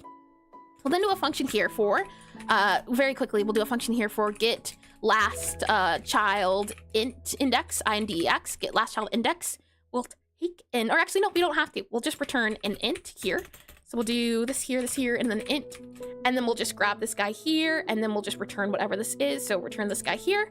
So return that guy here. And then we'll remove this guy. And then we'll also remove this guy as well, as it won't be needed for now. We'll see certainly. And our enter chapter, yeah, why are you in green now? Ah, I see, okay. We'll comment this guy out. Don't need you at the moment. And now are you angry? What's going on? Oh, I see. That there. We'll also do that there. That should be fine to do. And now why are you angry? Cannot return value node. Ah, I see. Get child dot index get index index possibly. What's the get index? Get index returns the node's order among its siblings. Yeah, get child get index. I think that'll work. So we get the index of whatever this guy is. I think will give us the index possibly. We'll see when we load things up. I can't say that much. We can also print this guy here. We'll print out whatever we get for our panel to index. See what that says. I am quite curious. The idea here is that we would add the child first, and then what we have to do is do panel to index dot get or add, and then you would get or add, and then we would add in the key variant, which is going to be our control screen here. So you would do something like control screen or control hint panel dot type, and then you would set this to be equal to type, and this is going to be our select chapter. So select, and then we would set this to be equal to, and I think we can do get or select like this possibly, and you would do get last child index. So something like this here would be the thing to do. And let's see, attribute access and subscription. Only identifier, attribute access, and subscription access can be used as assignment type. I'm guessing what it's saying is we'd have to do something like this, and then we'd have to get the thing here, and we would have to do panel or to index something like this here. This feels wrong, very wrong, but I just want to see if it works. If it works, we can streamline it. If it doesn't work, then we can definitely change the idea in total. But I'm thinking something like this here, and then you would add in something here, and you would add something here. So this would be here, and then that would go there, and that would go there. And then you would have to do here a total of, hold on, this is then got to become a turn chapter. So turn chapters would go here. And then we would also have here our book control. So this would be, let's see, this would be our test. So test would go here. And then we would get whatever it is at the end. So this would be test, this would be chapters. So something like this. I don't like the way this feels. But again, we're seeing if it works first, and then we can see about modifying it a little bit. But the idea is then we would print out the panel to index. And then here is where we would say, now instead, we would do, hopefully, possibly, we would do control hint panel group dot get child. So get underscore get child. And we would get the child of whatever the panel is. So we would do get child panel to index here. So we get the child, and then we set the visibilities. Dot visibility. So dot visibility. V-I-S-I-B-I-L-I-T-Y. Visible. V-I-S-I-B-V-I-S-I-B-L-E. Visible equals. And then I'm thinking here we would set the equal to this guy here. So we do something like this instead. And then we'd also have to make sure that this is select. Yep, that's right. So we do control hit panel, we grab the index, then we set the visibility equal to whether you can enter it or not. Let's see if that works. Let's also see what it prints out. And if it doesn't, we can keep trying things around here or there for a little bit, since ad break is about to start in a little bit, but that's okay too. And we got a lot of debuggers, so that's good already. We have 2, 4, and then 1, and then 0, 1, 2. Okay, and what are our errors exactly? Attempting to add a variable of type nil into a type dictionary value of type int.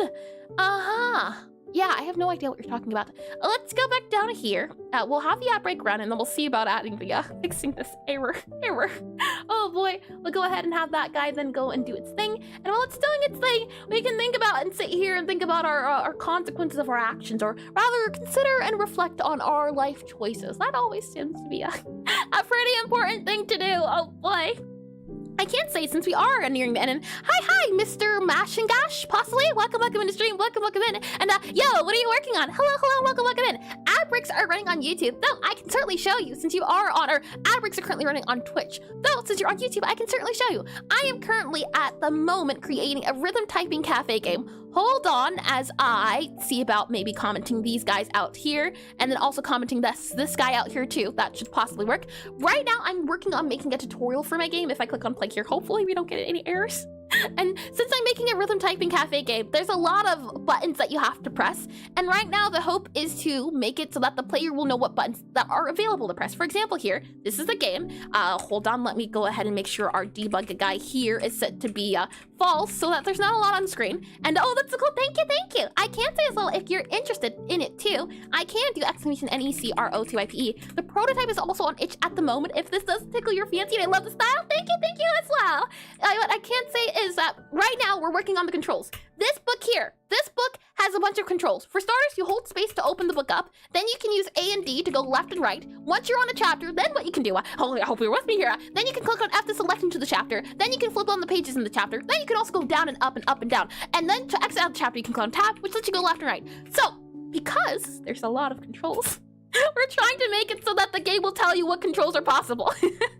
Hopefully you can see why that's needed, as this book holds a lot of information, but if you don't know what you're doing, it's a lot, and we're hoping to make it a little less than a lot. Let me go ahead and close on this guy, and the hope was that we could set it to be depending on what chapter it is. You can kind of see here the fact that if you're in the default settings, then the controls that should show up should be these guys, but if you're in a chapter, then these controls should show up. So right now we're just trying to figure out bulls and figure out how to disable and enable certain things to make sure, excuse me, that they work.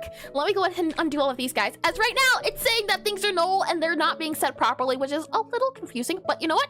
Fine, okay, I can deal with that, maybe. I'll think about it and I'll consider it. But welcome in, and thank you all over again. Much of what you see is subject to change, but the feel of the game is supposed to be this.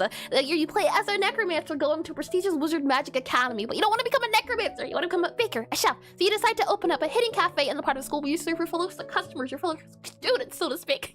Words, I can't do them properly. So the hope is that it is not only a cafe game, but a rhythm typing game, and the fact that in this world, magic is done by doing poetry. So you have to type out poems to the beat in order to serve customers, and different customers are going to want different things. Different wizards have different colors and different attributes, so some songs will have to be slower, some songs will have to be faster, some songs will be easier, some songs will be harder. You'll have to mix and match different flavors to combine different things. And why do you talk so fast? Also, I've been a developer on Roblox and Unity for the last 10 years. I started a few weeks ago learning Godot. How fun, and why do I talk so fast?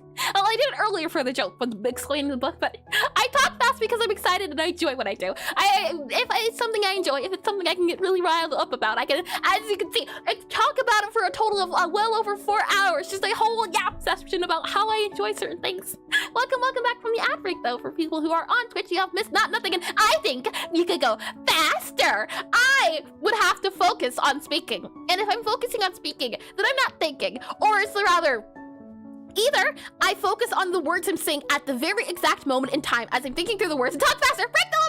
Either that, or I can think a little bit ahead and I still get the speed that I'm looking for, but it would be a thing of just toning it down. I have skills, maybe, possibly, I can't even talk this fast, so I've also been told I'm the final boss, and Jotun just redeemed do a voice / act for 5 minutes. We might have Gotta to save go that fast. Micro Eris machine channel you're into www.www.youtube.com/watch?VZD11 What's this guy? Let me undo the audio so you can, or let me make the audio audible, and let's see here. The Micro Machine Man here, presenting the genuine original, colossally collectible, most miniature replicas of the real things.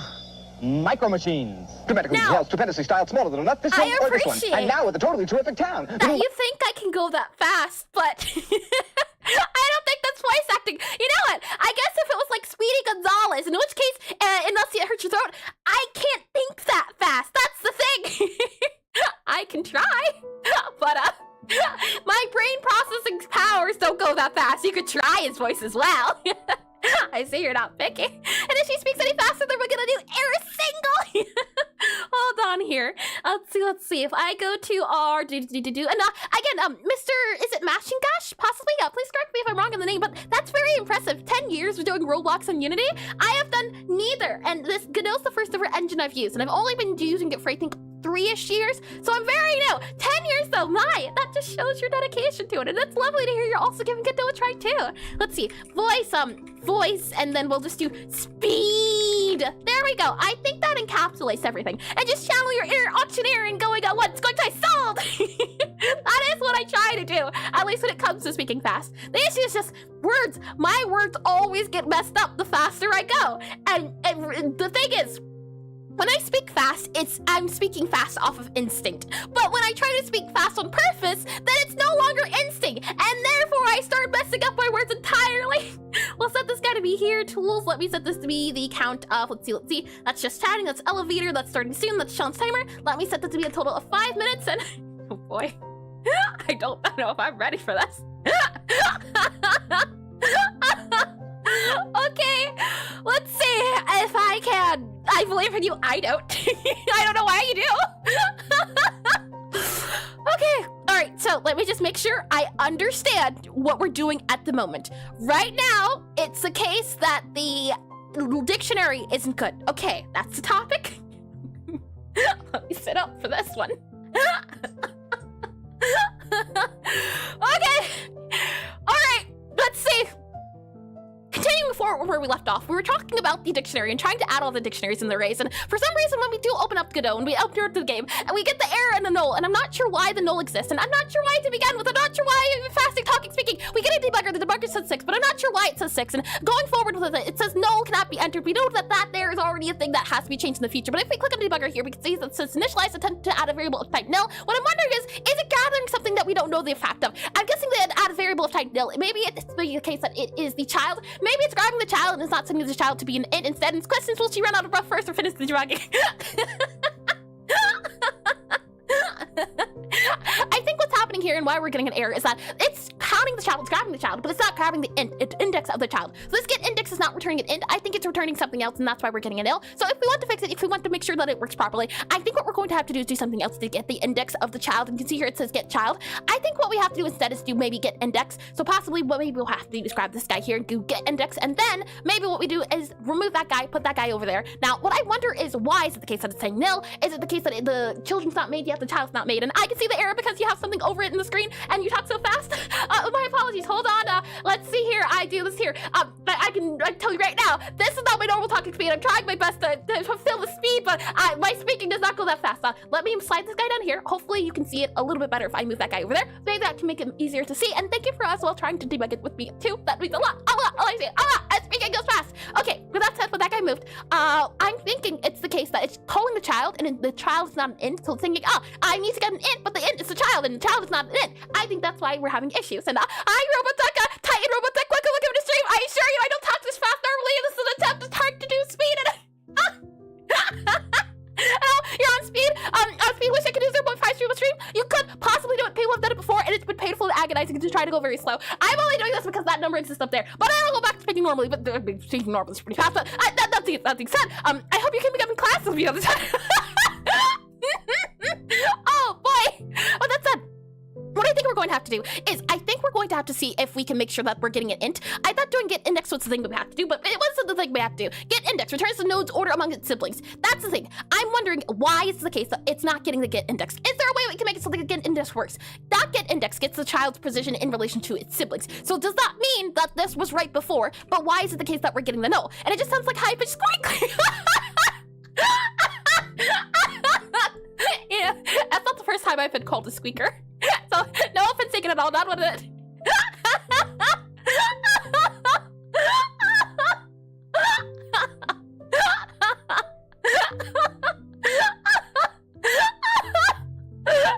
Get index doesn't take a node. Doesn't just take a node.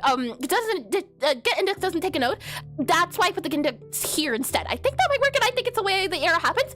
I put get index here. It should return an int, right? Like an index. If I click on here, yeah, this get index returns an int. So the idea was that this guy here is the node, and we're trying to grab the child that is the location, and we're grabbing the child, and we're doing dot get index. The issue is that it's saying that it's a type value of nil. So I'm thinking maybe it's returning the child when it's not trying to return child. So my hope or my question would be, what is the type that it's returning instead? Is it returning nil? So is the child not created yet, or is it the case that the child is created, but we're not doing the function properly, and it's getting a node? That's what I'm thinking. I think it's getting a node. I think this is where the error is happening. Yeah, okay. So what we're going to do instead then, I think, is we're going to print out what it's saying, and then we'll see what it does. So I'll click on this guy, click on copy here, paste here, and then we'll go ahead and click on play here and see what it does. And I'm either returning node, that's why it's happening. Could you elaborate? And wait, you're calculating the last child index, control hit panel group child.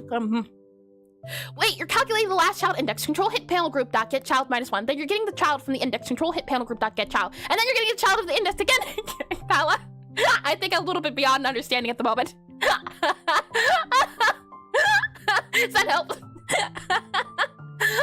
Okay, so the idea here is that we are doing get child, but in order to get the child, we have to get the child based on the index. Doing get child means that you have to include the index, but in order to get the index, we have to know the child's index. The idea was that in order to get the child, you have to know the index. So we get the index based on the child here. So we grab the child, get the index. Is it the case then that because I thought, at least this is what I'm thinking, is that if this guy here, this guy gets a child, because this guy here, this code here, gets the last child. Then we get the last child, and then we get the index. So it should return it, but it doesn't, and just do control hit panel.group.get child count that one. Oh, that's a great idea. And breathing, no, we don't do that here. That's a great idea. Thank you for that one. Okay, so yeah, that makes a lot more sense. And your code does index child index. Why would you have child index? You already have the index.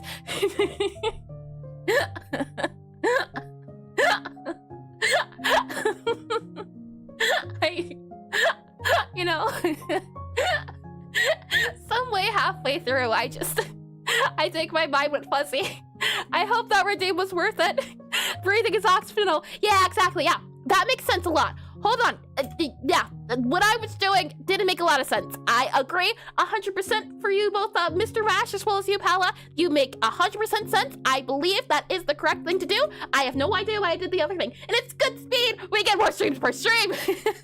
More word count. Just do this, right? Just get child count -1. That makes way more sense. So now let's click on play. Let's see if we get the error now.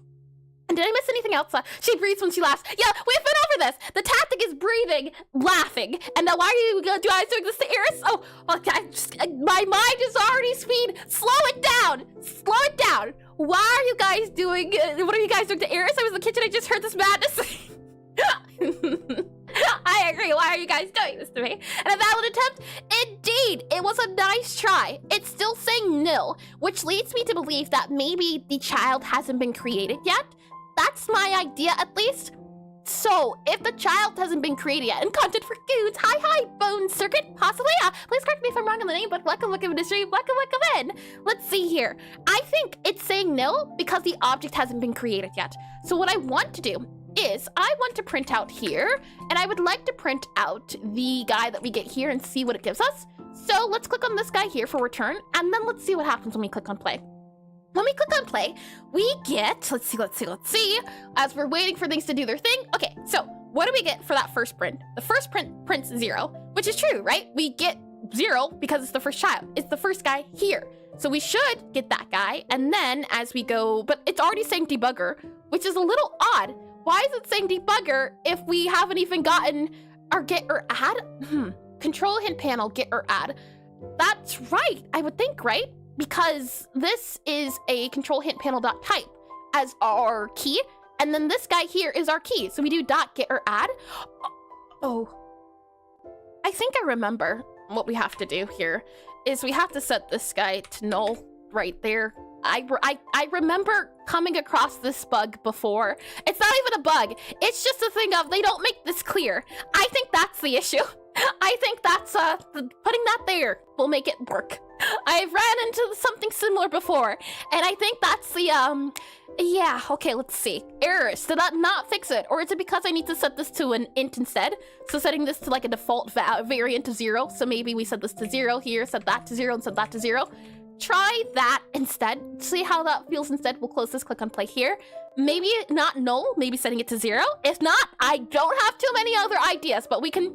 That was the answer. Okay, hold on. If that's the case, then that's good. Yeah, it's the workaround, but I'll take it. It was because sometimes in your get or add, you have to make sure that you have a preset because of the variant set to null. It gets a little bit confused on what to put there. So by putting the variant as 0 because it's an int, that fixed it. We could have put it as a different int, but it couldn't be null. It had to be set to something. But now that it's set to something, now that that should hopefully work the way it is required, or how do you say that? Hopefully it works the way it was intended. There we are. Intended. Intended with my intention. Hopefully now our panel will do its own thing when we open and close it. So I'll go ahead and close this guy here. Let's see what happens now. So we wait for this guy to do its thing that it needs to do, and then nil cannot go into your dictionary. So if you want to test the value and stop the errors at the same time, do both. I tried to do both is the thing. I tried to do something like this get or add, and then I wanted to do, let's see, what did I want to do? I wanted to do, oh, hold on. If I just put it here, right? Is that what you're saying? You just did like that there, right? Like that? And I mean, get or add seems redundant after you're setting the index value. Could you, like this, right? I would just put this here. So then it would become just this instead, and that would go, and then that would be replaced here, right? I think instead. like that there, and then that there, and then that there, which then would remove all of this here, and remove this here, and it would remove this here. Like that, I think, would be better, right? Because if the 0 can go there, then we can just do the function here already. I think that, right? Or is that not what you're suggesting? Let's see. Then we click on play here, and then we go to here. This should still work. Yeah, okay, it still works. And then we go to levels here, and now we go into this guy here. And now, hold on, let me go ahead and clear the debug screen so that we're not getting so many things on screen at the moment. Debug screen, set this to be false. There you go. Okay, so what we're hoping to see when I press space is we don't want to see something that says F to select. That's what we're hoping not to see. And let me also make this guy invisible. So let's see, hold down space, it's still visible, which is odd. So I'm not too sure. This select chapter should not be visible on this screen. It should be visible on this screen. You can see at the very bottom that it is setting the true and false correctly, but for whatever reason, our visibility is not working. You can see that this guy is true, which is true. It should show up here. It should show up here. It should show up here. It shouldn't show up here. So we are getting the correct true and false, but the visibility is just not working. And GDScript checks if the index of the dictionary is set. If it is, then returns the value. If not, sets the index to the default value and returns it. We're not using the value returned from it right after the call, so you're setting the index yourself anyways. I don't quite get what you mean, Pala. I don't think I've ever used anything aside from get or add. Is there another one that I can use? And let's see, let me also get a little bit of water here. Tasty. Okay, so let's see. We have get or add, type there, that there. I'm wondering why it's the case for that get child. Yeah, I would think the get child, and then we would just get whatever the thing is. So we would get the index of the get child, depending on the index. The get child here gets the child depending on the index. It returns the child, and then you would just do dot visible. But that doesn't work, which is what I'm confused about. I would think then this would give us a select guy. In this case, it's going to be 0. So whatever that get child is, and then we set the visibility dependent on if you can enter the book or exit the book. And my question then becomes, why is that not the case that the visibility isn't being modified? If we go into you here, into our play guy here, and then we were to go into, let's see. I think I'm not accessing what I need to access. I think that's the issue here. We hold down space here, and then we hold down pause here. That way I can go out of here. What I want to do, and what we've done before, I think yesterday, not yesterday, the other day, definitely the other day, is this guy here, our button panel, hold on, our book sprite, our box here. Let's go and click on, I think, you here. And then this guy allows us to go to this area here. And this area, so this guy, you can kind of see a little bit of a green box outlined. And this guy, yeah, okay, so this is our select chapters.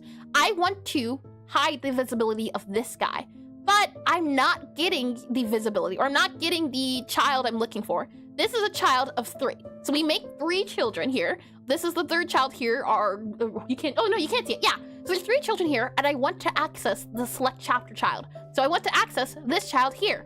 However, it's not allowing us to select it, or I'm not selecting it properly, more so. The fun part about programming is that everything's usually always your fault.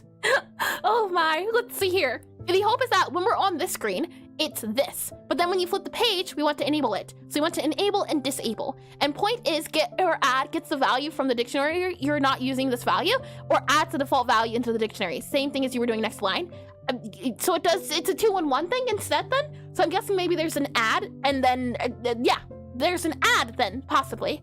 If we go into this guy here, how can we check?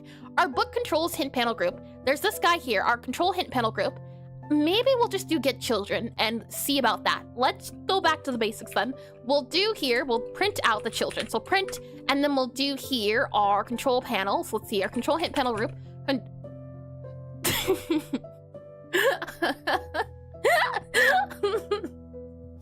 that sure is a word. How? See, I guess O is pretty close to I, and then N is pretty close to B, and then hold on. O-N-T-R-O, T-R-O-L. There we go. Dot get underscore children. There we go. Get children. There you are. Oh my! Control panel, get children group. There we are. That's all I wanted to. That's also a comma, isn't it?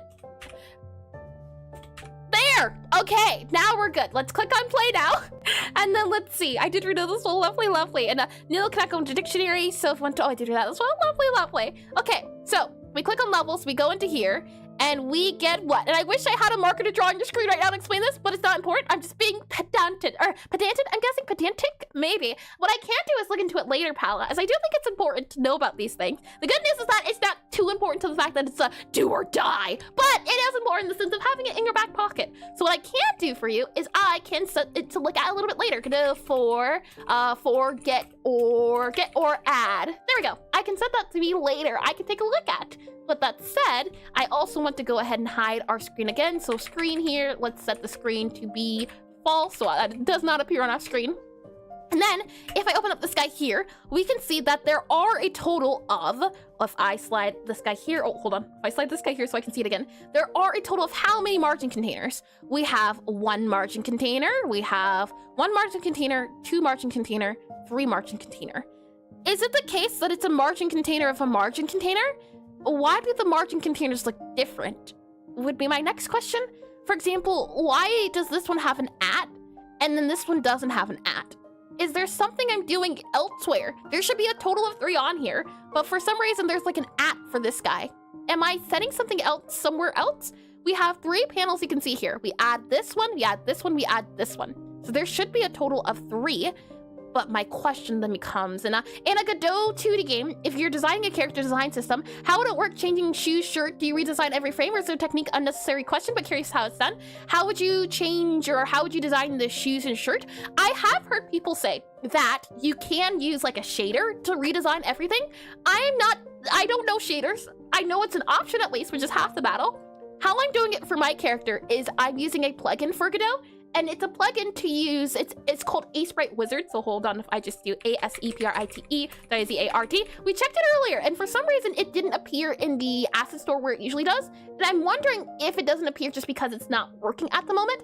Let me go ahead and send this guy here. But I'm using a plugin for Godot, and what this Asprite Wizard allows me to do is I can then use, and Asprite is the plugin. Asprite is a program I use for my art. I do pixel art, and Asprite is the one I use. So if I go in here into player, what you can see is that there's a player sprite underscore Asprite, and the idea behind this plugin is that it allows me to modify the sprite outside of the game, and then I can modify it, or then I can just change it in-game. So if I go here very quickly into this guy here, what I can show you is the sprite sheet. So this character here is who Gabby is. And for example here, if I just very quickly wanted to change how her walk down animation was, I'd be able to, say I wanted a little floating thing here. I could add a little dot here to our walk down sprite, and then I can save it here. And then I would go back into our programming here. So something like this guy here. And then if I reload the player sprite, so if we go back to here, we then go back to our player sprite here, having this flexibility allows me to do different things. So I can then do re-import here as it re-imports everything.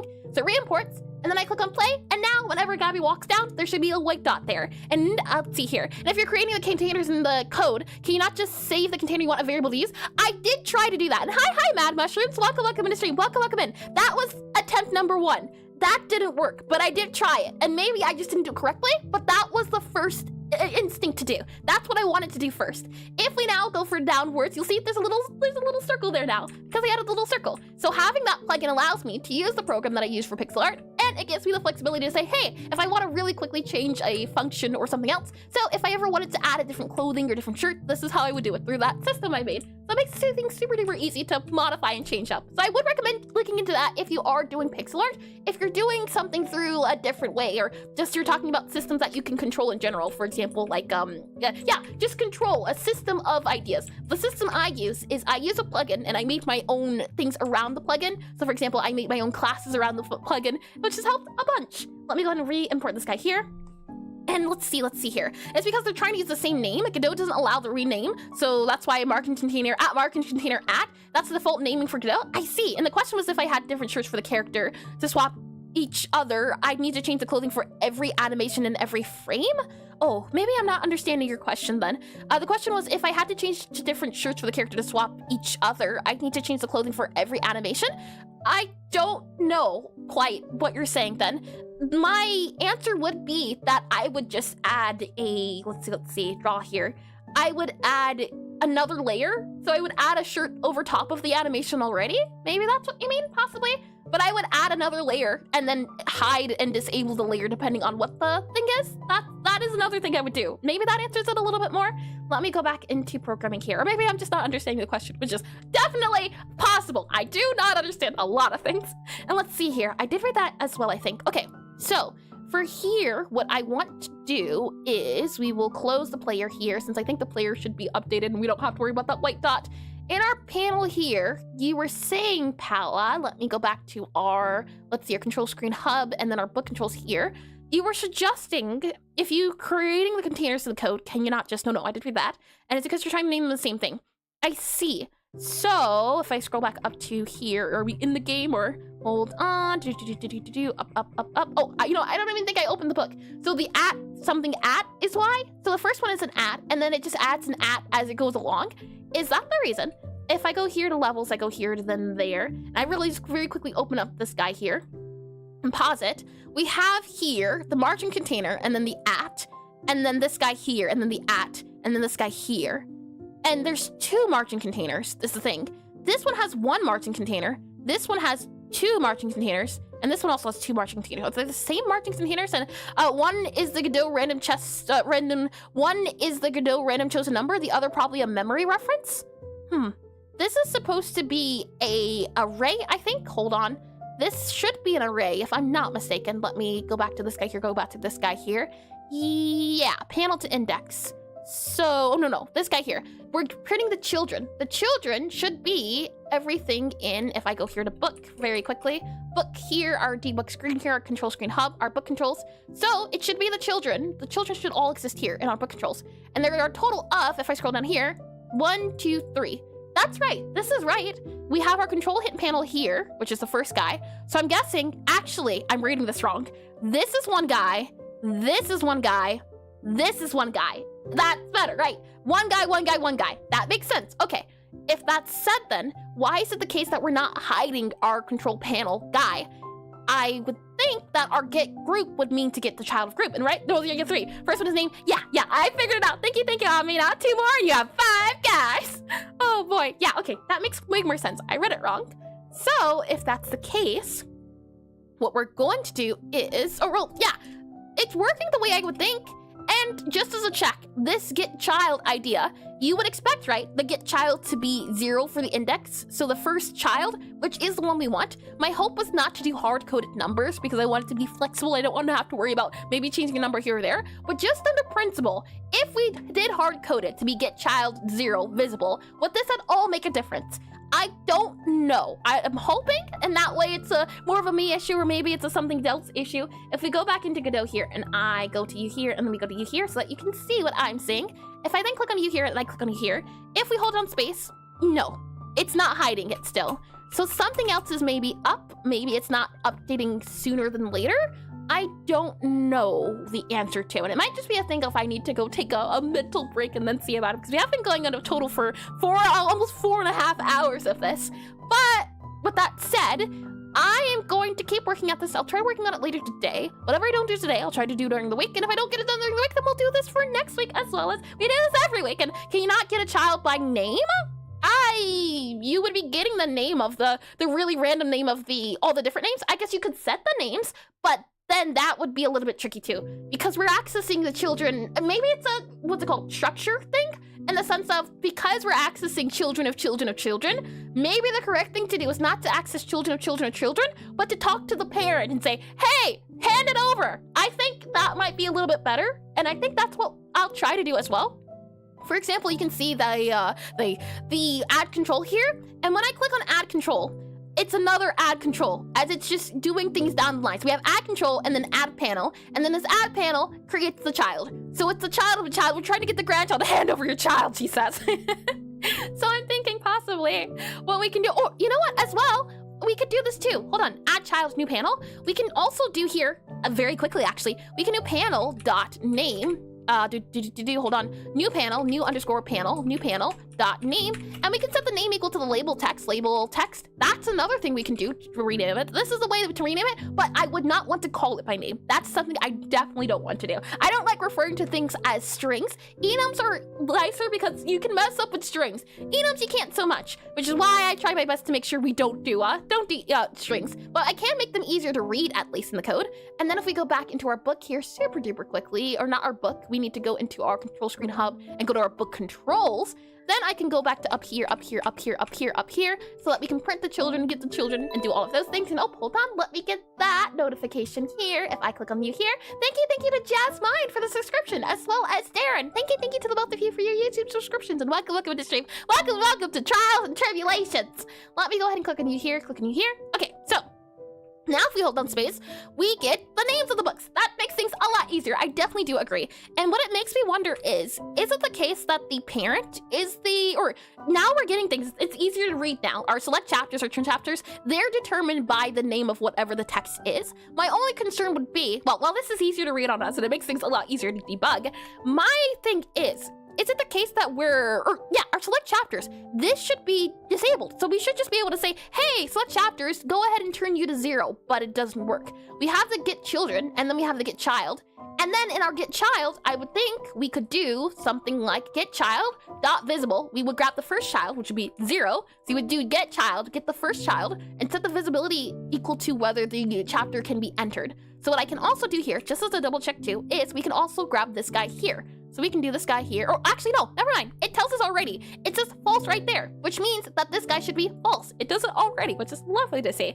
So I'm not too sure why, but it could just be a thing of needing to go on a walk or take a bath or go to sleep and take a nap, things of that nature. As when you program for a long amount of time, long stretches, you do definitely start to overlook things, which is no good. You need to be in tip-top condition so you don't miss a lot of things. So I think I'll work on this later today, if not, or rather, once we finish the book controls, the next thing on the menu, as we go over the recap of everything, once book controls are completed, next thing on the menu is that I do think redoing the dialogue system would be a good idea. We started on it, but I think the dialogue system would be the next step, once we finish the controls. So that's to say, let me bring you into here to make things a little bit easier to understand.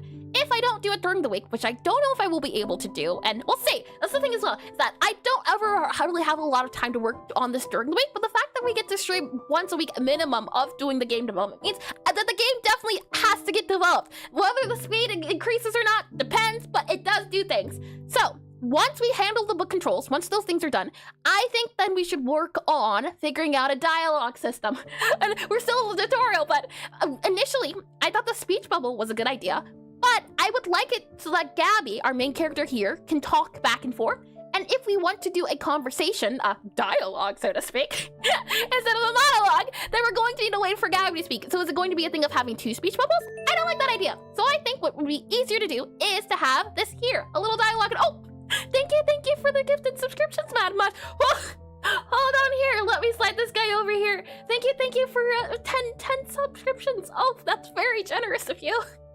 My goodness, I was not expecting it one bit, and I appreciate it all over again. And well, let's go so far. Click up with the top. Thank you all over again, and then thank you for your generosity too. And I'm glad that you enjoy what you see as well. That's always very sweet to hear and see too. I think a dialogue system would be a great idea. And yesterday we played Deltarune, to any of you that know of the game, and I'm not saying it's because I'm biased or anything to enjoy the game, even though it's one of my top 3, but I do like the idea of having characters talk with portraits instead and having the dialogue go here instead of a speech bubble. I like it because we're able to explain the game and have the characters show their personality through the game itself instead of somewhere else. And what if you develop the game constantly adding new features forever? That way, the fun never ends. The fun will never end. The fun will never end. Where's that from? I forget, but I know it was a thing before. That said, if I don't do this during the week, this is what we'll be working on next week. And if I don't do the book controls, that is also what we'll be doing. That is the to-do list so far. That said though, if you'd all like to try the game, and while this isn't the version you'll get, so this version here isn't what is up on itch at the moment, since I want to publish the game with the new tutorial, since if I publish the game as it is right now, a lot of people will be confused and it would make no sense since the book has been added to the game in this new version. But since the book controls haven't been added. If I were to publish it, it would be really confusing to people. So I've held back. Yeah, I've held back on updating the game for a good amount of time, but you can still get the feel of rhythm and typing and cafe game if you'd like to give it a try. If I do exclamation NECROTYPE, there you go. You can give it a try on itch. And if you'd like to stay up to date, and if perhaps I do work in it during the week, and you'd like to catch and chat for about a bit, chat for a bit, there is a Discord you can check out where I do devlogs as well as go into the silent studies and do co-working, and we do meet at mics and do study sessions or work sessions or things of that nature sometimes during the week if I can find the time to do so. So if you'd like to have a chance at getting more information on the game and getting the latest updates and things and staying in the know, you can do exclamation DISCORD, and there is a Discord as well. With that said, I stream from Friday to Sunday from 1 to 5 p.m. EST. We'll be continuing programming. I also do art, and next week we'll actually be doing a community art where we'll be all drawing on a big old canvas together, which would be a lot of fun. Actually, I think I should have the guide pulled up so I can show you what I mean, as it's always a lot of fun. We do it at the start of the month, every month, because we spend so much time focusing on learning and studying pixel art that I think we need to make sure that we also remember to have fun with pixel art. So what I can do is I can bring you into, let's see here, if I click on you here and click on you here, yes indeed I can. What I can show you is, and nothing cursed is ever created during it. What do you mean nothing? It feels like it's a guarantee at this point.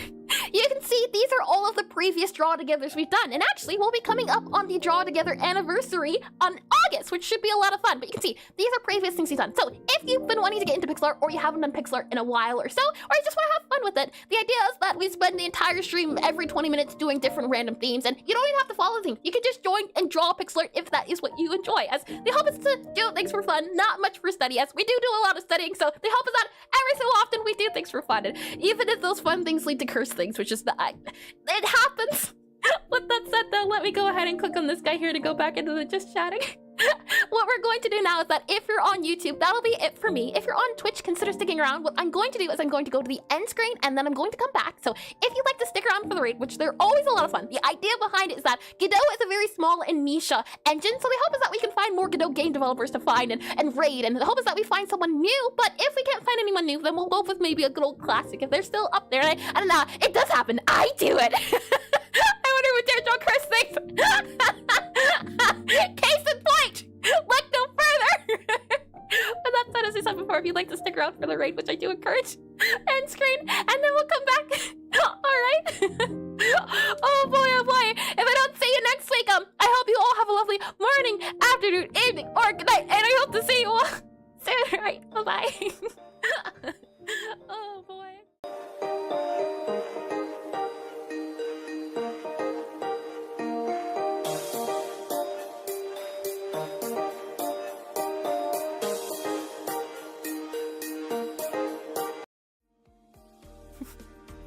And so, we're back to that part of the stream again where it's just us purple people.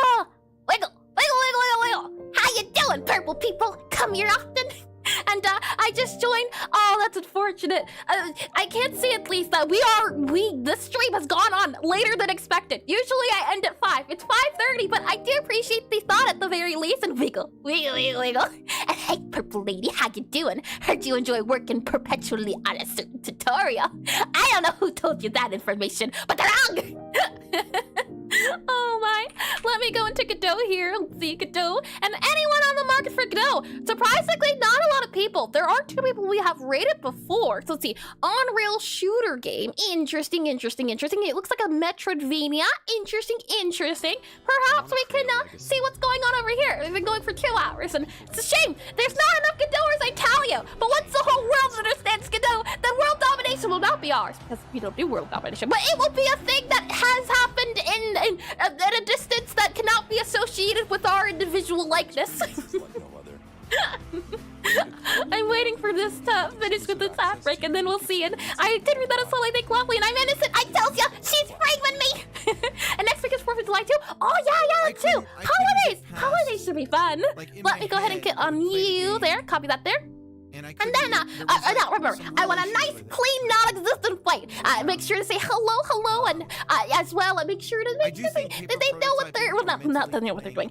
Say hello, be kind, and give them a good old warm welcome. I mean, we're going over there, but sadly speaking, it's a welcome in the sense of making sure best behavior, business, no chaos. I want orderly conduct, all right? because we're not chaotic here. We're serious. Business people who are business serious. With that said, I hope you all have a lovely one and a lovely week. Mother Week or chaos. No!